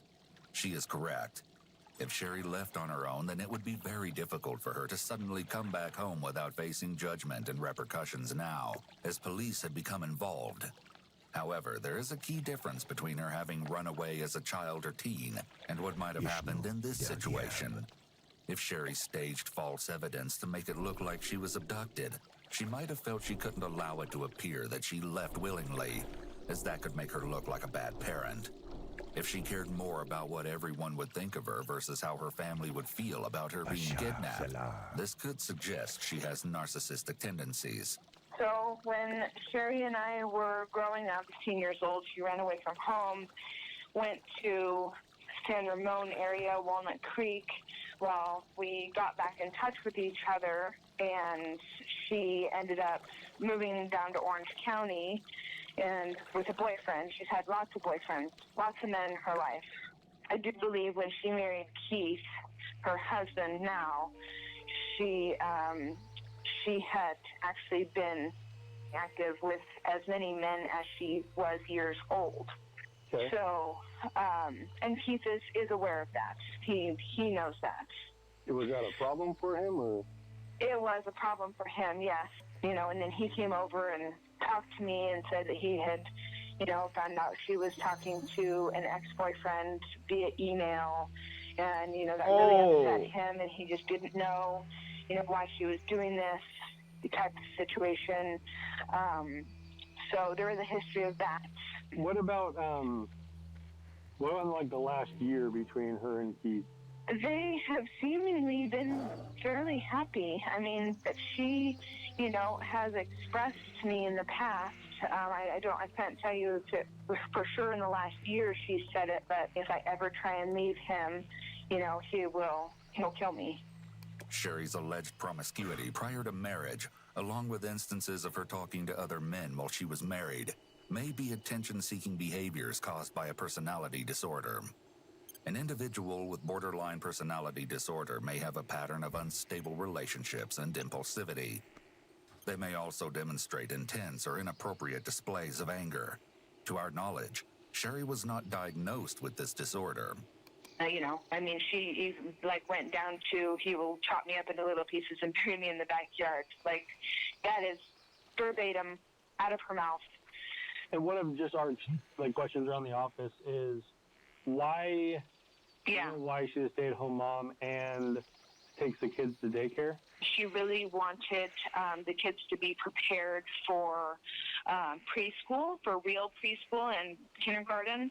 And her belief system was that going to a daycare, which, Pandora, that's it, she teaches them. She teaches them numbers and how to count and the ABCs, and they actually do work through play. And so she really, when she was just starting to research it, she's like, well, why not start now? Why not start early? So that was how she explained it to me. And that's why I don't think this is her doing. I really strongly feel like she would not leave those babies. So I'm trying to figure out who Sherry is as like a person. She was definitely original. She was marched to the beat of her own drum. She never let society dictate. I know. Alright, someone bought my troll blood. Dating. There was a weekend I had been up in Reading visiting, and Sherry and I were out doing something, and she was telling me that Keith had made her, I guess he'd found some of her old journals, and I guess Keith made her throw away all of her old journals because they had mentioned ex-boyfriends. I guess he'd gotten pretty upset. Later for rum cola? Let's go, dude. That Sherry has the ability just to walk away? No, there's no way. Okay. She was so family-orientated. So the tip is that there's a lot of verbal arguments and stuff like that, right? Yeah, and they get very loud. Sometimes it's in the middle of the day, sometimes it's late at night, and very verbal, and you can hear glass breaking and all sorts of Goddess, watch If over you you. grew up out there, and I heard Keith grew up out there, did you know him while you guys growing up? He grew up across the street from us. He's never really been the kind of guy $3.40 because he's just not a nice guy. He puts on a really good show, but 85 cents. Police looked into leads like these, all the while expanding their search throughout Shasta Alright, that's County, relief. I was a little down the length of worried. California, 85 cents is pretty and good. even to other states. 85 The cents Shasta is County silver. Sheriff's Office received theories from everyone regarding Sherry's case, including Facebook detectives, people who saw Sherry in dreams, and a surplus of self-proclaimed psychics. Over 600 tips and leads related to Sherry's disappearance poured into the tip line. Many feared Keith was behind Sherry's disappearance and implored detectives to take a closer look at him. However, it was eventually deemed that Keith was not responsible for Sherry going missing. He voluntarily took multiple polygraph exams, which didn't indicate deception. Other factors along with these findings led authorities to determine Keith wasn't involved in his wife's disappearance, and they focused their efforts elsewhere. Furthermore, police were able to contact the Best Buy where Keith was employed and confirm that he was indeed at work all day on November 2nd. It should also be clarified that no allegations of abuse by Keith, mental, physical, or otherwise, have ever been proven. In fact, as you'll see, police would find information that could possibly cast doubt on these allegations later down the road. But for now, detectives were at a standstill. Why is my joint so None of the crap? hundreds of tips nor any of the information they got from Keith got police any closer to discovering Sherry's whereabouts. Then, in the early hours of Thanksgiving Day 2016, something mind-blowing happened. It started around 4:30 a.m. when California Highway Patrol Dispatch received several concerning calls reporting a pedestrian on the freeway. These calls have never been released to the public until now. 911 emergency, what are you reporting? Why, I want to report somebody in the middle of the freeway on I-5. And what do you mean they're in the middle of the highway? In a car? Or they're standing there? No, standing in the middle of the freeway. She's saying that she got kicked out of her boyfriend's. Okay, just be safe where you are. What is she asking for? She's asking for an ambulance. She's chained up, her vision's blurry, and she needs an ambulance. Do you see her chained up? Yes. Can I talk to her? Please. Sherry, I need you to listen to me. Listen to me. Do you know where you are? No. Why would she ask her that? I've been in the car. Yes, Okay, sweetie, listen. Listen to me. I need you to take a deep breath, calm down, and listen to what I'm saying. I have an officer en route. We've had several calls. Are you chained up? Yes. Okay, take a deep breath, sweetie. Who chained you up? Do you know the person, or were you kidnapped? No, I never saw her face. Listen to what I'm asking. Her Listen face? to what I'm asking. Sherry, take a deep breath, because it's hard to help you if I can't understand you. Okay? How did you get chained up? What happened? I think Pepsi Lime, the one that you... Who took you? Do you know? No. Okay. Cuba Libre? I don't know what that is. Listen, I have help on the way. Rum I and want to call my lime? husband. I want to call my husband. Okay, listen. Take a deep breath. Where were you taken from? From Reading. From Reading. You were taken from Reading? I was Sorry. in Reading. Okay, how did someone take you? Okay, Sherry, we will get help with you and we will get your husband, but right now I need you to help me help you. Do you know how someone took you? How did they get you out from Reading? I can feel this woman. Ma'am, right now I need you to get me You can feel it. information so I can help you. We will get in touch with your husband as well, but right now. Okay, I have officers and I have ambulance on the way. Right now I need you to talk to me. I want to call my husband. I want to call my husband. The young wife and mother who'd vanished 22 days earlier seemed to appear out of thin air onto the shoulder of Interstate 5. When she was found, she looked malnourished and her wrists and ankles were bound with a mix of zip ties and what appeared to be hose clamps. Around her waist was a thick metal chain held together by a padlock. My God! Police arrived and she was transported from the side of the highway to a nearby hospital to be medically assessed. Official police records indicate that Sherry was reluctant to speak with authorities at the time of her rescue. One detective stated that she seemed irritated by the questions he presented to her. However, Keith encouraged her to provide what information she could in order to aid in the investigation. It was also noted that Sherry told a responding officer she'd managed to escape, while she claimed to investigators that her captors had released her. To add further confusion, Sherry stated to Keith that she should have just ran. If she had, in fact, been chained up, however, this clearly wouldn't have been an option. In addition, Sherry told Keith that initially the truck driver who'd pulled over to provide her with assistance had frightened her. She feared she was about to have to fight him off. Perhaps her strangest comments were in regards to the outcomes of the recent presidential election and World Series championship. After all she'd been through, it seems these items should have been the least of her concerns. Here we have a first look at the real photos of Sherry's injuries taken by police, some of which are stomach-churning and may be disturbing to some viewers. When she arrived at the hospital, doctors found a large hive-like rash covering her left arm. All manner of bruises, old, new, large, and small, across most of her body.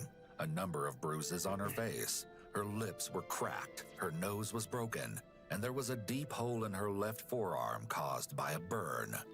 Most horrifically, she'd been freshly but shoddily branded on her back with a Bible verse by some heated tool. She would allege that her captors had told her she was going to be sold to a police officer who would like the Exodus branding that had been applied to her shoulder. Perhaps this was the explanation as to why she was reluctant to speak with law enforcement upon her rescue. Overall, though disturbing, her injuries weren't life-threatening. Police, of course, had to ask her the question that everyone wanted to know. Where had Sherry been for the last 22 days? What she told them was completely unexpected.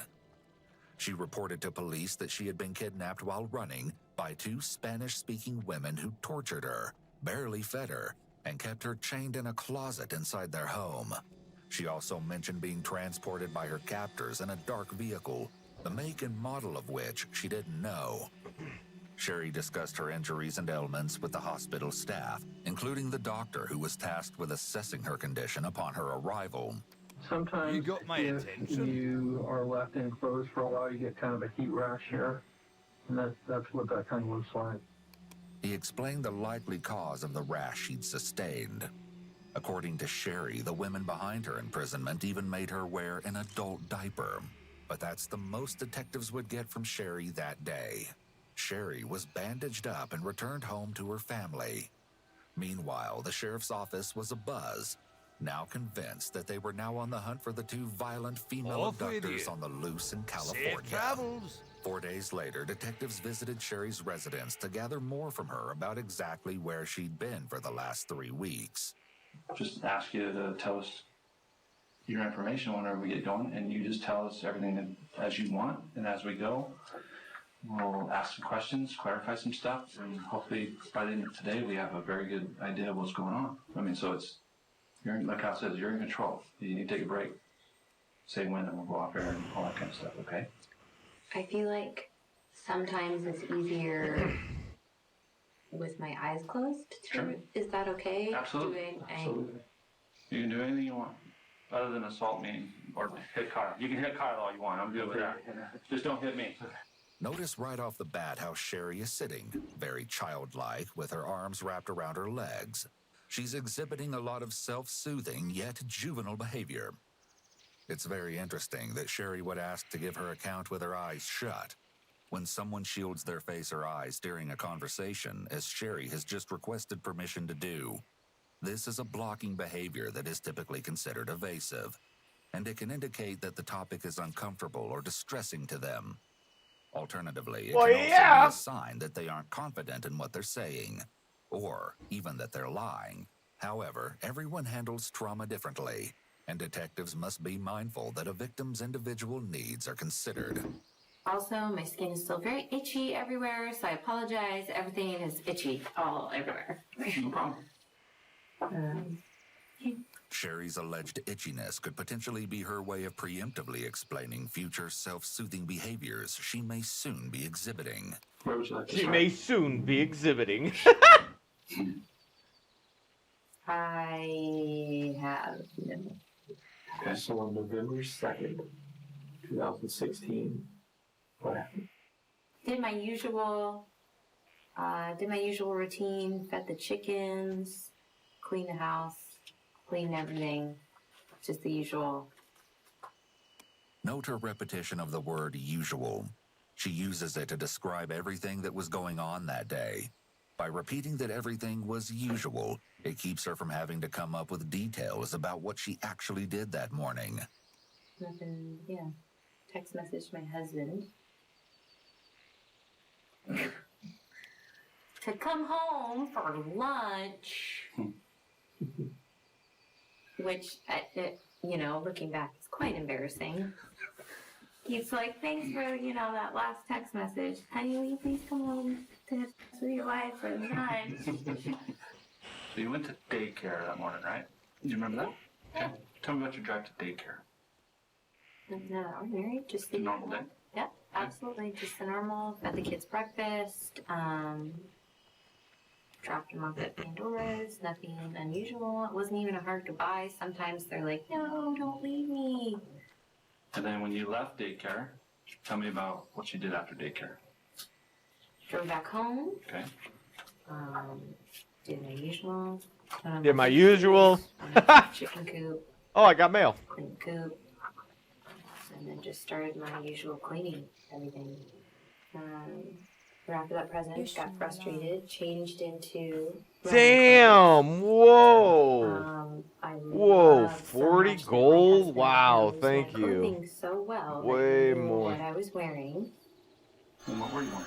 I was wearing that pink Nike hooded Damn! sweatshirt with the thumb holes that I hate, and the black tight.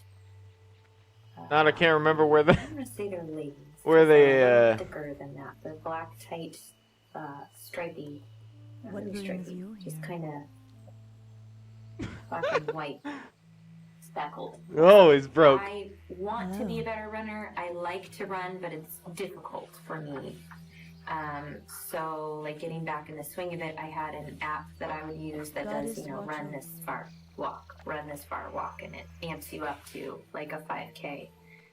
Started running, saw the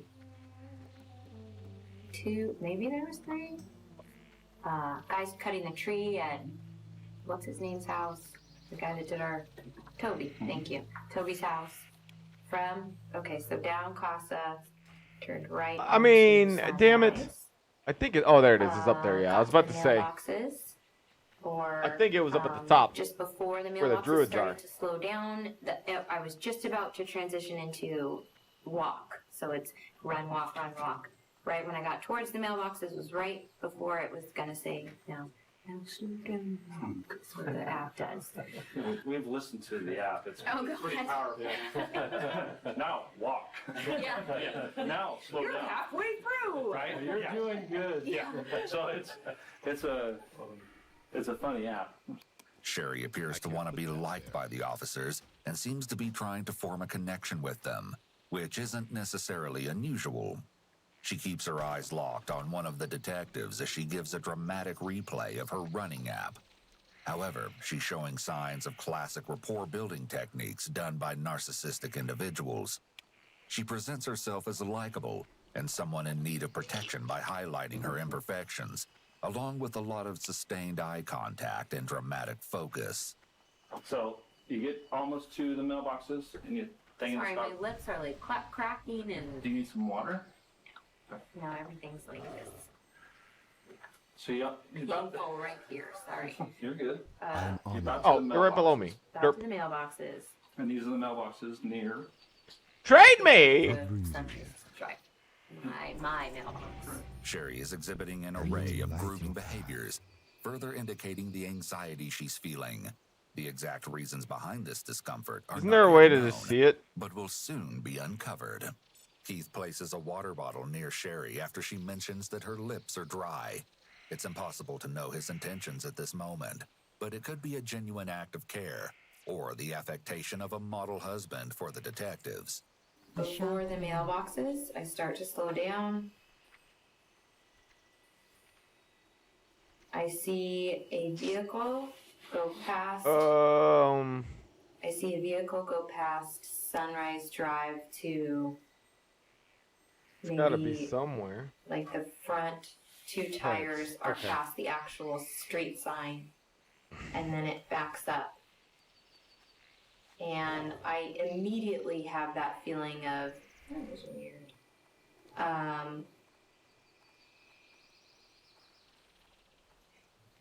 You're doing good, Sherry. Feels nice to have a mount. Yay! Yay! Kitty mount! Goes down, but Kitty life! it was a woman, and they back up. Traumatic memories are often difficult to recall and talk about. This is And talk sometimes a about. result of dissociative amnesia, or the brain's proclivity to block out certain memories that it deems too distressing. This occurrence is a product of survival instinct and serves as a protective mechanism that can help the individual cope after a traumatic event. However, note that as Sherry started to talk about being kidnapped, her lips disappeared. This indicates that someone is experiencing a negative emotion. Disappearing lips does not always mean someone is being deceptive. It gets a little too detailed, but I get it. Like, he's trying to be... Some of this stuff is just like... I mean, it's not bad. He's trying to teach you... He's trying to teach you social cues. But, like... You know, suspicious way. It always assumes suspiciousness regardless of how they portray themselves. Or whatever. Like, always assuming that people are always doing something with a ulterior motive. That's a bad way to teach people social cues. It just suggests that they're likely feeling anxious. It's frustrating because I know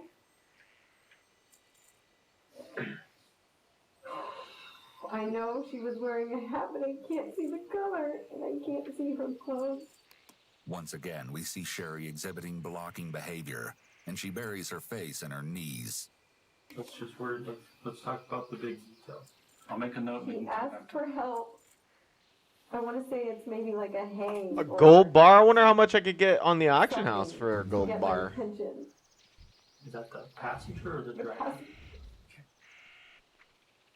Don't I have an upper Is rank? the car on Sunrise right now, or is it still on? Oh, yeah, I need to update these. Rank It's 4, on Oregon Trail. I rank walked 3. towards where the vehicle had backed up, but Yeah, was nice. still far enough away from it that Rank 3 for because I was rejuve. still cautious.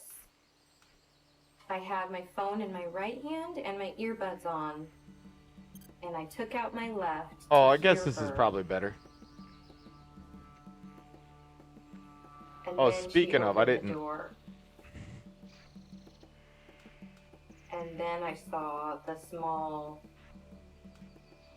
revolver. And I immediately ducked down.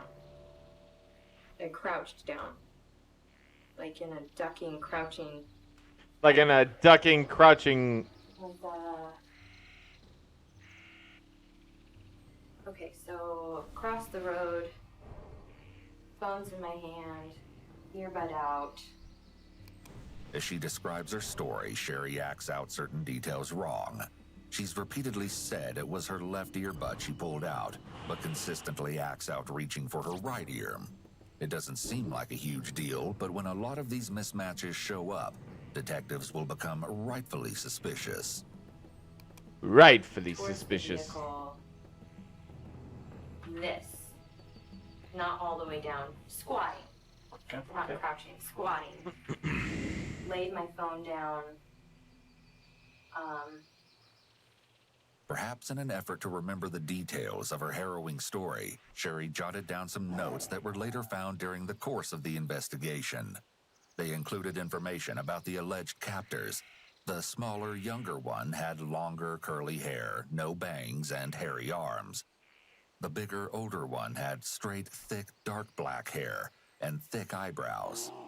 I can't remember if she said, we don't want to hurt you, we don't want to kill you. I can't remember exactly if it's, we don't want to something, we don't want to something, we don't want to something. And then I'm gonna prowl tonight, baby.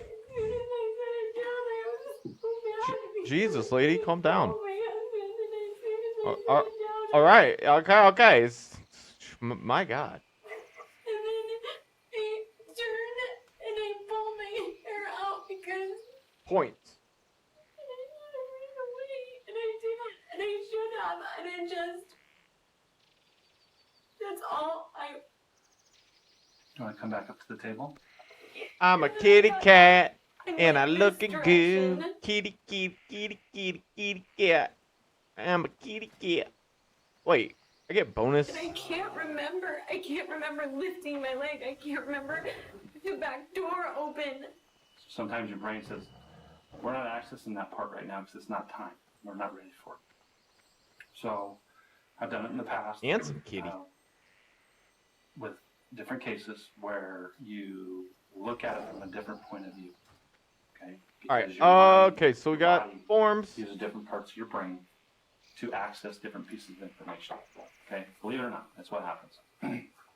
Going back to before you see the car, if there was a bird, a bluebird, a robin, whatever bird you pick, sitting on the fence line, sitting on the mailbox, sitting on the telephone line, or sitting in the tree, can you imagine in your mind, looking at it from the bluebird's perspective, what is that bluebird seeing going on?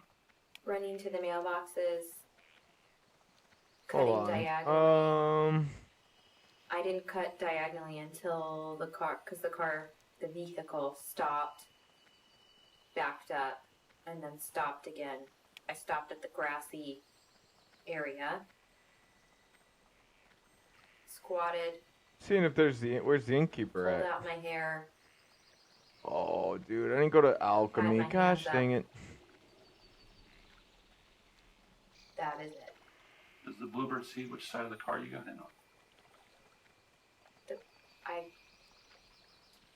Well, the car didn't move after it stopped, so I would say that would be the passenger side.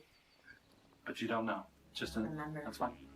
It seems that the basis of this trauma-informed technique is having the victim talk from the outside without engaging the emotions of the first-person perspective. First-person This makes recounting the event easier and less traumatic. Does the bluebird see which way the car goes? Or what's the car doing now? Yeah. It wasn't what I saw, it was what I felt. I was very nauseous. Oh, it's cool. It's a free ride just to get to the mainland. Is the vehicle moving or stationary? The vehicle Yeah, have a free ride on us. It was windy. Okay. Windy roads make me nauseous. Do you remember getting out of the car? No. You had an observation or a thought that the back window in the vehicle was large? Long. Long? Yes. Okay, describe. What do you mean by that? I mean, it's one of those, duh, Brian. Describe that for me. Not like a truck bed that's covered, like a This is a SUV. 2-hour video. But some SUVs are like shorter. Right. It was longer. Oh, well. About from side to side.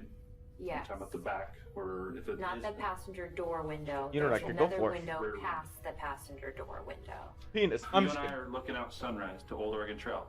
Was the vehicle going this way? Yep. Okay. And then backed up.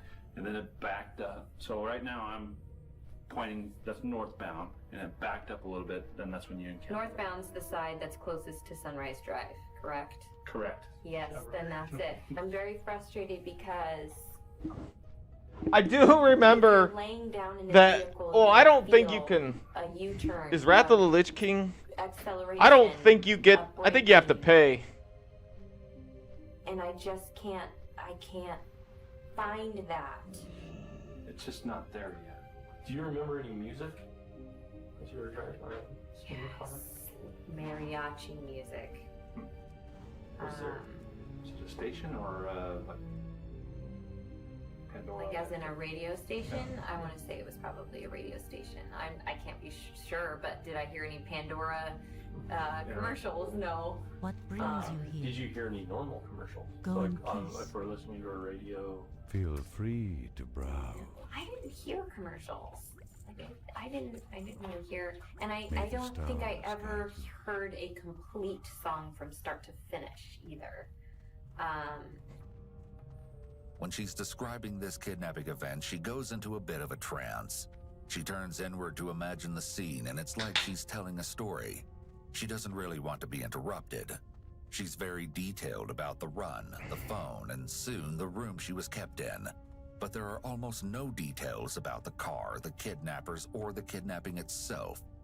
She has what is known as a detail valley surrounding the kidnapping itself.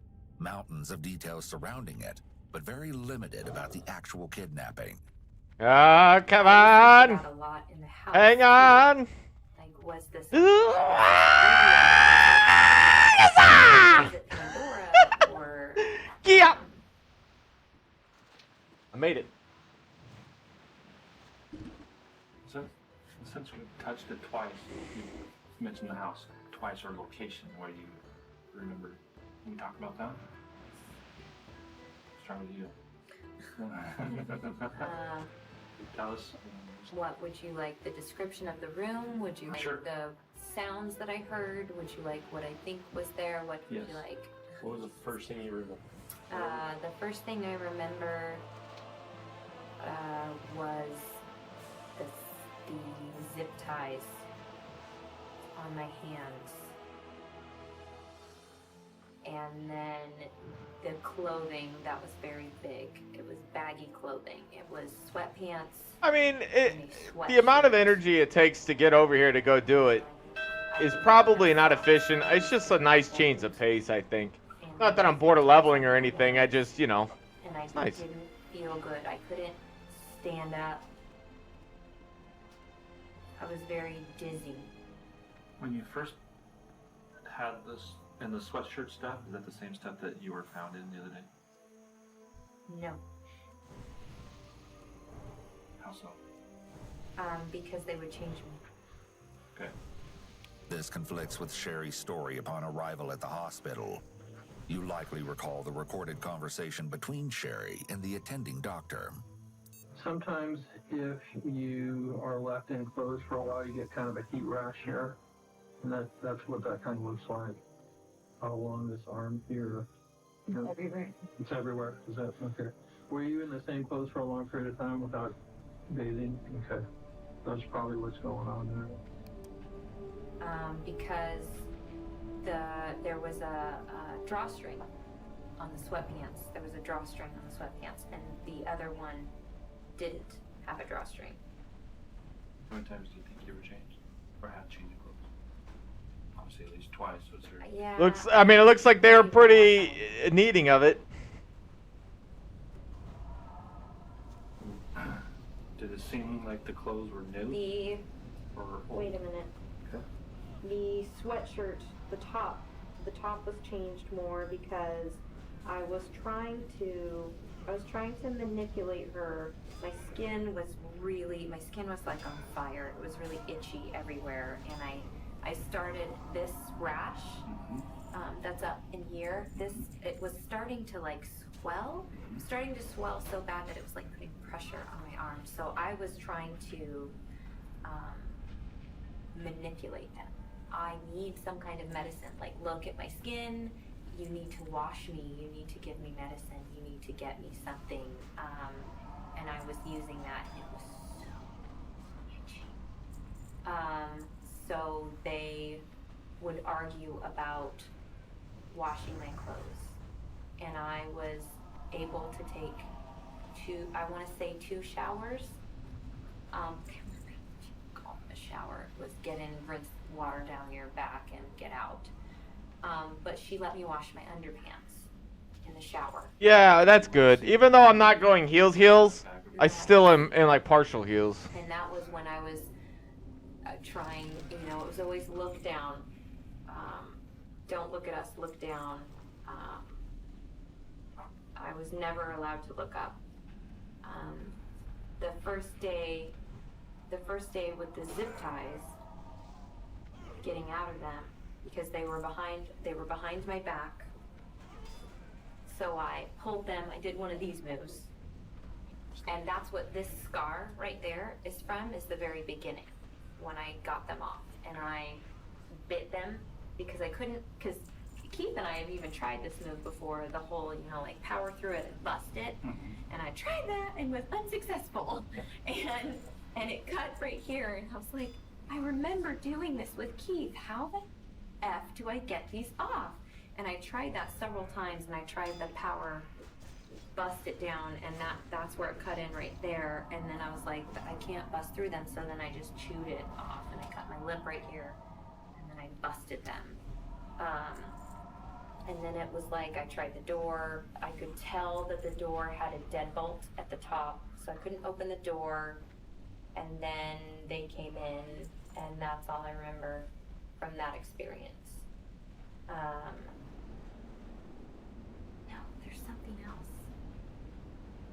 There's something else before I tried the door. There's something else before I tried the door. The windows? Sherry appears to remember some details vividly, such as how exactly she got a scar on her wrist from the zip ties. However, she's unable to recall other details, like any physical description of her kidnappers. When the person being interviewed appears to have a memory of extremes, meaning they either have an unusually good memory of events that happened months ago, It happened months ago. Recent events, it can be a possible red flag for deception. After I broke the zip ties, there was boards on the windows, and I yanked that fucker out of the wall super quick, and that's what got her in the room, was that noise. She came in, and then it was lights out. What do you mean it was lights out? I can't remember if I was hit with something, if I was stuck with something, and that's what I was asking too. If I was tased, wouldn't I remember? Or would there be a scar? Would there be a mark? Would there be a mark? That just depends if the probes made skin contact. About the bathroom. What's that look like? I tried to hit her with something in the bathroom, and then the next time I went in the bathroom, everything was gone. The mirror was gone, the towel rack was gone. And you could hear, like if you put your head to the wall, because I did that often, you could hear very easily. And the insulation, it was freezing all the time. It was cold all the time. And there was a fireplace. I could smell the fireplace, and I could hear that creaky when you move the handle to open the fireplace. It was that creaky. A minute ago you said when I was on the cable, were you tethered to a cable? There was a chain around my waist. Okay. The cable I could reach all the way to the bed. Couldn't reach the door. Couldn't reach the window. At all times there was a bucket in the closet. That's what I used to go to the bathroom. I can't cast that yet. There was a dresser, but after I ripped this up when I woke up, it was no longer there. Where was the dresser the first day you were there? Here. Was it tall, like a man's dresser, or like a short, long, like a woman's dresser? Two dark colored two drawers. Okay, so it's more like nightstands. Yeah, what is that?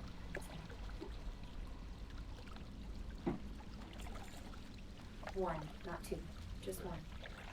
Was the mattress directly on the floor? Yes. Do you remember anything in this area? Was the cable affixed to the wall and like the cable was loose? The cable was affixed to a pole that went up into the ceiling. Okay. So we have this pole that was anchored to the roof somewhere. Correct.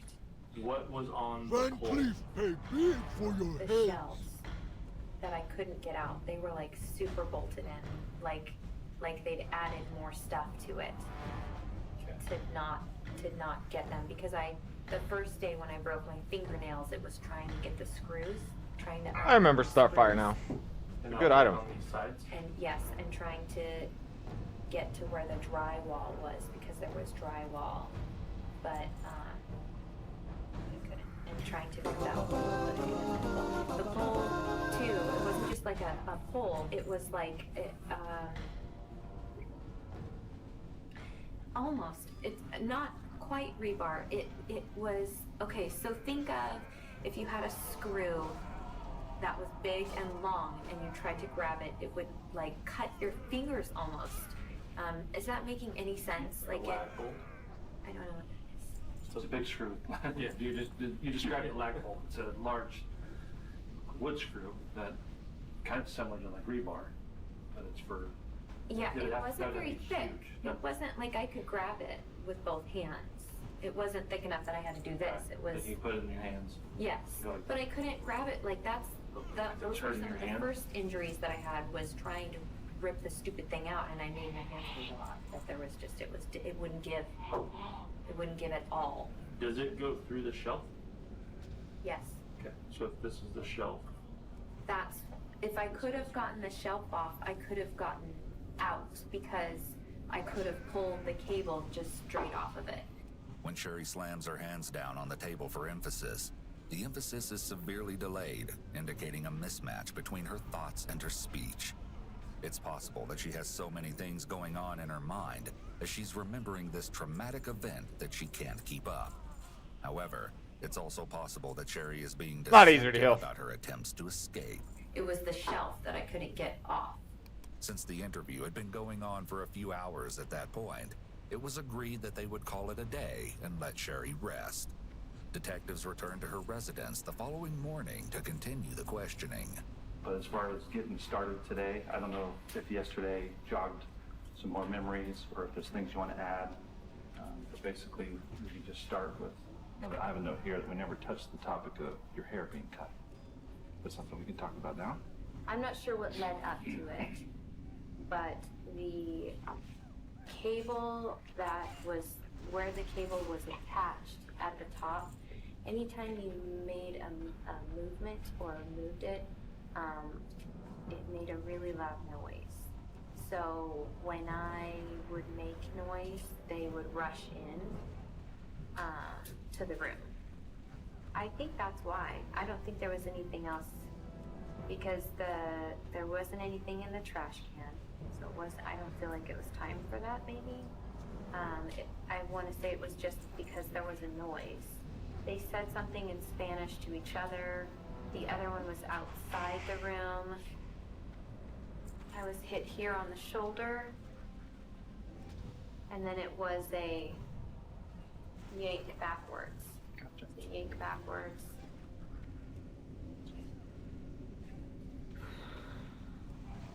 I feel like it happened really fast. But not. I don't know. That's fine.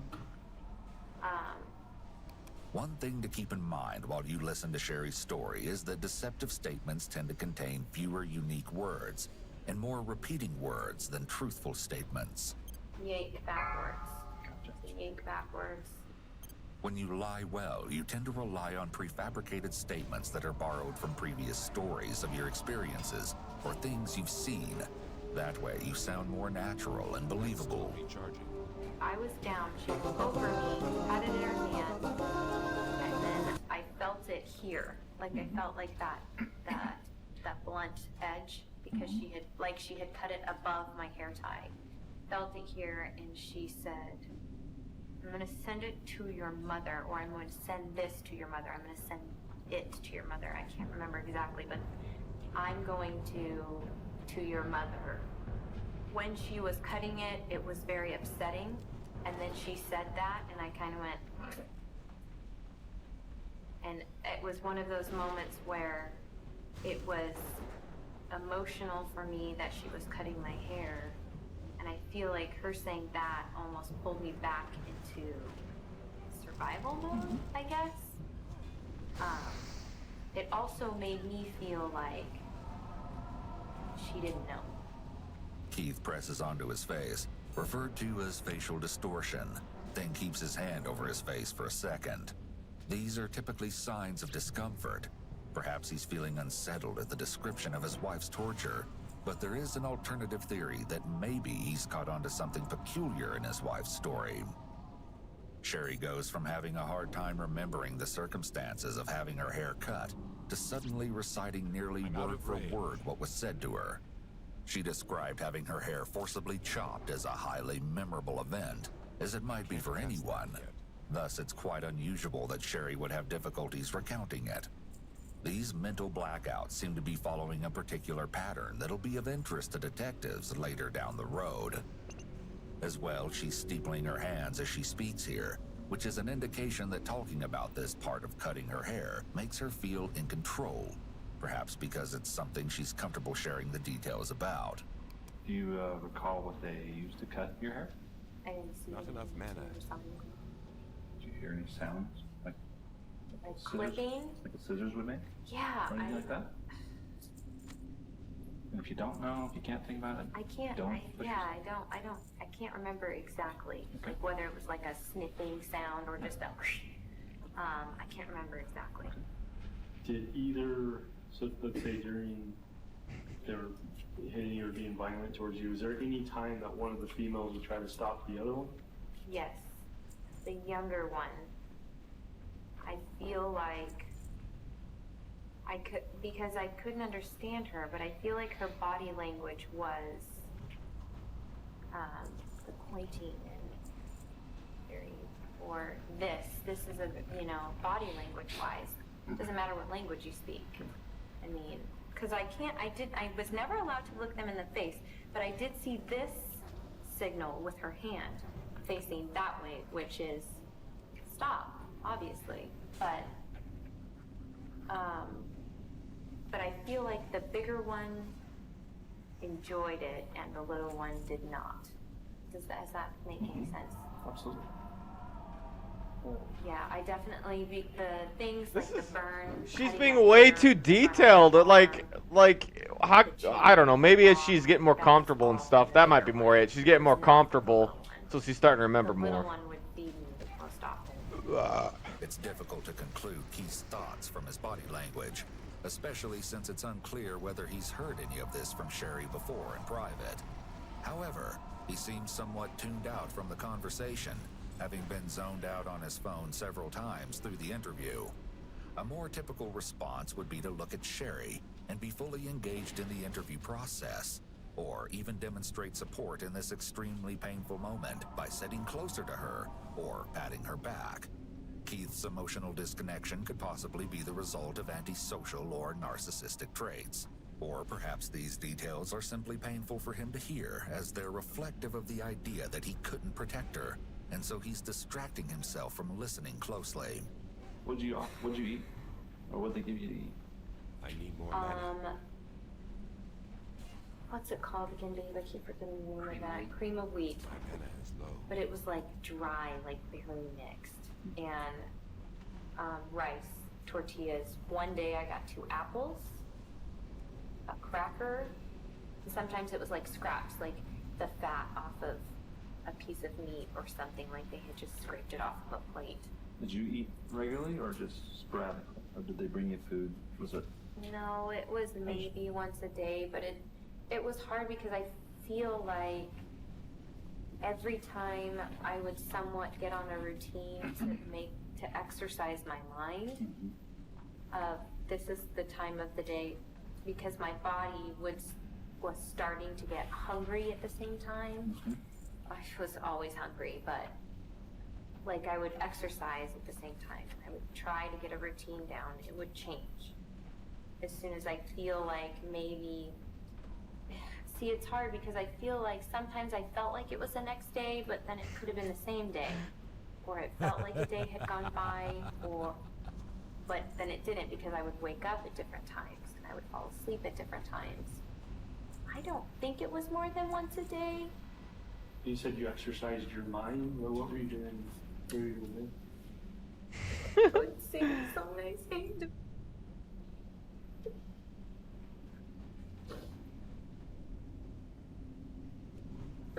I would read the books I read to my children. I can hear my husband. I would mouth things he would sing Christmas carols and the random jingles he would sing in our kitchen.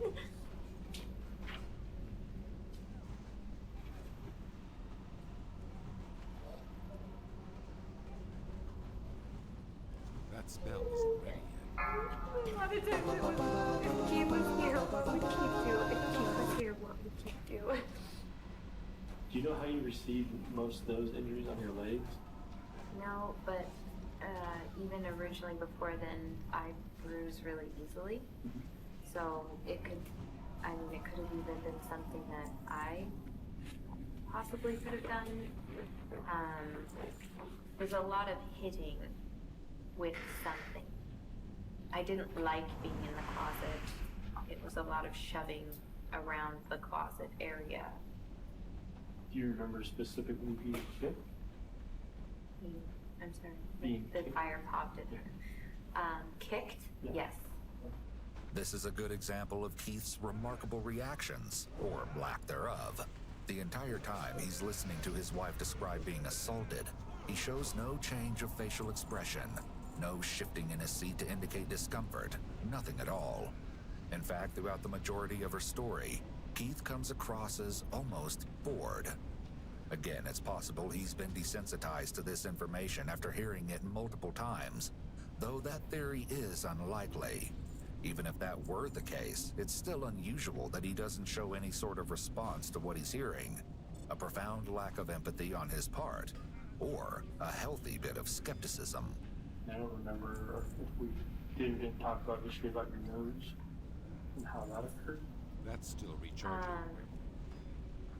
I was woken up by it, and I can't remember if it was like this or if it was like that, but I was woken up by it.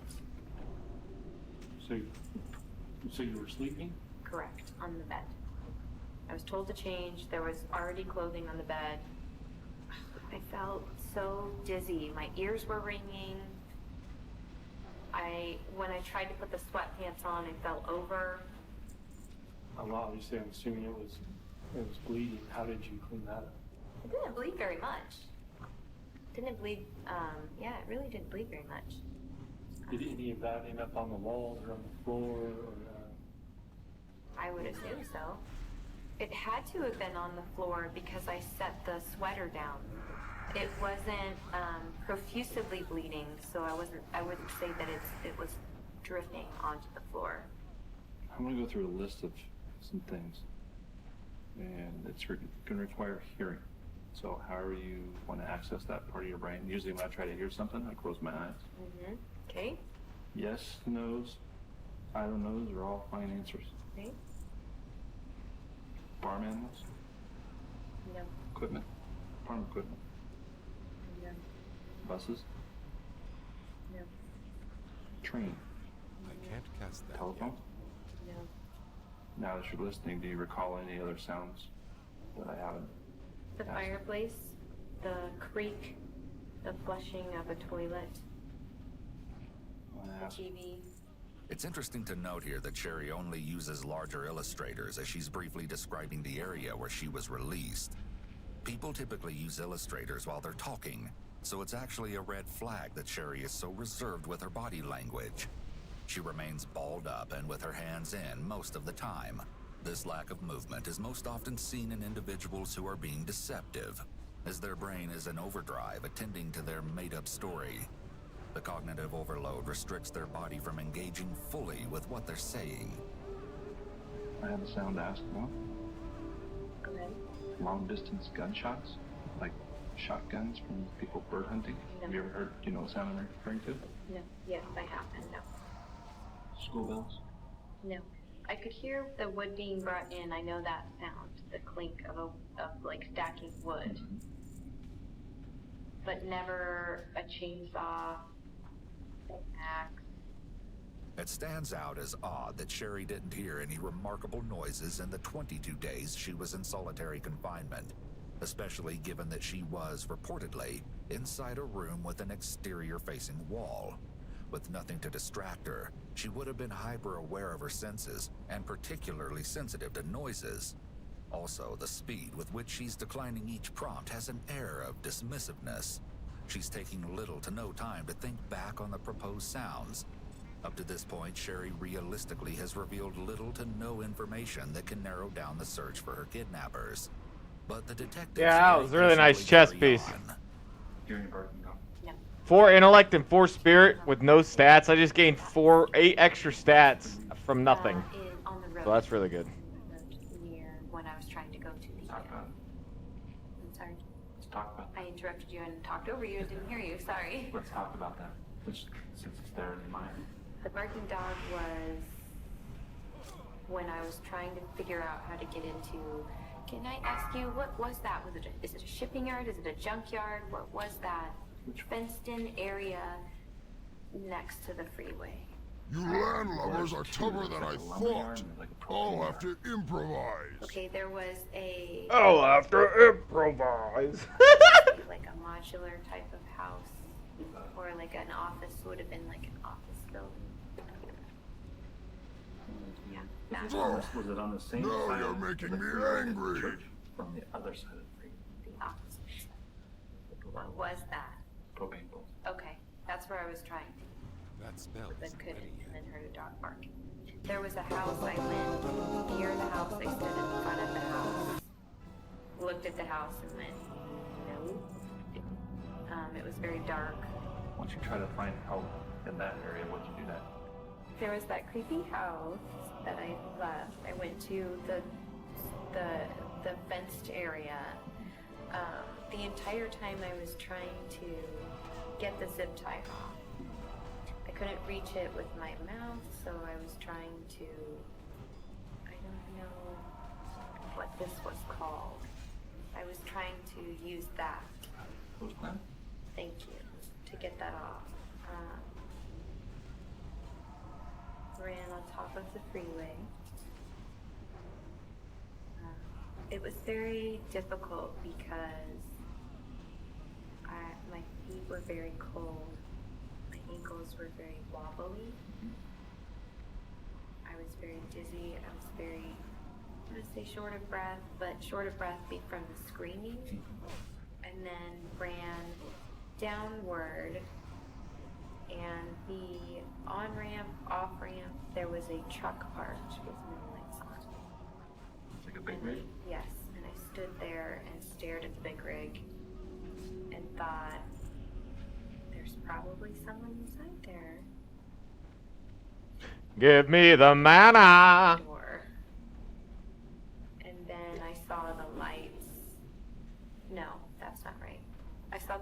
to the church before I saw that truck.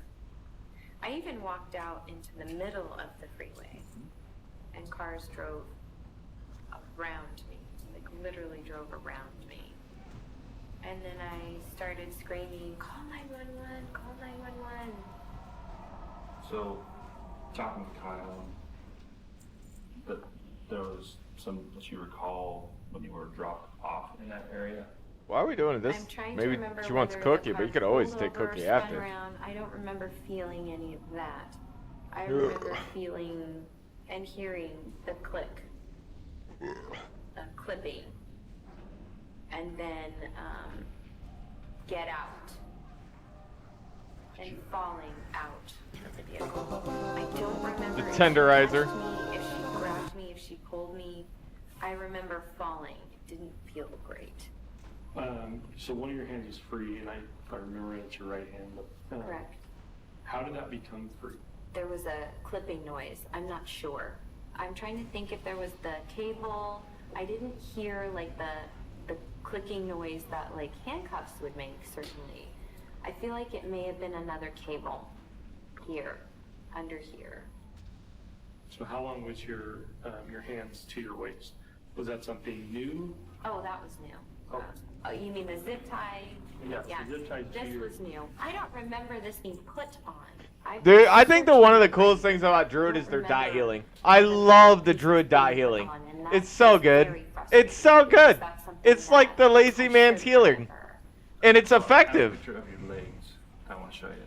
I want to see if you recall being kicked or stomped. I'm looking at your right shin area.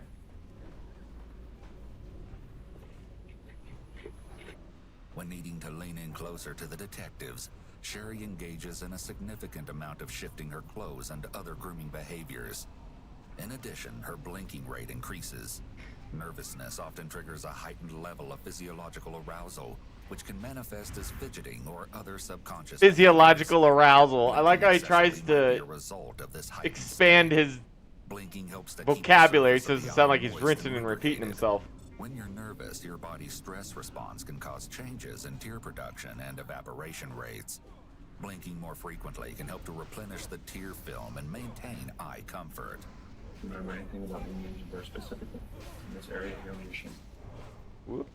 Not specifically, no. I feel like every interaction, something was hurt. Gotcha. But you do recall being kicked or Yes. stomped on? Hit with objects, kicked, stomped on, yes. Slapped, punched, Yes. whatever? Yes. Never slapped. Okay. I feel like I have a good enough sense on how the brand occurred. So I don't need the play-by-play. I just have a couple questions if you're okay with that. Yes. Let's get it over with. So obviously there's each lettering to it. Was it all at once or was it several different? It was separate. It was a long page. And was that in one extended time period or was it over multiple days or? All done in one extended. And I know that the older one did it essentially. What was the younger one doing specifically at that time? She was to the right. I feel like she was the one touching the I want to say tools or something. She was Okay. the one handling. Could you hear it or could you see the tool? I couldn't see it because it was behind me. Where my head was on the table, I couldn't, that's not really an angle where I could see it. Don't know what I don't remember, no, I'm just trying to remember, was there clicking, was there... I remember the sound, give me some. You should give you something. I'll give you a pen. Like that, the setting down. I know this is redundant, but I will paraphrase so you can just say yes or no, or say no, Brian, you're wrong. This is it. Haven't talked with you the last 2 days. Haven't spoke with Keith through Kyle and all that kind of stuff. From the day that you left until the day that Literally getting stronger as I'm in this instance. From the time that you get picked up. Yeah, that you were that's staff. Oh, yes. None may challenge that yes answers about 50 tips I gotta close out. Because you've been seen in Nebraska. Oh, God. Lapdog. You've been seen in all of Reno. you. Okay, that's what I'm doing right now. I'm cleaning up a lot of that crap. Because I have to address each tip one way or the other. There was only Fools. 2 Our cars. cause is righteous. Thank you much for that. The Brotherhood shall To the best of your prevail. To the best of my knowledge, yes. Additionally, to the best of your knowledge, you don't recall you physically going in to a store of any kind. You don't recall ever being in the back of a pickup truck. No. And that's stupid. That's Brian, okay. Brian, you're annoying the shit. That's okay. But it's not, this isn't me. I Okay? understand. I'm addressing the masses. The detective isn't phrasing these questions in the most optimal way. By beginning the questions with "you don't recall," he's using an unnecessary memory modifier, which effectively weakens the inquiry.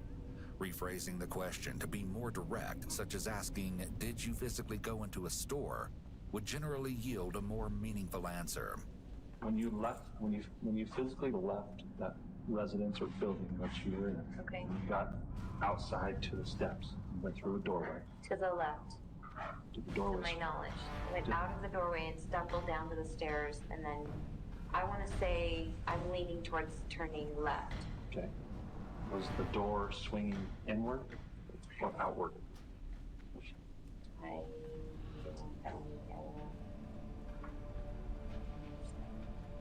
The blog that surfaced from a while back about the Hispanics and some thoughts or comments that people are spinning up. It's we clarify some of that stuff. Yes, and it's awful because there's so much that my family is going through, and it's my life wasn't perfect before this. It's just an awful feeling that all of everything and the made up thing. That staff is It's sick. disgusting, yucky feeling of what it's doing to my family. Well, these are things that will, until we can put them to bed, until we can. As soon as I got it. Regardless of how long this case goes, we get people in custody. It's gonna resurface, and so the best way to deal with it is to deal with it on the front end, officially, so that way we can put it to bed. Obviously, people. He's got a more powerful spell than I do? Hispanics did this. How does he have a stronger thorn spell than me? Did you write the blog? No. How did the blog get written and posted under your name? Have any idea? No, I have no idea. This is the blog post the detective's referring to. The author of the report is cited as Sherry Graff, Sherry's maiden name. It was a page-long report published to a website where a girl growing up in Shasta Lake, California, the same place Sherry grew up, describes being I guess I constantly could just harassed heart and out, bullied right? by Hispanic kids for being drug-free, white, and proud of her blood and heritage. The author recounts the night at one of her volleyball games where a group of Latina girls threw ice and made Hitler salutes at her father. When the author confronted the girls, one supposedly attacked her, and the author proceeded to beat her up badly, breaking her nose and splitting her eyebrow. Weeks later, the author was closing down her family's business for the day when 3 Latino guys and 5 girls rushed in and jumped her, including the girl she'd beaten up weeks prior.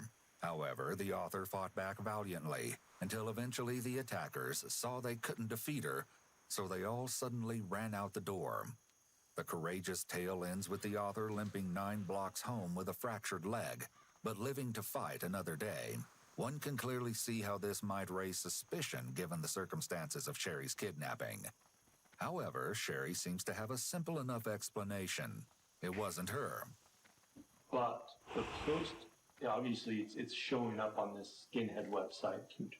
But it Didn't people say my head's shaved now too? Sorry. can't hear all the noise. But it originates from a MySpace account. We call them blogs now, but it's not. It originates from a MySpace account. Have you ever had a MySpace account? that I can remember. I mean, that's It's old school. yeah. I mean, I had even the Facebook page that I had was for a very short period of time. It's not for a very long period of time. Prior to all this stuff, have you guys ever seen that blog before? Ever heard of it? I've seen You know which one I'm referring to, right? The one about the I Latinos behind I her dad giving her shit. Yeah, You know, all that kind of stuff. I've seen something similar to that. The one that is out there now, no. When we had found it, I contacted a lawyer about getting it removed. And they had discussed, you know, this is Finding out who created it. yes, this needs to be removed. It's obviously not me, and he couldn't get anywhere with getting it removed. So the Keep Walking article, that's the one that's been focused and recently, that is similar to a past thing that you guys dealt with. Correct. And then this past one, there's a picture of what? Of what? There's a photo of her when she was very, very young. And it's like she's looking up in the air. It was like a picture from like the youth conferences, like the church youth conferences I used to do and stuff. That's cool. But it is a true picture, not something that somebody manipulated. It's an old picture that somebody obviously got hold of. It was like from like my Good day website from to the you. church stuff that I used to do. It was like from like almost like a I don't want Have to a say good group, one. Oh, I don't know, dude. I was like, it's so much extra work just to get the dollar in. Oh, I guess I could. No, I need. Well, I'm doing quests over there, aren't I? Yeah, I'm doing quests over there. This is the catalyst for what happened. No, and I'm trying to. I mean, a week before that, I did it for the money. I think. I'll address this. Yeah. So That's why we're here. Hey, remember yesterday we talked about some things that were going to be hard? Yeah. Going to irritate you? This is where. and that's where this is hard for me because I have to deal with all this dumb things. But so it's 500 tips. yeah, I wasn't. You got You know what? I wasn't a perfect person before this, and that's. But what do you mean by that? So what do you mean by that? I skipped school and did dumb kid stuff, and I had a really relationship with my parents. Excuse my vulgar language. And I lived at the Heart Center for a long time. I stayed in my high school gym at some times. I mean, It seems like I'm probably only going to find success An army of federal as a healer. and state agents officially commenced the search for the pair of kidnappers. Everyone waited eagerly for a conclusion to this story, but for 4 whole years, authorities would make no. Fuck! I was just there. They were only able to pick up bits and pieces of relevant information, how? such as this surveillance video taken from a Kingdom Hall, which sat in the area where Sherry had been released by her captors. I just got back. In this eerie footage, we see Sherry creep into the left side of the frame, just minutes after being let go. She appears to be looking around in a desperate attempt to get her bearings. Then she runs across the parking lot and into the darkness, disappearing out of sight. Over the years that the investigation was active, the Papinis regularly stayed in communication with the sheriff's office. Sherry received I ended up winning that? That's funny. victim compensation funds from the California government for psychiatric care. And with the love and support of family and friends, she was able to reassimilate back into normal life after her ordeal. No one questioned Sherry about her kidnapping, except Keith, who tried to help her remember details. There was no reason to. Everyone, the detectives included, only wanted to help her. That's exactly what makes this next part so unsettling. After a long, painful wait, there was a miraculous break in the case that detectives couldn't have expected 4 years prior. Thanks to recent advances You're my guild, aren't you? science, detectives are sitting in front of Sherry again in 2020, this time with the case broken wide open. So obviously it's been a long road. Yay, money! But some stuff's come up. So we've always had DNA out there in the world. Tarkan, before we get too far, obviously, just like always, thank you for coming. We appreciate you taking the time to come back. Well, I can make a trip. As always, your presence here is voluntary. Yeah. You can go at any time. And all we want is truthful statements because it's a crime to lie to federal officers. Wow, yeah. So there's always been DNA out there, and we've done test after testing. We've gone out to like the Parabon, which is a private company who does all like the genetics, and we've just hit wall after wall after wall. But Move faster! We found a familia DNA hit. So what that does, it just tells us it came from a certain person. So I think I'll make it though. however that is, I think the boat waits like a minute or something. this family tree is where the DNA comes from. Okay. So with that, we open up the investigation. We go into Oh, yeah, perfect. who could it be within the family. So once we started opening up those doors and looking through the family members and just trying to see Facebook stalking them, criminal histories, just that normal investigation that we do once we start looking into things, we started finding some interesting things. Okay. So one of the things that came out to us, is there anything in there that looks Of interest or notable? When DNA testing is mentioned, Sherry scoots her chair closer to Keith's. She may be feeling uneasy and seeking her husband's support. It appears that she doesn't want to face whatever news the detectives have alone. Sherry is sitting remarkably still as she listens to the detective. She may be experiencing a freeze response, the ceasing of all movement and sound, which happens when the mind perceives an immediate threat. It's expected that she would feel anxious and such. Sorry, Rap. Cuba Libre is basically rum and coke with lime. Oh, okay, my bad. I didn't read that. God, I'm so absent-minded sometimes. My bad. I mean, to me, I see a table there that some of you're describing as, and I see wood paneling. Cutting out the rim. Yeah, we noted both of those things back in August 2017. Is when we spoke with you about, and you showed us this picture of the table. Do you remember that, Sherry? Yeah, I do. And so when we were told So, Dead Minds? we saw just the edge of that table. Yeah. Denise caught it. Oh, cool. Denise said, "Hey, look at this table." I was like, "Oh wait, you're right." Yeah. And it has the wood paneling. So like, well, where was that photo taken, right? And so we were trying to figure that out. So okay. So that's led us obviously now to obviously this Facebook page has a person. It's got like people tagged into it, so it has so Peter has But that's still a valid memory, right? Is that this was the table? Yeah. A table like this was the table you were on when you were branded? And we've been talking about that a lot because so many memories are so faded now. It's been a long time. It's been a really long time. So were you able to find like where that house is? Yeah. And what? Tell me more. Tell me more. Tell me more. We'll get to that. Okay. So if you look at this closet. I'd like to be able to say... It's a little bit different, but it's pretty, excuse my language, it's pretty fucking similar. But it's different. So it looks very similar. What's similar? This is what I'm remembering, that feeling, you know, grabbing it and feeling that feeling. But this part is different. This part is different. That doesn't definitely. So you're saying this metal part, it looks the same as what you remember. But this piece right here. This part doesn't look the same. Window.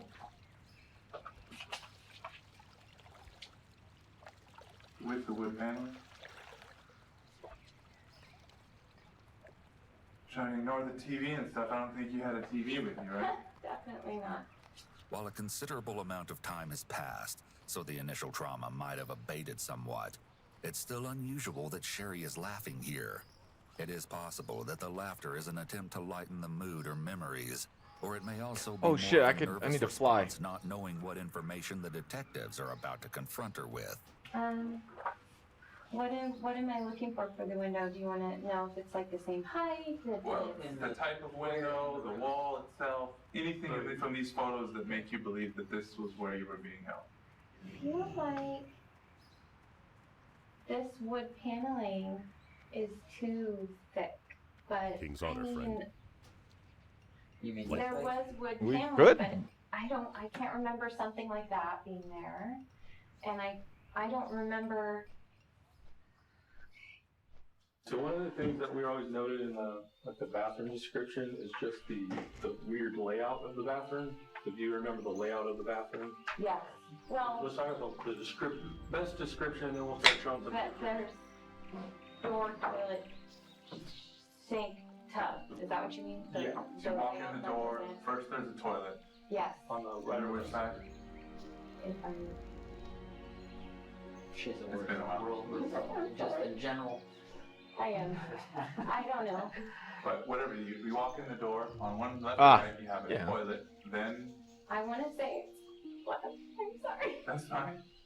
I want to say toilet on the left. Okay. If we could go back to the closet really quick, though, I remember when you were talking about being chained into the closet and trying to figure out a way to get loose.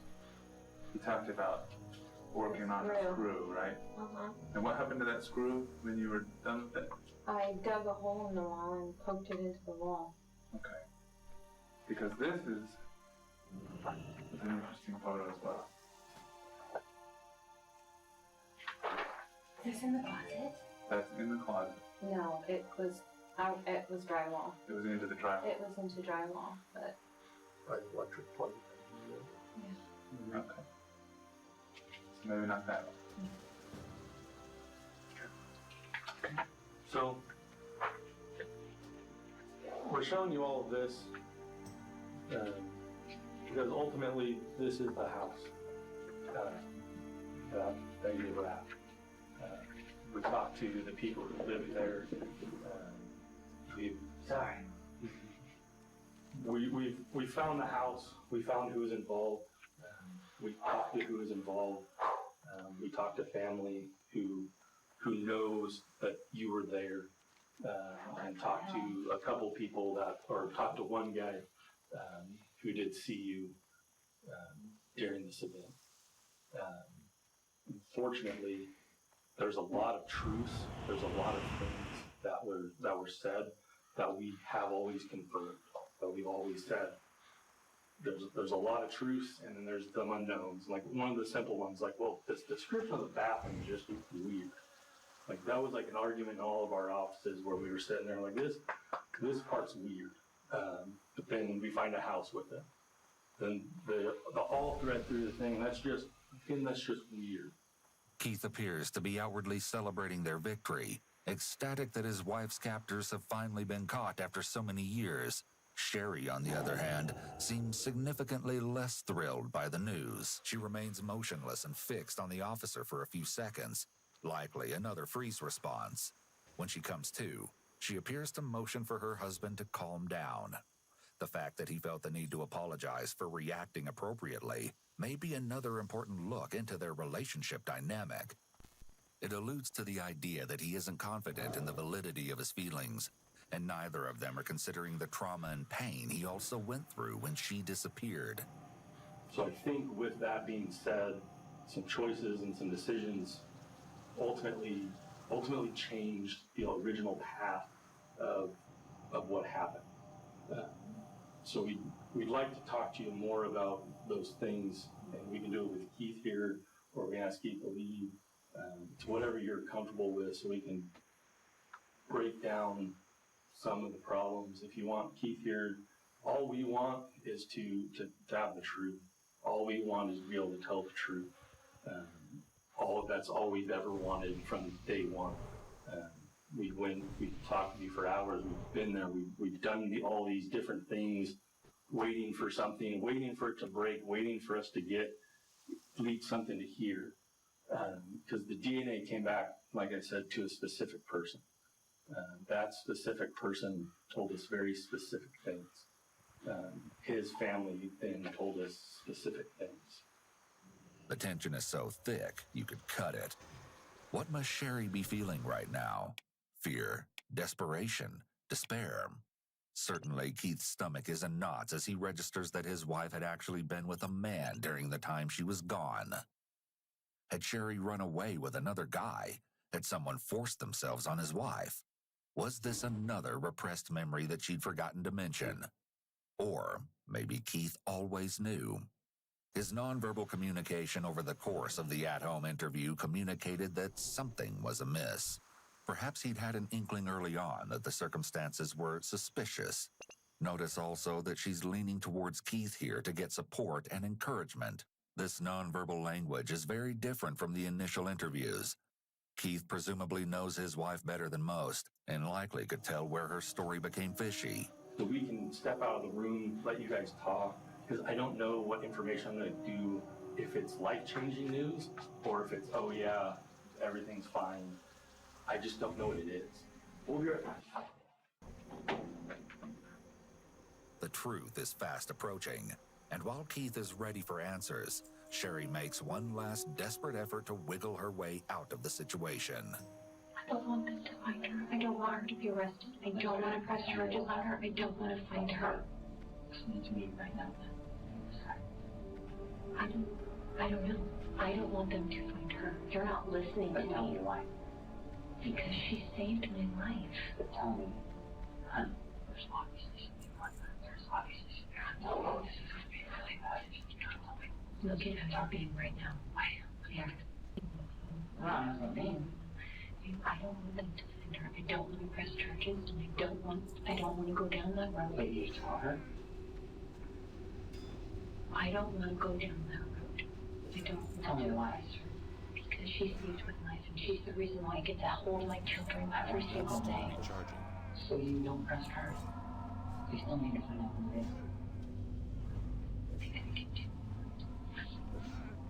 You're not making sense, huh? To the point where I'm getting scared now. Yeah.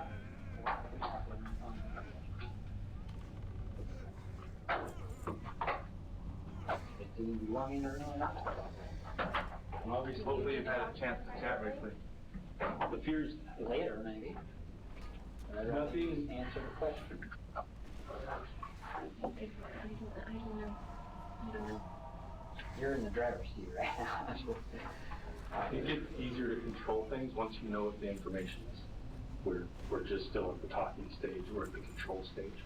You seem scared, Sharon. No, I'm not scared. What is it? I don't want you to find her. We're not going to find her.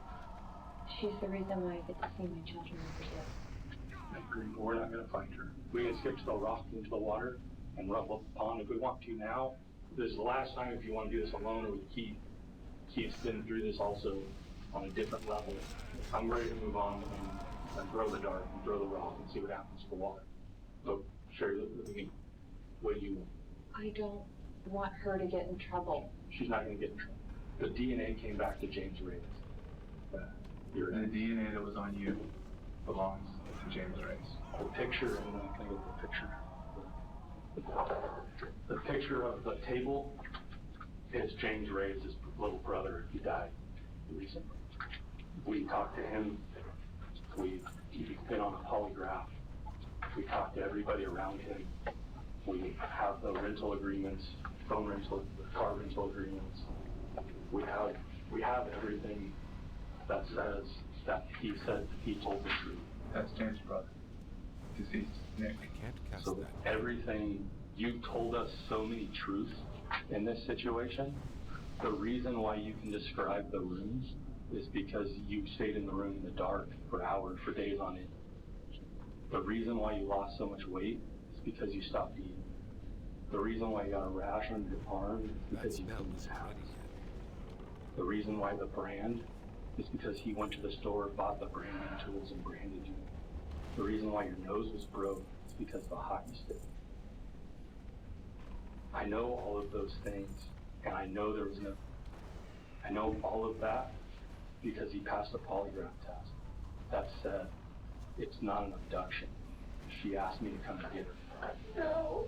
I rented a car, drove up and picked her up. He passed the polygraph test, sure. Because polygraphs rely heavily on the skill of the administrator, they're not always accurate at detecting whether or not someone is telling the truth. The detectives know this, but are taking a very direct approach to confronting Sherry with all the evidence they have that contradicts her story, and are using the polygraph results to try to encourage her to finally drop the charade.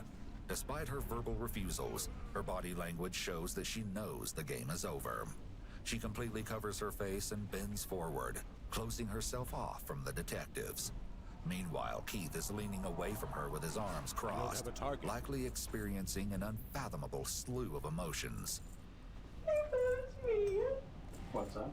We are friends. Mhm. There's no way. He came and got you because you asked him. No. When was the last time you had contact with James? Brother died. Brother died in 2017. Is that right? I don't remember. Was it before or after the abduction? Before. When was the last time you saw James?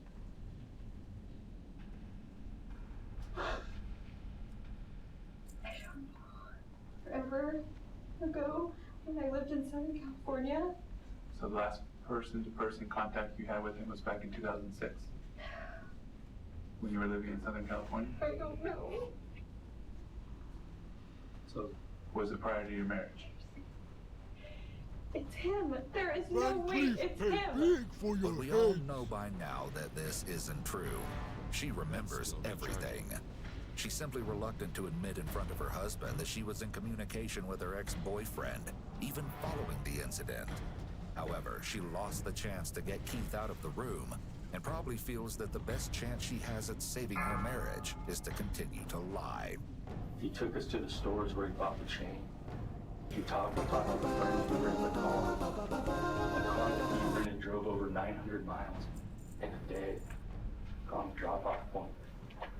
You did go in a dark room, that's true. You did lay in the backseat of the car, that's true. You did lose weight. You were branded, your hair was cut. You did have bruises all over. But how those bruises got there are because you did it and James did something.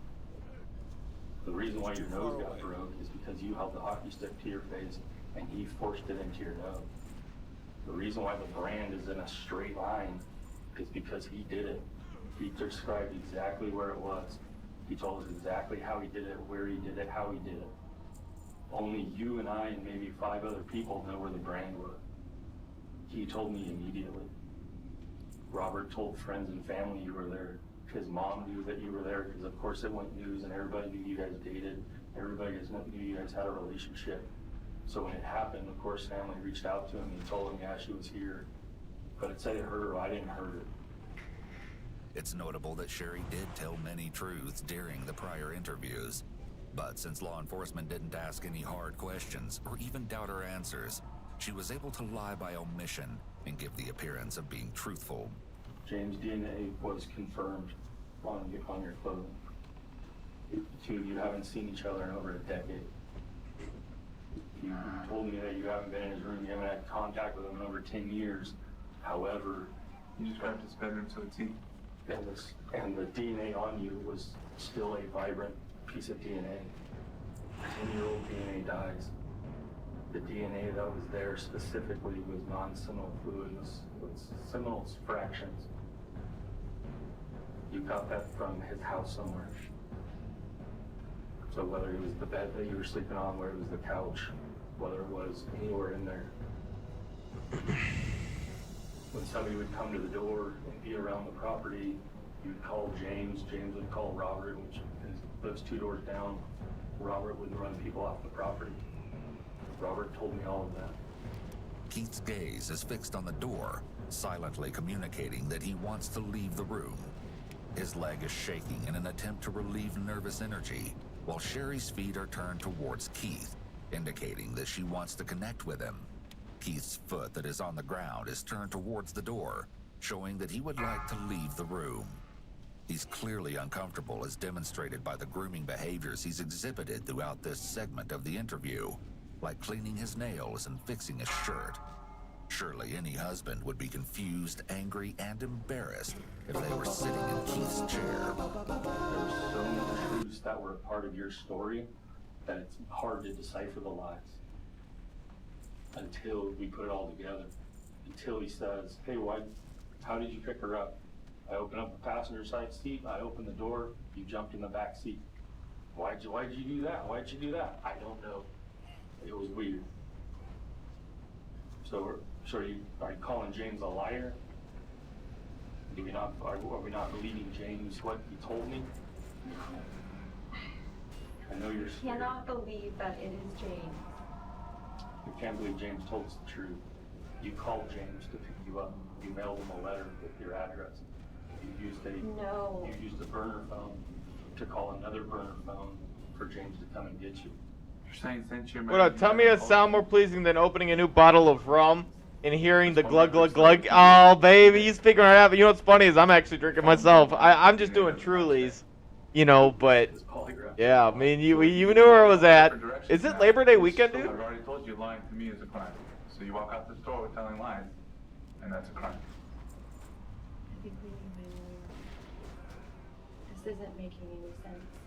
What's not making sense, Sherry? The parts that That don't is make James. No, the parts that don't make sense are that you're accusing two females who abducted you when it was James. The part that you were branded, James did it. He told me he did. No. Who would sit there and say, I branded Sherry on her right shoulder blade? Who does that? Sherry clearly doesn't understand the importance of the officer's warning against lying. In the face of a federal agent, the consequence for being dishonest Where did he die? dramatically. Title 18 USC Section 1001 states that to knowingly and willingly make a materially false or fraudulent statement to a federal agent is a felony, punishable by up to 5 years in jail. Even a basic denial of wrongdoing, commonly known as an exculpatory no, is unlawful. The only safe alternative for a suspect would be to request an attorney and say nothing more. Sherry eventually has this realization and tries to align herself with Keith by saying, "We need my lawyer." But he doesn't bother responding and instead turns his head away from her, a clear indication that for him, there is no we. Keith motions to one of the detectives, seemingly asking for permission to leave the room. He's heard enough. The implications of physically separating himself from Sherry are significant, as if to say that he no longer has anything to do with this. With her protector gone, Sherry's on her own now. You should have told me what to stand. Keith's gonna wait out there. Were there issues between you and Keith? Is that why you needed to leave? I mean, we read your text message. We're already aware of some issues. There's no special weekend here that I know of apart from my mother and girlfriend having birthdays from the weekend. Oh, shit. I keep forgetting you live in the EU, not in the United States. My bad, dude. I think it's Labor Day weekend for the United States, so it's, no one goes into work Monday. People in your life that Keith has abused you in the past when that wasn't true? Where there was an incident at a party that you got hurt playing, like, I don't know, Wii or Canary or something, and then you told other friends that Keith hurt you. When there was witnesses at the party that said that you got hurt during a party. Saying you go tell. It would be nice to have Monday off. Don't you have any holidays that are off, days off? You couldn't come forward because Keith has friends in law enforcement. If all of is that true? Has Keith ever been abusive towards you? We're not talking about my husband. Sherry's answer here is evasive. Although this can be a sign of deception, it's also common for victims of abuse to protect and love their abuser. However, considering how much trouble Sherry is in, if she were abused, it would make more sense for her to report that now. Perhaps Sherry still hasn't fully registered the severity of the consequences she's facing.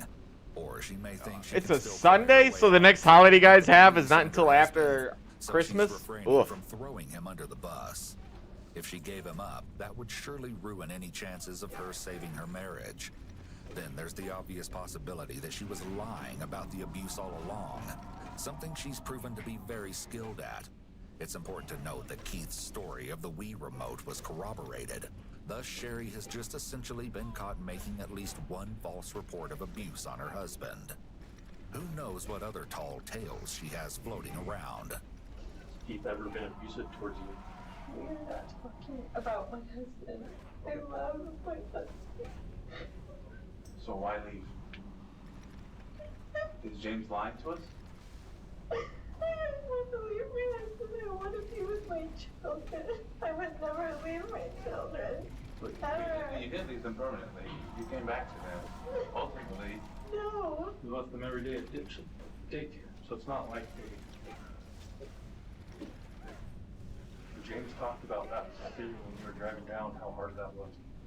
You left at 10 o'clock knowing that Keith was going to get home late, knowing you were going to leave the kids at daycare, and how much that tore you up on the drive down. You told us that. like when you were in Eureka, you give them a call. You start chatting with them. Told them some of your problems. When did it turn from just chatting to planning to get away? No. We were getting a hold of Donovan Mitski the night before. Why did I do that? We're trying to understand why you did that too. We're trying to understand all of it. I don't know what that was because I was doing that. This is an awful choice.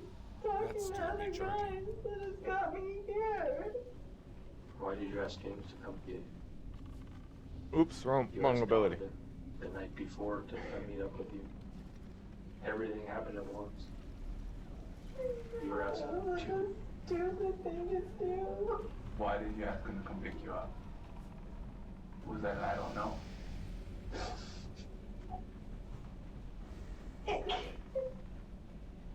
What's that? Can't be James. It is James. He understood that the DNA didn't lie. So he came clean. Now it's your chance to do the same. And if you don't, you're going to be shaking your head later and say, I should have told him what happened. Talk to me like that. Like what? This comment proves that Sherry is still adamant on taking the victim stance. She's now insinuating that the detectives are doing something to her, rather than acknowledging that she'd wronged them and everyone else involved. She's likely used to being able to manipulate others into treating her kindly. But these officers have dealt with Sherry's tears for 4 years now. They're not 4 going to get her years? anywhere this time. Holy shit! I wasn't really listening to this all that well, but goddamn! What's that? This is all my fault. I was talking to many guys. Well, we know. Such a stupid thing to do. Yeah, but then how did we get to Costa Rica, or sorry, Costa Mesa? Did James pick you up?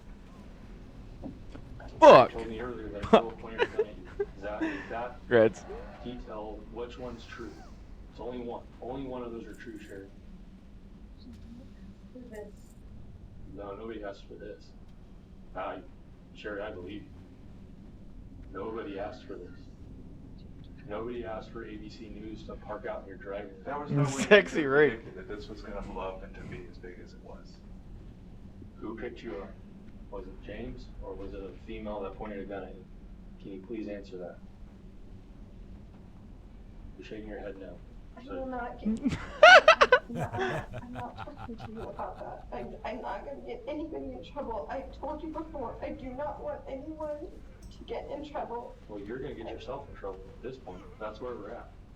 So either James. I didn't do anything wrong. I know you didn't do anything wrong. Right now, you're not telling the truth, which is doing something wrong. That's where we're at. So, but the one. You're saying that it's James. No, we're saying James's DNA was on you. We know you were in that room at his house. Then if it was the woman.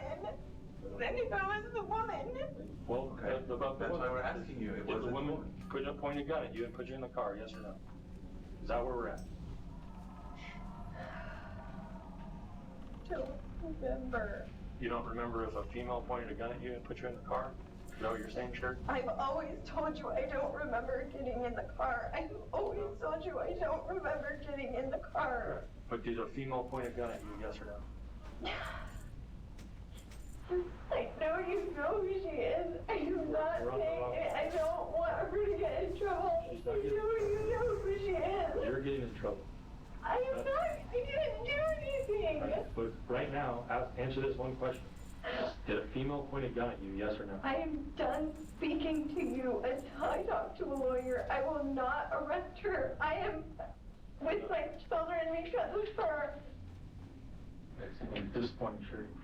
I don't understand. There is no way that he loves me. You did love me. I agree. This is a classic example of an exculpatory You there. statement. Check out which that isn't noise. protected under the Fifth Amendment. As the situation stands, Sherry could possibly be facing time for her lack of cooperation. Sherry, if you want to talk Hey, I got the Defied gloves. Nice. We're under attack! A vast just swabs! Repel the invaders! Oh, acting. On par. Primo. Ask you one more question, just for your own welfare. Do you feel like harming yourself? Welfare. Do you feel like harming yourself? No, I just like my children and go home. Okay. Seeing as Sherry has now clearly requested an attorney, detectives wrap up their conversation with her, then briefly touch base with Keith separately. Alright. I'm the idiot husband that stayed around the whole time. Some of the details, some of the stuff I don't know. I mean, from my side, I feel like my whole world's gonna flip upside down again. Why is that? Why am I always getting held out? Like, why can't you just hit me with it? I did. I know, yeah. Because this happened Monday. No, you're saying you can't tell me all this stuff. It's still an ongoing investigation, so. From my side, but now you're telling me, okay, you guys can go home now. Well, do you think I want her anywhere around my kids or around me at all at this point? And again, we've talked a lot. I don't know what the next stages of this are. That's why. It's not us together, I tell you that one. Whatever those decisions are, I don't know.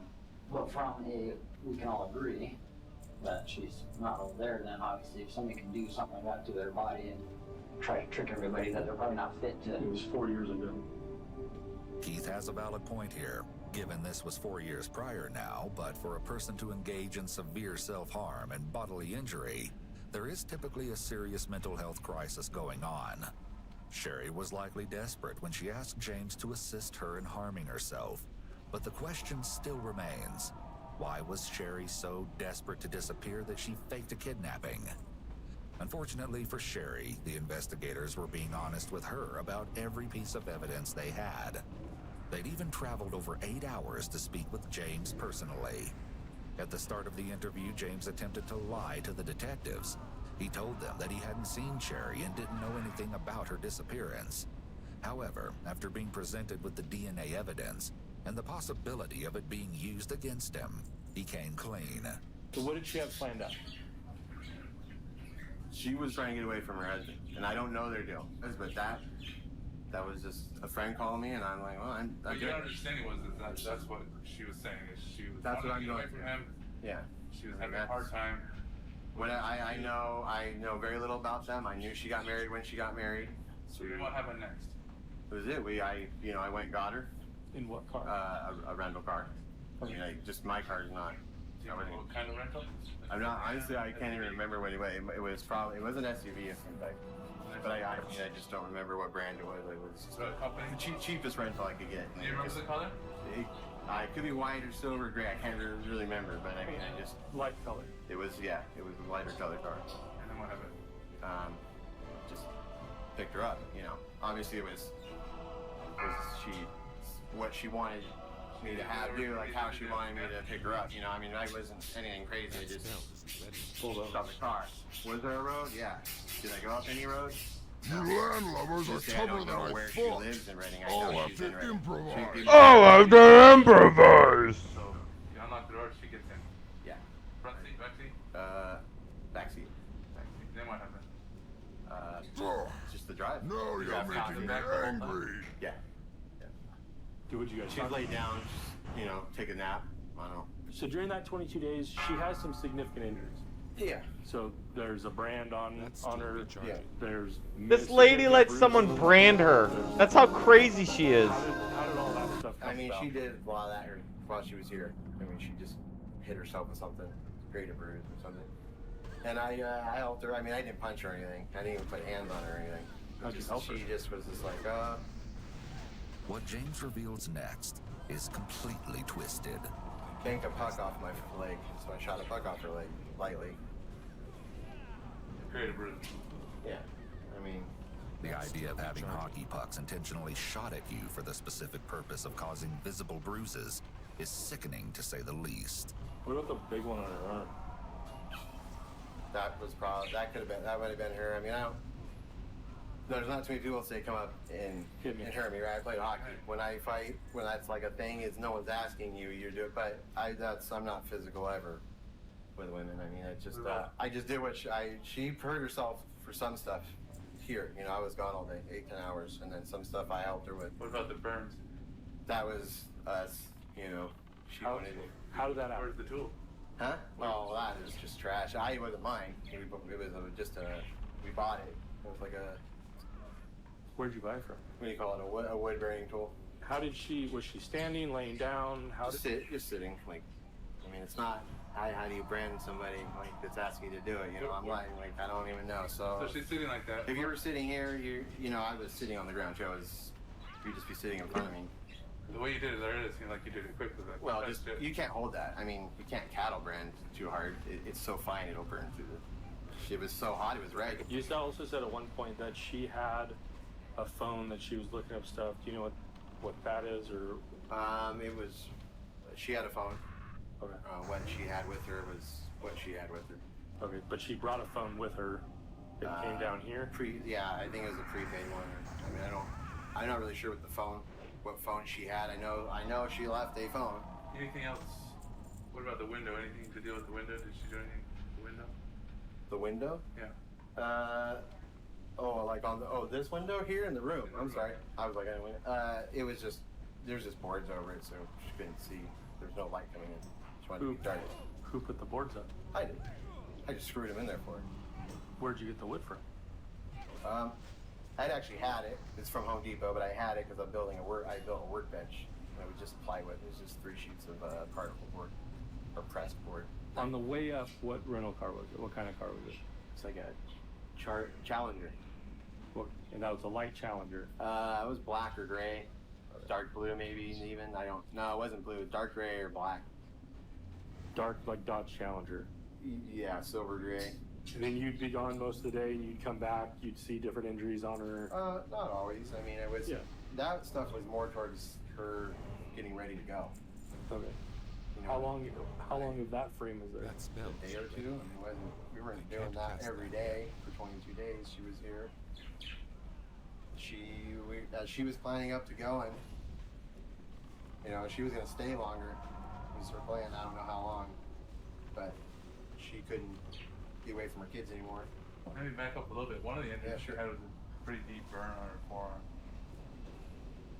That one, I don't know. That one might have been self-inflicted. What about her hair? What happened with her hair? She chopped that. What time frame? Pretty early. I mean, within the first few days, couple days. So I wasn't here. Anything else that we can think of at this point?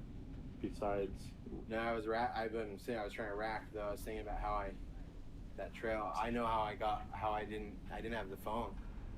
I had MRSA and I was in Hoag Hospital. When? Prior to all this stuff, I had MRSA in my leg and I was in there for 8 or 9 days. Level 4 ICU for blood infection in my bloodstream. And they were giving me 50-50 to cut my knee here. All that muscle rotted out. My foot was swollen, my toe. They had to cut that out in there. But she sent me a care package, and it had the directions in it. Because I couldn't remember how I got that road if my phone was off, and I don't think I had. Sherry did? Yeah. Perhaps the most perplexing aspect of Sherry's stay with James was the fact that multiple witnesses were aware of her presence, yet none came forward, despite the widespread media coverage devoted to Sherry's disappearance. Police were rightfully outraged with Sherry for concocting the lie that wasted years' worth of resources, manpower, and time. Not just for them, but for the entire Shasta County community who gave their days to search for her. It also caused law enforcement to infiltrate the lives of dozens of innocent people for no reason. The worst part is that from the day she was found on the highway to the day she was caught, Sherry never showed remorse for all the lives she upended with her antics. But that wouldn't stop the consequences from eventually catching up with her when she least expected it. Her retribution would come 2 years after her ruse was discovered. On March 3rd, 2022, while Sherry attended her children's piano lessons, a man entered the building and explained to Sherry that her vehicle had been hit in the parking lot. Of course, the claim wasn't true, and the man wasn't just any man. He was an FBI agent. As Sherry walked outside to inspect her vehicle, another agent was waiting to arrest her.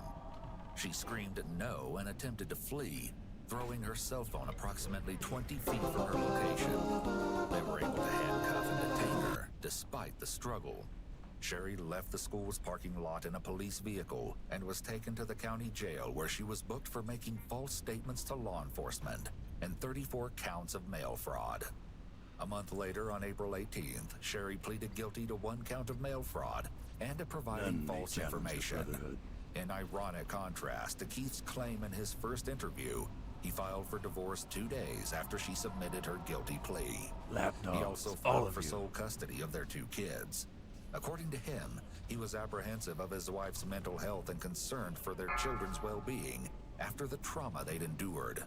Since then, Keith has moved away from Redding and has focused his attention on making sure their kids lead stable and healthy lives. During her sentencing hearing, her defense team pushed for her to receive a penalty of a month in prison, followed by 7 months of house arrest. The Brotherhood The prosecution shall prevail. argued that she deserved a harsher sentence of 8 months in prison and 3 years of supervised release. But the presiding judge had another idea.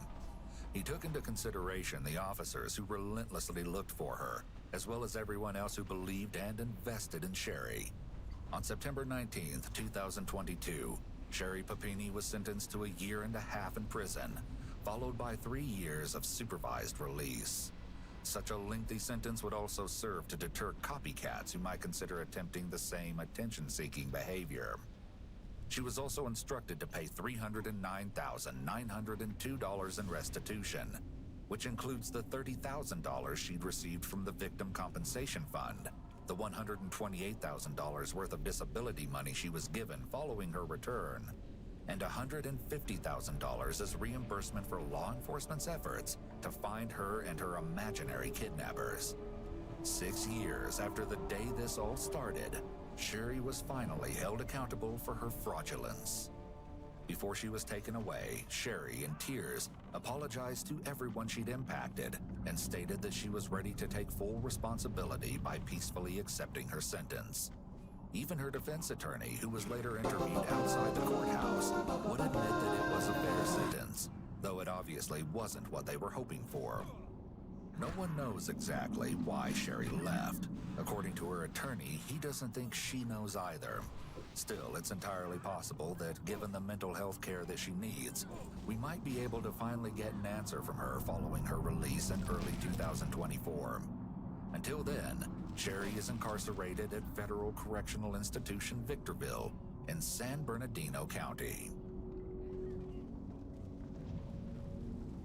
Oh, Alex L. Laribe, how long has your account been around? Since 2019. I can't believe you got your account hacked. That's bad. He earned himself the name the Alaskan Avenger when he began hunting down and attacking men convicted of abusing minors. And soon, you'll hear the story directly from him in an exclusive interview. 911. Police, ambulance? Yes, some guy just broke in with a hammer. He broke into your house? Yes, I've never seen him before. When a string of break-ins and assaults began terrifying the residents of Anchorage, Alaska, the police were desperate to find out who was responsible.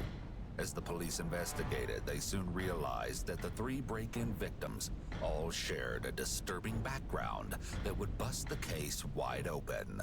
As Alaska became the center of a media storm, the police were left trying to puzzle out the perpetrator's motive. Was he a vigilante who believed he could take justice into his own hands? Or were these violent crimes all part of a revenge spree? On June 24th, 2016, Charles Albee was enjoying a peaceful morning in his home when he heard a knock at his door. Not suspecting anything dangerous could be on the other side, Charles opened it to find a tall man with dark shoulder-length hair and a black leather jacket staring down at him. The man forced his way into Charles' home and ordered him to sit on his bed. Charles followed the man's orders, but still, that didn't stop him from facing the man's wrath. The intruder slapped Charles around a few times and detailed how he was able to find Charles's address. He then stole a few items from Charles's home and fled. As soon as the intruder was gone, Charles called the police and told them everything he could remember about the man. All right, so we got a nice That he back appeared to be piece. holding a notebook with a list We got a of really names good in back it. piece He for our also build. told them something We got a about nice. himself, Oh, which that would was. soon be a key I didn't piece of mean to evidence get that for the one. police. Charles Uh-oh. Albee was convicted in 2003 of second-degree abuse of a minor, and the intruder had found his address through an offender registry. 3 days later, the police received a late-night call from a man named Andres Barbosa. According to Andres, he had been sleeping in his home when frantic knocking on his door woke him up at 4 in the morning. When he opened the door, he was greeted by a tall man in a black leather jacket, as well as 2 women. The group pushed their way into Andres' home and ordered him to sit in a chair. Following their instructions, Andres sat and suddenly one of the women pulled out her phone and began recording. The intruder then punched Andres several times before threatening to, quote, bash in his dome with a hammer. The man then berated him and stated that he was here to collect what Andres owed. Whoops. With the women's help, the man stole several things from Andres' home, including the man's truck, before the group fled the scene. While police were already pretty certain that this attack was related to Charles's break-in 2 days prior, there were enough differences that there was a possibility it could be someone else. For instance, the 2 women involved in Andres' assault had not been reported at the previous break-in. Additionally, the hammer used by the perpetrator in Andres' assault wasn't present in the assault against Charles. However, once officers learned that Andres Barbosa was a child abuser who was placed on the registry in 2014 after being caught with inappropriate photos of minors, they knew the 2 cases were connected. With this information, the police were beginning to see a pattern forming. Was this man going after child abusers? Was he just a man who had decided that the child abuser registry was an easy way to find potential break-ins? Or was there more to his motive? Detectives wouldn't have to wait long to find out, as 2 days later, another break-in was reported. However, Another this break-in one was had reported. escalated much further than the others. On June 29th, police responded to a 911 call of another break-in, this time one that had ended in violent bloodshed. After arriving and rushing the man, Wesley Demarest, to the hospital, they were able to interview him and get an idea of what had taken place that night. Start from the beginning and tell me what happened tonight. Well, I was asleep. My roommate pounded on my door or something. I woke up and he said somebody's trying to break in. So I got out of bed, and by the time I got to my door, there was some guy standing there with a hammer. The guy told my roommate just to go sit down somewhere. Didn't do anything. Okay. Then he started yelling at me about this offender. It was 2006. I had a conviction. I had attempted something or other with my step-granddaughter. Okay. And he said that he was avenging something. He kept swinging the hammer back and forth. Told me to get down on my knees, which I didn't. Then he told me to lay down on my bed, which I didn't. And then he slapped me a couple of times. I tried to hit him in the throat a couple of times. Tried to push him. Then he told me to get down on my knees. And I think then he hit me with the hammer on the side of my face. Wesley Demarest is a registered child abuser who only served 9 months in jail for attempting to assault his kindergarten-aged granddaughter. It wouldn't take long for them to find the man responsible for the attack. The 911 call from Wesley's roommate had mentioned that the intruder left the house in a car shortly before the police arrived. So there was a good chance the man was still in the area. This guy's leaving now. He's getting in his car now. What kind of car? It's a small car. Would you feel safe going to check on your roommate to make sure he's okay? Yeah, I'm gonna go there now. I buy man, and trade. He's really bleeding. We need an ambulance He's too. bleeding? Yes. Okay, where's he bleeding from? He's bleeding from his head. After searching through nearby roads, the police pulled over a suspicious Honda Civic not far from the victim's home. An officer approached the vehicle and introduced himself to the driver, a man by the name of Jason Vukovic. To the officer's surprise, Jason quickly and freely admitted to being the man who broke into Wesley's home. Realizing that they'd finally found their intruder, the officer began recording a preliminary interview with Jason. The officer's roadside interview with Jason started out fairly standard, with the officer reading Jason his Miranda rights and questioning him about what exactly went on at Wesley's house. When Jason is reluctant to talk about the actual attack with Wesley, despite admitting to being the perpetrator, the officer changes tactics and begins questioning Jason on how he discovered Wesley in the first place. I believe it is Frederick. So you just found the address, found this guy, decided to go over to his house? Absolutely not. Okay, how did you decide to go over here? Well, I went to the bistro first. Right. That's where you work? And I talked to the executive chef, because I absolutely will not get any maneuver, period. Take any actions at all unless I go see her first. And what's her name? Her name is Cherie. I've been working for this family as 40 years. Oh, 40 years. Yeah, Okay. correct. She has no relationship. Cherie doesn't know these people, period, does she? I can't speak on anything that she does or doesn't know. I don't want to say something like that. What I do know is this. I will never take any action unless I go see my handler first. Okay. This answer from Jason immediately gives the officer some crucial insight into his psyche. It appears Jason is displaying delusions of grandeur by seeing Cherie as his CIA handler, which is a common symptom of bipolar disorder. While it is fully possible that Jason is just saying these things to confuse or deceive the officer, it seems much more likely that Jason has convinced himself Cherie is a handler, sending him out on righteous missions. Those with bipolar disorders also suffer through phases of mania, where they may experience extreme happiness, anger, poor judgment, and paranoia. Poor judgment and Jason was in the paranoia. throes of a manic phase when he decided to attack his 3 victims. After talking to the officer about Cherie, Jason was comfortable enough to tell them how he broke into Wesley's house with a hammer and got into an altercation with him. How'd you get into the guy's house? What's the deal with the hammer? Well, that's how I got this house. You broke your window, pried the door open? Okay, and then you go talk to the gentleman? I attempted to, yeah. Okay. What happened? Did you assault him? He started freaking out, going wild. My intention tonight was to sit him down and remind him his family, nothing like this is supposed to happen. I was giving him some open hand slaps because that's typically an appropriate way. So open hand slaps? To notify someone that what they're doing is extremely inappropriate. Okay, how many of those? 7. 7 of them? Okay. And then what happened? Did you assault him with a hammer at all? No, he started attacking. He started attacking you? Correct. Was he attacking you with his fists? Or? Oh, yeah, he's kind of a big guy. He's pretty big guy. I didn't realize he was like 6'6" and kind of a monster. So let me tell you, once again, courage backing in spite of it. Sure, you got that. So he attacked me and... It's weird, I didn't realize I hit my headpiece. Seriously. While Jason's account of events did slightly contradict that of both Wesley and his roommate, this interview made it clear to police that Jason was the intruder. Not only that, but his comments made them confident in the fact that he had also been responsible for the other 2 break-ins as well. Despite Jason being the only one involved with this break-in, he wasn't actually alone in the car. In the passenger seat was a woman named Elisa Geisler, whom police suspected was potentially one of the women involved in the break-in and assault of Andres Barbosa. Both Jason and Elisa were brought into custody for further questioning, as officers hoped that these 2 could shed more light on the many questions surrounding the case. First and foremost, why had Jason started hunting down offenders?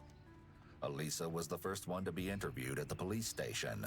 Detective Landis, the main investigator conducting the interrogation, walks into the interrogation room, only to find Elisa asleep in her chair. He tries to begin the interrogation after waking Elisa up. However, she's crashing from a high on methamphetamines and is struggling to stay awake. It's slightly questionable that officers would choose to interview Elisa in this state, as her inebriated state would affect both her judgment and her memory. Additionally, Elisa's mental state hinders her ability to make decisions, including consenting to the police interrogation. Despite this, officers are able to get a few key pieces of information out of her. Is there a hammer in the car? Oh, yeah, there isn't. Lisa, if I want to get the hammer, where do I need to look in the car to find it? It's just right there in the front seat. Front seat?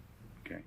Given the state Wesley was found in, it's likely that this hammer would be covered in blood. If the police were able to recover it from Jason's car, it could serve as damning DNA evidence against him. Alongside this information, Elisa is also able to nudge detectives closer towards Jason's motive. Does Jason have a particular dislike for ex-offenders? Has he ever talked to you about that? City architect. They've been to jail. I have a special dislike for them, yes. I would say yes. I would say yes. Unfortunately, before the detectives can get any more useful information out of Elisa, she passes out once more. After letting Elisa sleep for a few minutes, they try to interrogate her again. At first, it seems that she's just giving them more of the same information, until she mentions something interesting. What was the conversation that Lucky had with you when he came out of the house? Did he say anything about hurting somebody or doing what was righteous? Yeah, Or yeah, probably. probably? Do you remember what it was? Why am I having problems remembering the word stockades? It seems like here the detectives are attempting to use words that the other witnesses used in order to spark Elisa's memory and try to engage her. While this would normally be frowned upon in interviews, Elisa is extremely sedated and unlikely to provide any helpful information on her own. It might have been beneficial for the officers to let her sleep it off for longer and try to talk to her more openly when she was coherent, but they may have been worried that she wouldn't cooperate when she sobered up. The only person who could confirm or deny this for the police would be Jason himself, and it was finally time to interview him. In this interrogation, Detective Anderson takes over while Detective Landis sits in. Unlike most people brought in on assault and robbery charges, Jason is overwhelmingly friendly towards the detectives and is happy to chat their ears off. Despite his charming and polite demeanor, Jason avoids actually answering many of the detectives' questions, instead going into detail about his philosophies on life. I mow the lawn with that, and pull weeds, and change light bulbs. And the reason why is because I'm attempting to demonstrate humility. Detective Anderson stays calm and friendly towards Jason as he rants, and slowly prods at him until Jason gives the detectives some useful information. By keeping his cool and acting like Jason's friend, the detective is able to build up a rapport with Jason and earn his trust. This tactic works, and Jason eventually gives the detective some information they can work with. I didn't think it'd be this hard. I guess without getting into a whole bunch of unnecessary specifics, I can tell you that what's been going on is hard work.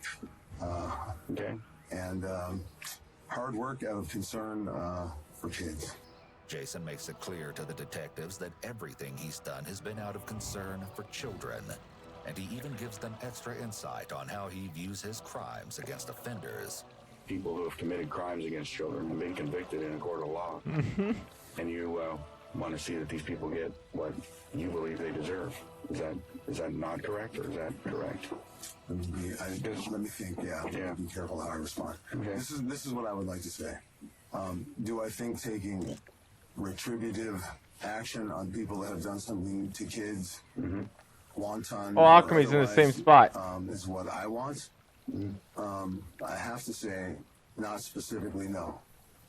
It's not my desire to go running willy-nilly through this life, doing something like that. Maybe what you want isn't the right phrase. Maybe it's what you feel you are required to do, or that it's the right thing to do. Those are both extremely accurate statements. So even though you may not particularly want to do it, it's kind of a sense of duty. Oh, absolutely. Without a doubt. It's kind of the way I say it is, I wouldn't expect to have... Yeah, this is a nice area to live in. The mage quarters. Look how cool this place looks. Grass everywhere. Freedom in this life, without also being willing to participate in the entire practice. You know, not just, okay, cool, I can have all the good stuff, but none of the work. Yeah.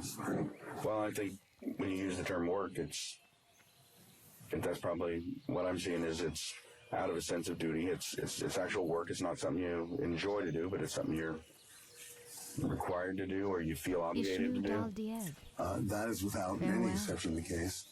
And I can tell you that internally I am in no way, shape, or form a violent or dangerous person. I certainly have no assaults on my record. I would not seek to just... I would say I would derive no joy from a person suffering anywhere. You know. Jason's urge to protect children is certainly admirable, but he could just be using that as a convenient excuse to enact violence on others. The police have to determine how much of this is true in order to fully understand Jason's motive.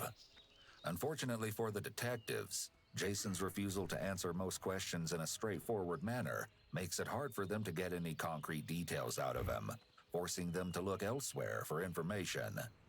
Hello? Hey, this is Jim Anderson with APD. I got word from you at the DA's office that you had some info about Vukovic and what he was doing last time he was locked up.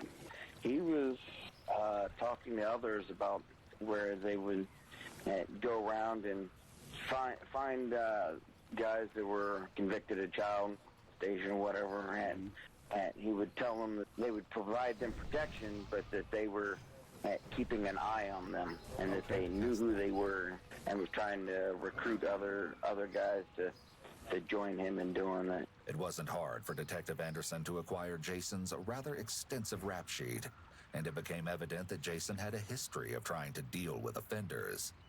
Now that there was more than enough evidence to prove Jason was responsible for the break-ins and assaults, it was just a matter of time until his trial and sentencing. While sitting in jail, Jason came up with a plea deal that would not only shock the press and the police, but would also reveal to the world the true reason he went after these offenders. On September 16th, 2016, several months after his initial arrest, Jason sent a letter to the Anchorage Daily News claiming that he would be willing to serve the combined sentencing of not only his 3 victims, but also the sentence given to Jason's stepfather, the man who assaulted him as a child, but never served time for the crime. With the publishing of this letter, it became clear to the world that Jason wasn't just attacking offenders in an attempt to keep the local children safe. He was someone who had gone through the same pain and confusion that these offenders' victims had gone through. In his mind, he was going to do whatever he could to make sure that none of the men he could find would ever hurt a child like that again. The question was, is this vigilante justice or revenge? Well, we reached out to Jason, and he recounted that final incident that resulted in his arrest. I started going places and knocking on doors. And, for the most part, delivering a pretty stern sermon and giving these guys a message of sitting them down in a chair, instilling through fear that, hey, there's people around here that care about these kids. Like, I never wore a mask. I never brought a gun. I never, this was not like Greetings. some sort of murderous mission by any means.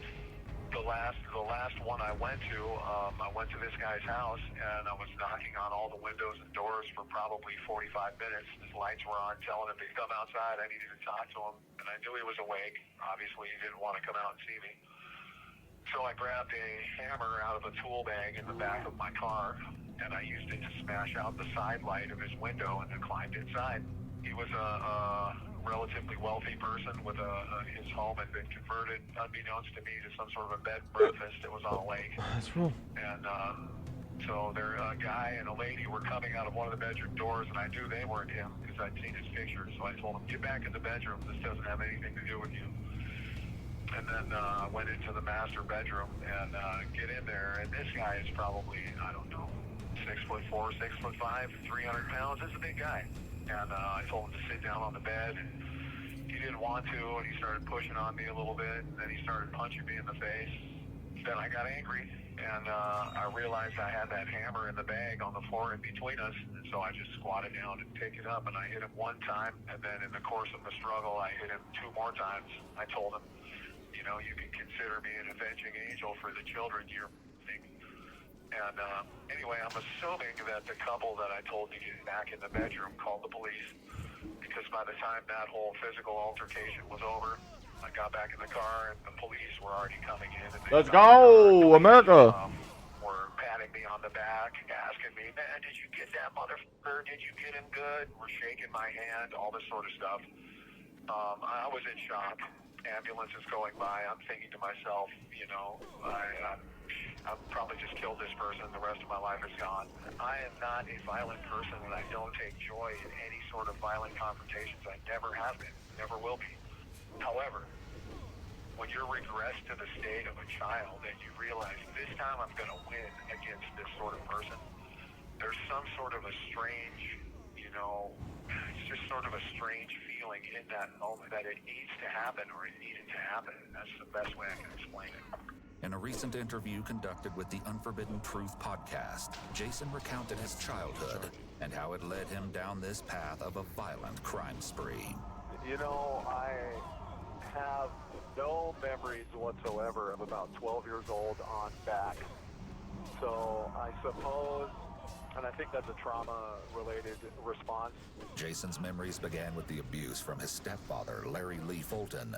Jason and his brother Joel were both subject to abuse at Larry's hands, with the monster creating a custom 2x4 with a two-handed grip to beat the backs of his stepson's legs. Not only did the two young boys have to grapple with beatings so brutal they struggled to stand, but their stepfather soon began assaulting them during late-night prayer sessions. What the fuck? Shared a room where he would come in and, try to touch our genitals and all types of things like that. And again, as young kids, it's extremely difficult to make sense of what's happening to you. While struggling to deal with the mental turmoil caused by his stepfather's actions, Jason turned to his mother for help. Neither one of us had the courage to say anything, so I told Joel, that's my brother, I'm going to tell Mom what he's doing. So I told her, and she absolutely didn't believe a word we said and made me sit there on a kitchen stool until he came home from work, and had him march in the kitchen, and she did the standard, tell him what you told me, tell him what you told me, made me recite the abuse to him. Which he basically was very dismissive about, and mumbled something about being curious about whether we were maturing or, something like that. Jason and Joel were forced to endure the coming years with no hope of help from any adult in their lives. Eventually, it got to be too much for Joel, and he ran away from home, leaving Jason to face the full wrath of their stepfather. Joel was eventually found by the cops and was arrested for being What kind of sick motherfucker? Like, what the Joel fuck, made the dude? brave decision to tell the They're cops kids, why man. he ran away. They're fucking An kids. investigation into Larry Like, Fulton was started, and he was it's eventually found I guilty just of don't charges of understand. second-degree abuse of a minor. In the grand scheme of things, this charge was meaningless. Instead of sending Larry to prison or removing Joel and Jason from his abusive care, the state of Alaska suspended the 3 years of prison Larry was sentenced to as a part of his plea deal and sent him right back home to torment his children more. Not only did Joel face physical punishment from his stepfather for going to the police, but he claims he was also mocked and ridiculed by other members of his family for his confession. Joel and Jason were pulled from school immediately after Larry's trial, and the family moved to a town where Larry's abuse would be less known. Looking for any way to get out of the house, Jason began taking odd jobs fishing, hunting, or doing commercial work. Through these jobs, he was able to save up some money, and at the age of 16... Why can't I look at the Jason snuck dungeon map? I thought there must be a mod. like his brother had done 3 years prior.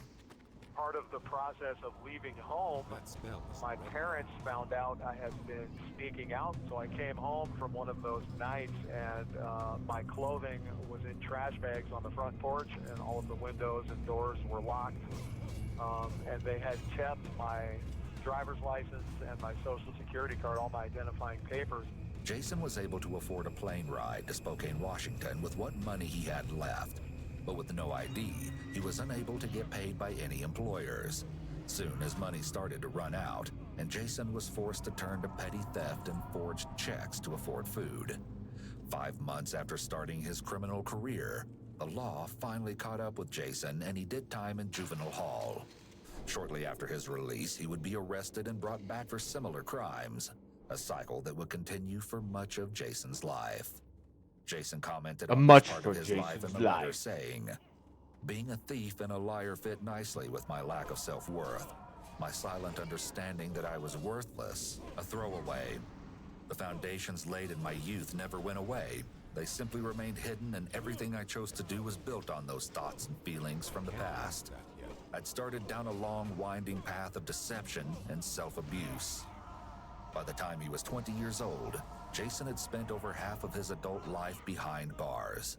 The time not spent in prison was occupied by drugs and dead-end jobs. At 30 years old, Jason decided a change of scenery might be what he needed to bring his life in order, and he soon found himself back in his home state of Alaska. For a while, it seemed like life was improving, but that wouldn't last. Jason was finding joy in the little things again, and was able to support himself through a legitimate job. Unfortunately, Jason lost the job a few months later and once again found himself resorting to crime. This would lead to a Resorting to 6-year prison crime. sentence, shortly followed by another 3-year stint in prison when Jason was caught violating his parole. After being released in the summer of 2016, Jason was once again aiming to live a humble and simple life. But those plans changed when he began to hear rumors of men in his community who were taking advantage of children. According to Jason, hearing these rumors made him think back to his own horrific childhood, and he felt the overwhelming urge to take matters into his own hands and hunt down the offenders in his area. These actions inevitably led to Jason being caught. He was eventually brought to the exact same courthouse his monstrous stepfather was tried. Despite many lauding Jason and calling his actions heroic, he ended his letter by discouraging copycat behavior, stating, "If you've already lost your youth like me due to a child abuser, please do not throw away your present and your future by committing acts of violence." While it can be tempting to explain away Jason's violent actions because he was abused, it's important to remember that many abuse victims don't go on to engage in criminal behavior. However, being abused or neglected as a child can increase the likelihood of arrest as a juvenile by 59%, as an adult by 28%, and for a violent crime by 30%. Many victims of abuse develop revenge fantasies where they imagine themselves standing up to their abuser and fighting back. In Jason's case, these fantasies may have made him feel all-powerful or divinely righteous to the point that he felt he was capable of making these revenge fantasies a reality by hunting down local offenders. Not only was Jason able to get symbolic revenge against the man who hurt him, but he was also able to help other children in the process by doing for them what he wished someone would have done for him. While Jason may have been able to gain some catharsis for his trauma through this revenge, he paid the ultimate price for it. In the days leading up to his official sentencing, Jason wrote another letter to the Anchorage Daily News, this time detailing his life story, explaining how he found himself in this situation. So chill, dude. Other victims of abuse Wow, it's so from chill when you're doing following raids his and steps. shit. Well, it probably could be a nightmare, but... To those who understand how it feels to live through abuse and carry it with you, let me share my story in an effort to prevent its repetition. Much of the public was on Jason's side, and they rallied for him to be given a light sentencing. In the end, Jason was given a plea deal that would reduce his charges. He recounted how officials reacted to his plea deal. I wrote them an offer through the newspaper to the prosecutor's office, and I told them I will plead guilty to any combination of charges you wish, anything you want, with the following caveat. My sentence is to equal in length what each file served in prison for harming a child. So the guy that raped his own daughter received 2 years and change. I'll serve his 2 years and change. The guy that was convicted of molesting his 10-month-old granddaughter got 3 years in prison. I'll serve his 3 years. So now we're at 5 years, 5.5 years. The child pornographer did 2 years or did a year in a program or something. So I'll do his, and I told them I'll even serve the 3 years in prison that you suspended for the monster that made me. So I'll do 9 years, 6 months, run that right now. I'll sign, I'll plead to whatever you want. And of course, they summarily laughed that offer out of the courtroom and said, this is not how we conduct business in the state of Alaska. He was eventually sentenced to 25 years in prison. Not only was the public opinion of Jason incredibly high, but after being sent to prison, Jason discovered that many of the guards and fellow prisoners also considered Jason a hero, especially when his sentence was 3 times longer than the combined sentences of the men Jason assaulted. While being processed into prison, it was discovered that Jason was suffering from PTSD, which he believes was a factor in his crimes. Research shows an association between being the victim of trauma, especially chronic victimization, and the later perpetration of a crime. After serving the first 4 years of his sentence, he attempted to appeal, stating that his PTSD should have been taken into account during the sentencing process. However, this appeal was denied, and his sister Angelina has taken to social media to advocate for her brother's freedom. She's also managed to gather over 27,000 signatures on a Change.org petition, calling for Jason's release. Speaking to Jason from prison, he wanted to make one thing clear. It's also important for people to know that never at any time was it me that went and sought out any sort of notoriety for this. Since being in prison, he's reflected a lot not only on his own life, but that of some of the people he's met behind bars. In retrospect, after being educated while being in here, you realize that childhood trauma is rocket fuel for everything destructive that a person has in their life. And no one tells you this, and no one comes along and gives you any pointers or indications or anything. You get jail sentences, and people tell you you're bad and horrible. And for me, I was a thief and a liar for many years of my life. You never stop to think why. I started getting letters from people all over the world, and contrary to what you might think, these weren't letters with high praise and accolades and pats on the back and things like that. Typically, these letters were 2 or 3 or 4 page descriptions of people's pain and the suffering and the things they went through when they were a kid. So I started realizing I wasn't alone. While I've been in prison, I have done informal surveys, and I'm telling you, the percentage is so high. Guys that end up leading a life of crime or drug addiction or demonstrate criminal behavior, it is so high, like probably 70 or 80% of these guys suffered childhood trauma or abuse. In my free time, I do a lot of writing. It was really cool. Just actually finished a book with Professor Joshua Long at UMass in Boston. We co-wrote a book together called Legacy of Retribution.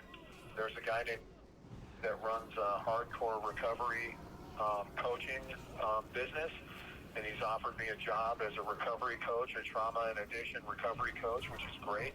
Probably devote, the meaningful portion of the rest of my life to doing some sort of lasting legislative pursuit to change some of the laws pertaining to child abuse. Certainly in my state, maybe nationwide, would like to create an SOS app that allows kids to self-report abuse if they're suffering in the household. And that to me seems like a huge missing component in our society. And if that isn't a glaring, issue, I don't know what is. And people need to pay attention to that. The justice system needs to be realigned. Jason was granted parole at his hearing on April 10, 2023. However, in a seemingly unprecedented move, his actual release date was set for April 11, 2028. Our most recent communication from Jason came in the form of a message on May 25, 2023, and reads as follows. Thanks for the kind message. I appreciate the support. Also, let everyone know that the book that I wrote with Professor Long is available for pre-order on June 30th, Barnes & Noble. It's called Avenging Child Abuse. Let me know if you want to do any follow-up conversations. I'm just trying to come to terms with the whole decision and do my time as quietly as possible. Needless to say, it was worth it to me then. It's worth it to me now. But you are correct, this was a very, very strange decision by the board. No classes to take, no further therapy available, just more time required. Odd. The circumstances of the 5-year delay of Jason's release are unclear and seem to be based on the inner workings of Alaska's parole system.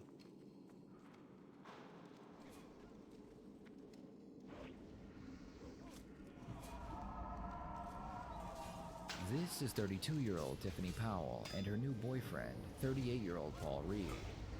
On April 26, 2014, Tiffany called 911 claiming that her ex-boyfriend, 69-year-old James Harris, had broken into their home and attacked Paul.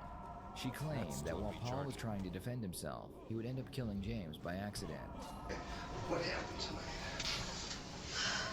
tonight? Well, today, We've been there for like 3 weeks. We haven't washed no clothes, and we just decided because You've been on Monona for 3 weeks. I came from a domestic violence shelter and went to there. But both me and Paul, like when I came out of the domestic violence shelter, I stayed out in the car for about a week, so we had a lot of clothes and stuff. So I asked him if we could wash clothes, and we were. Well, you asked who if you could wash clothes. Paul, I'm scared of basements, so I had him to put the clothes in the washing machine. To come over tonight and put the clothes in the washing machine? Well, he's there every night. It's just that I asked him to. Oh, tonight, because you were afraid to go in the basement, you asked Paul to go downstairs? Yeah. Okay. And tonight was the first night I ever was in the basement. So he was down there. He kept talking. Our damage is insane. I left the back door open, and I started to go down the stairs, and I didn't exactly see who came through the door. And then I kind of got around the corner, and I was like, Around the corner in the basement? yes, I said, somebody's in here. And he started coming down the steps. He must have saw me from the bottom because the light was on down. Who must have? So you're going to use James. I'm sorry. That's okay.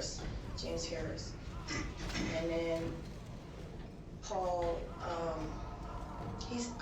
James Harris said something, and I can't remember exactly what he said, but Paul grabbed him, and he was like, what did he say? He said something about, get off me, man, get off me. And then I went upstairs and called, and I heard, I did see, before I went upstairs, I did see him have something shiny. I didn't know it was a gun or anything. I thought it was a knife. And I still don't even know if it was real or not, because I don't know him to have guns. Well, but anyway, I saw him to have something silver, and then I went upstairs, and then I called the police, the 911, and told them, and I just heard them, and I was like, well, I'm going to go down there, and they kept saying, don't go down there. Oh, it's a 10-slot bag. Nice. So things got quiet while I was on the phone. I eventually went down there, and there was a light bulb, broken, and that's how I cut my foot down there. And James Harris has this, all I could see was a little part of a silver thing sticking out of his hand.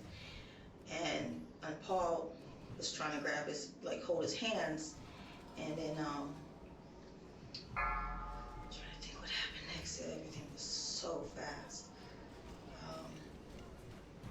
I said, you want to get out of his hand? And he was like, he didn't say anything actually. He just started breathing heavy or whatever. And he kept saying, did you call the police? And the police was on the phone, so they could hear everything that was going on, 911. Then he says, I think I choked him out.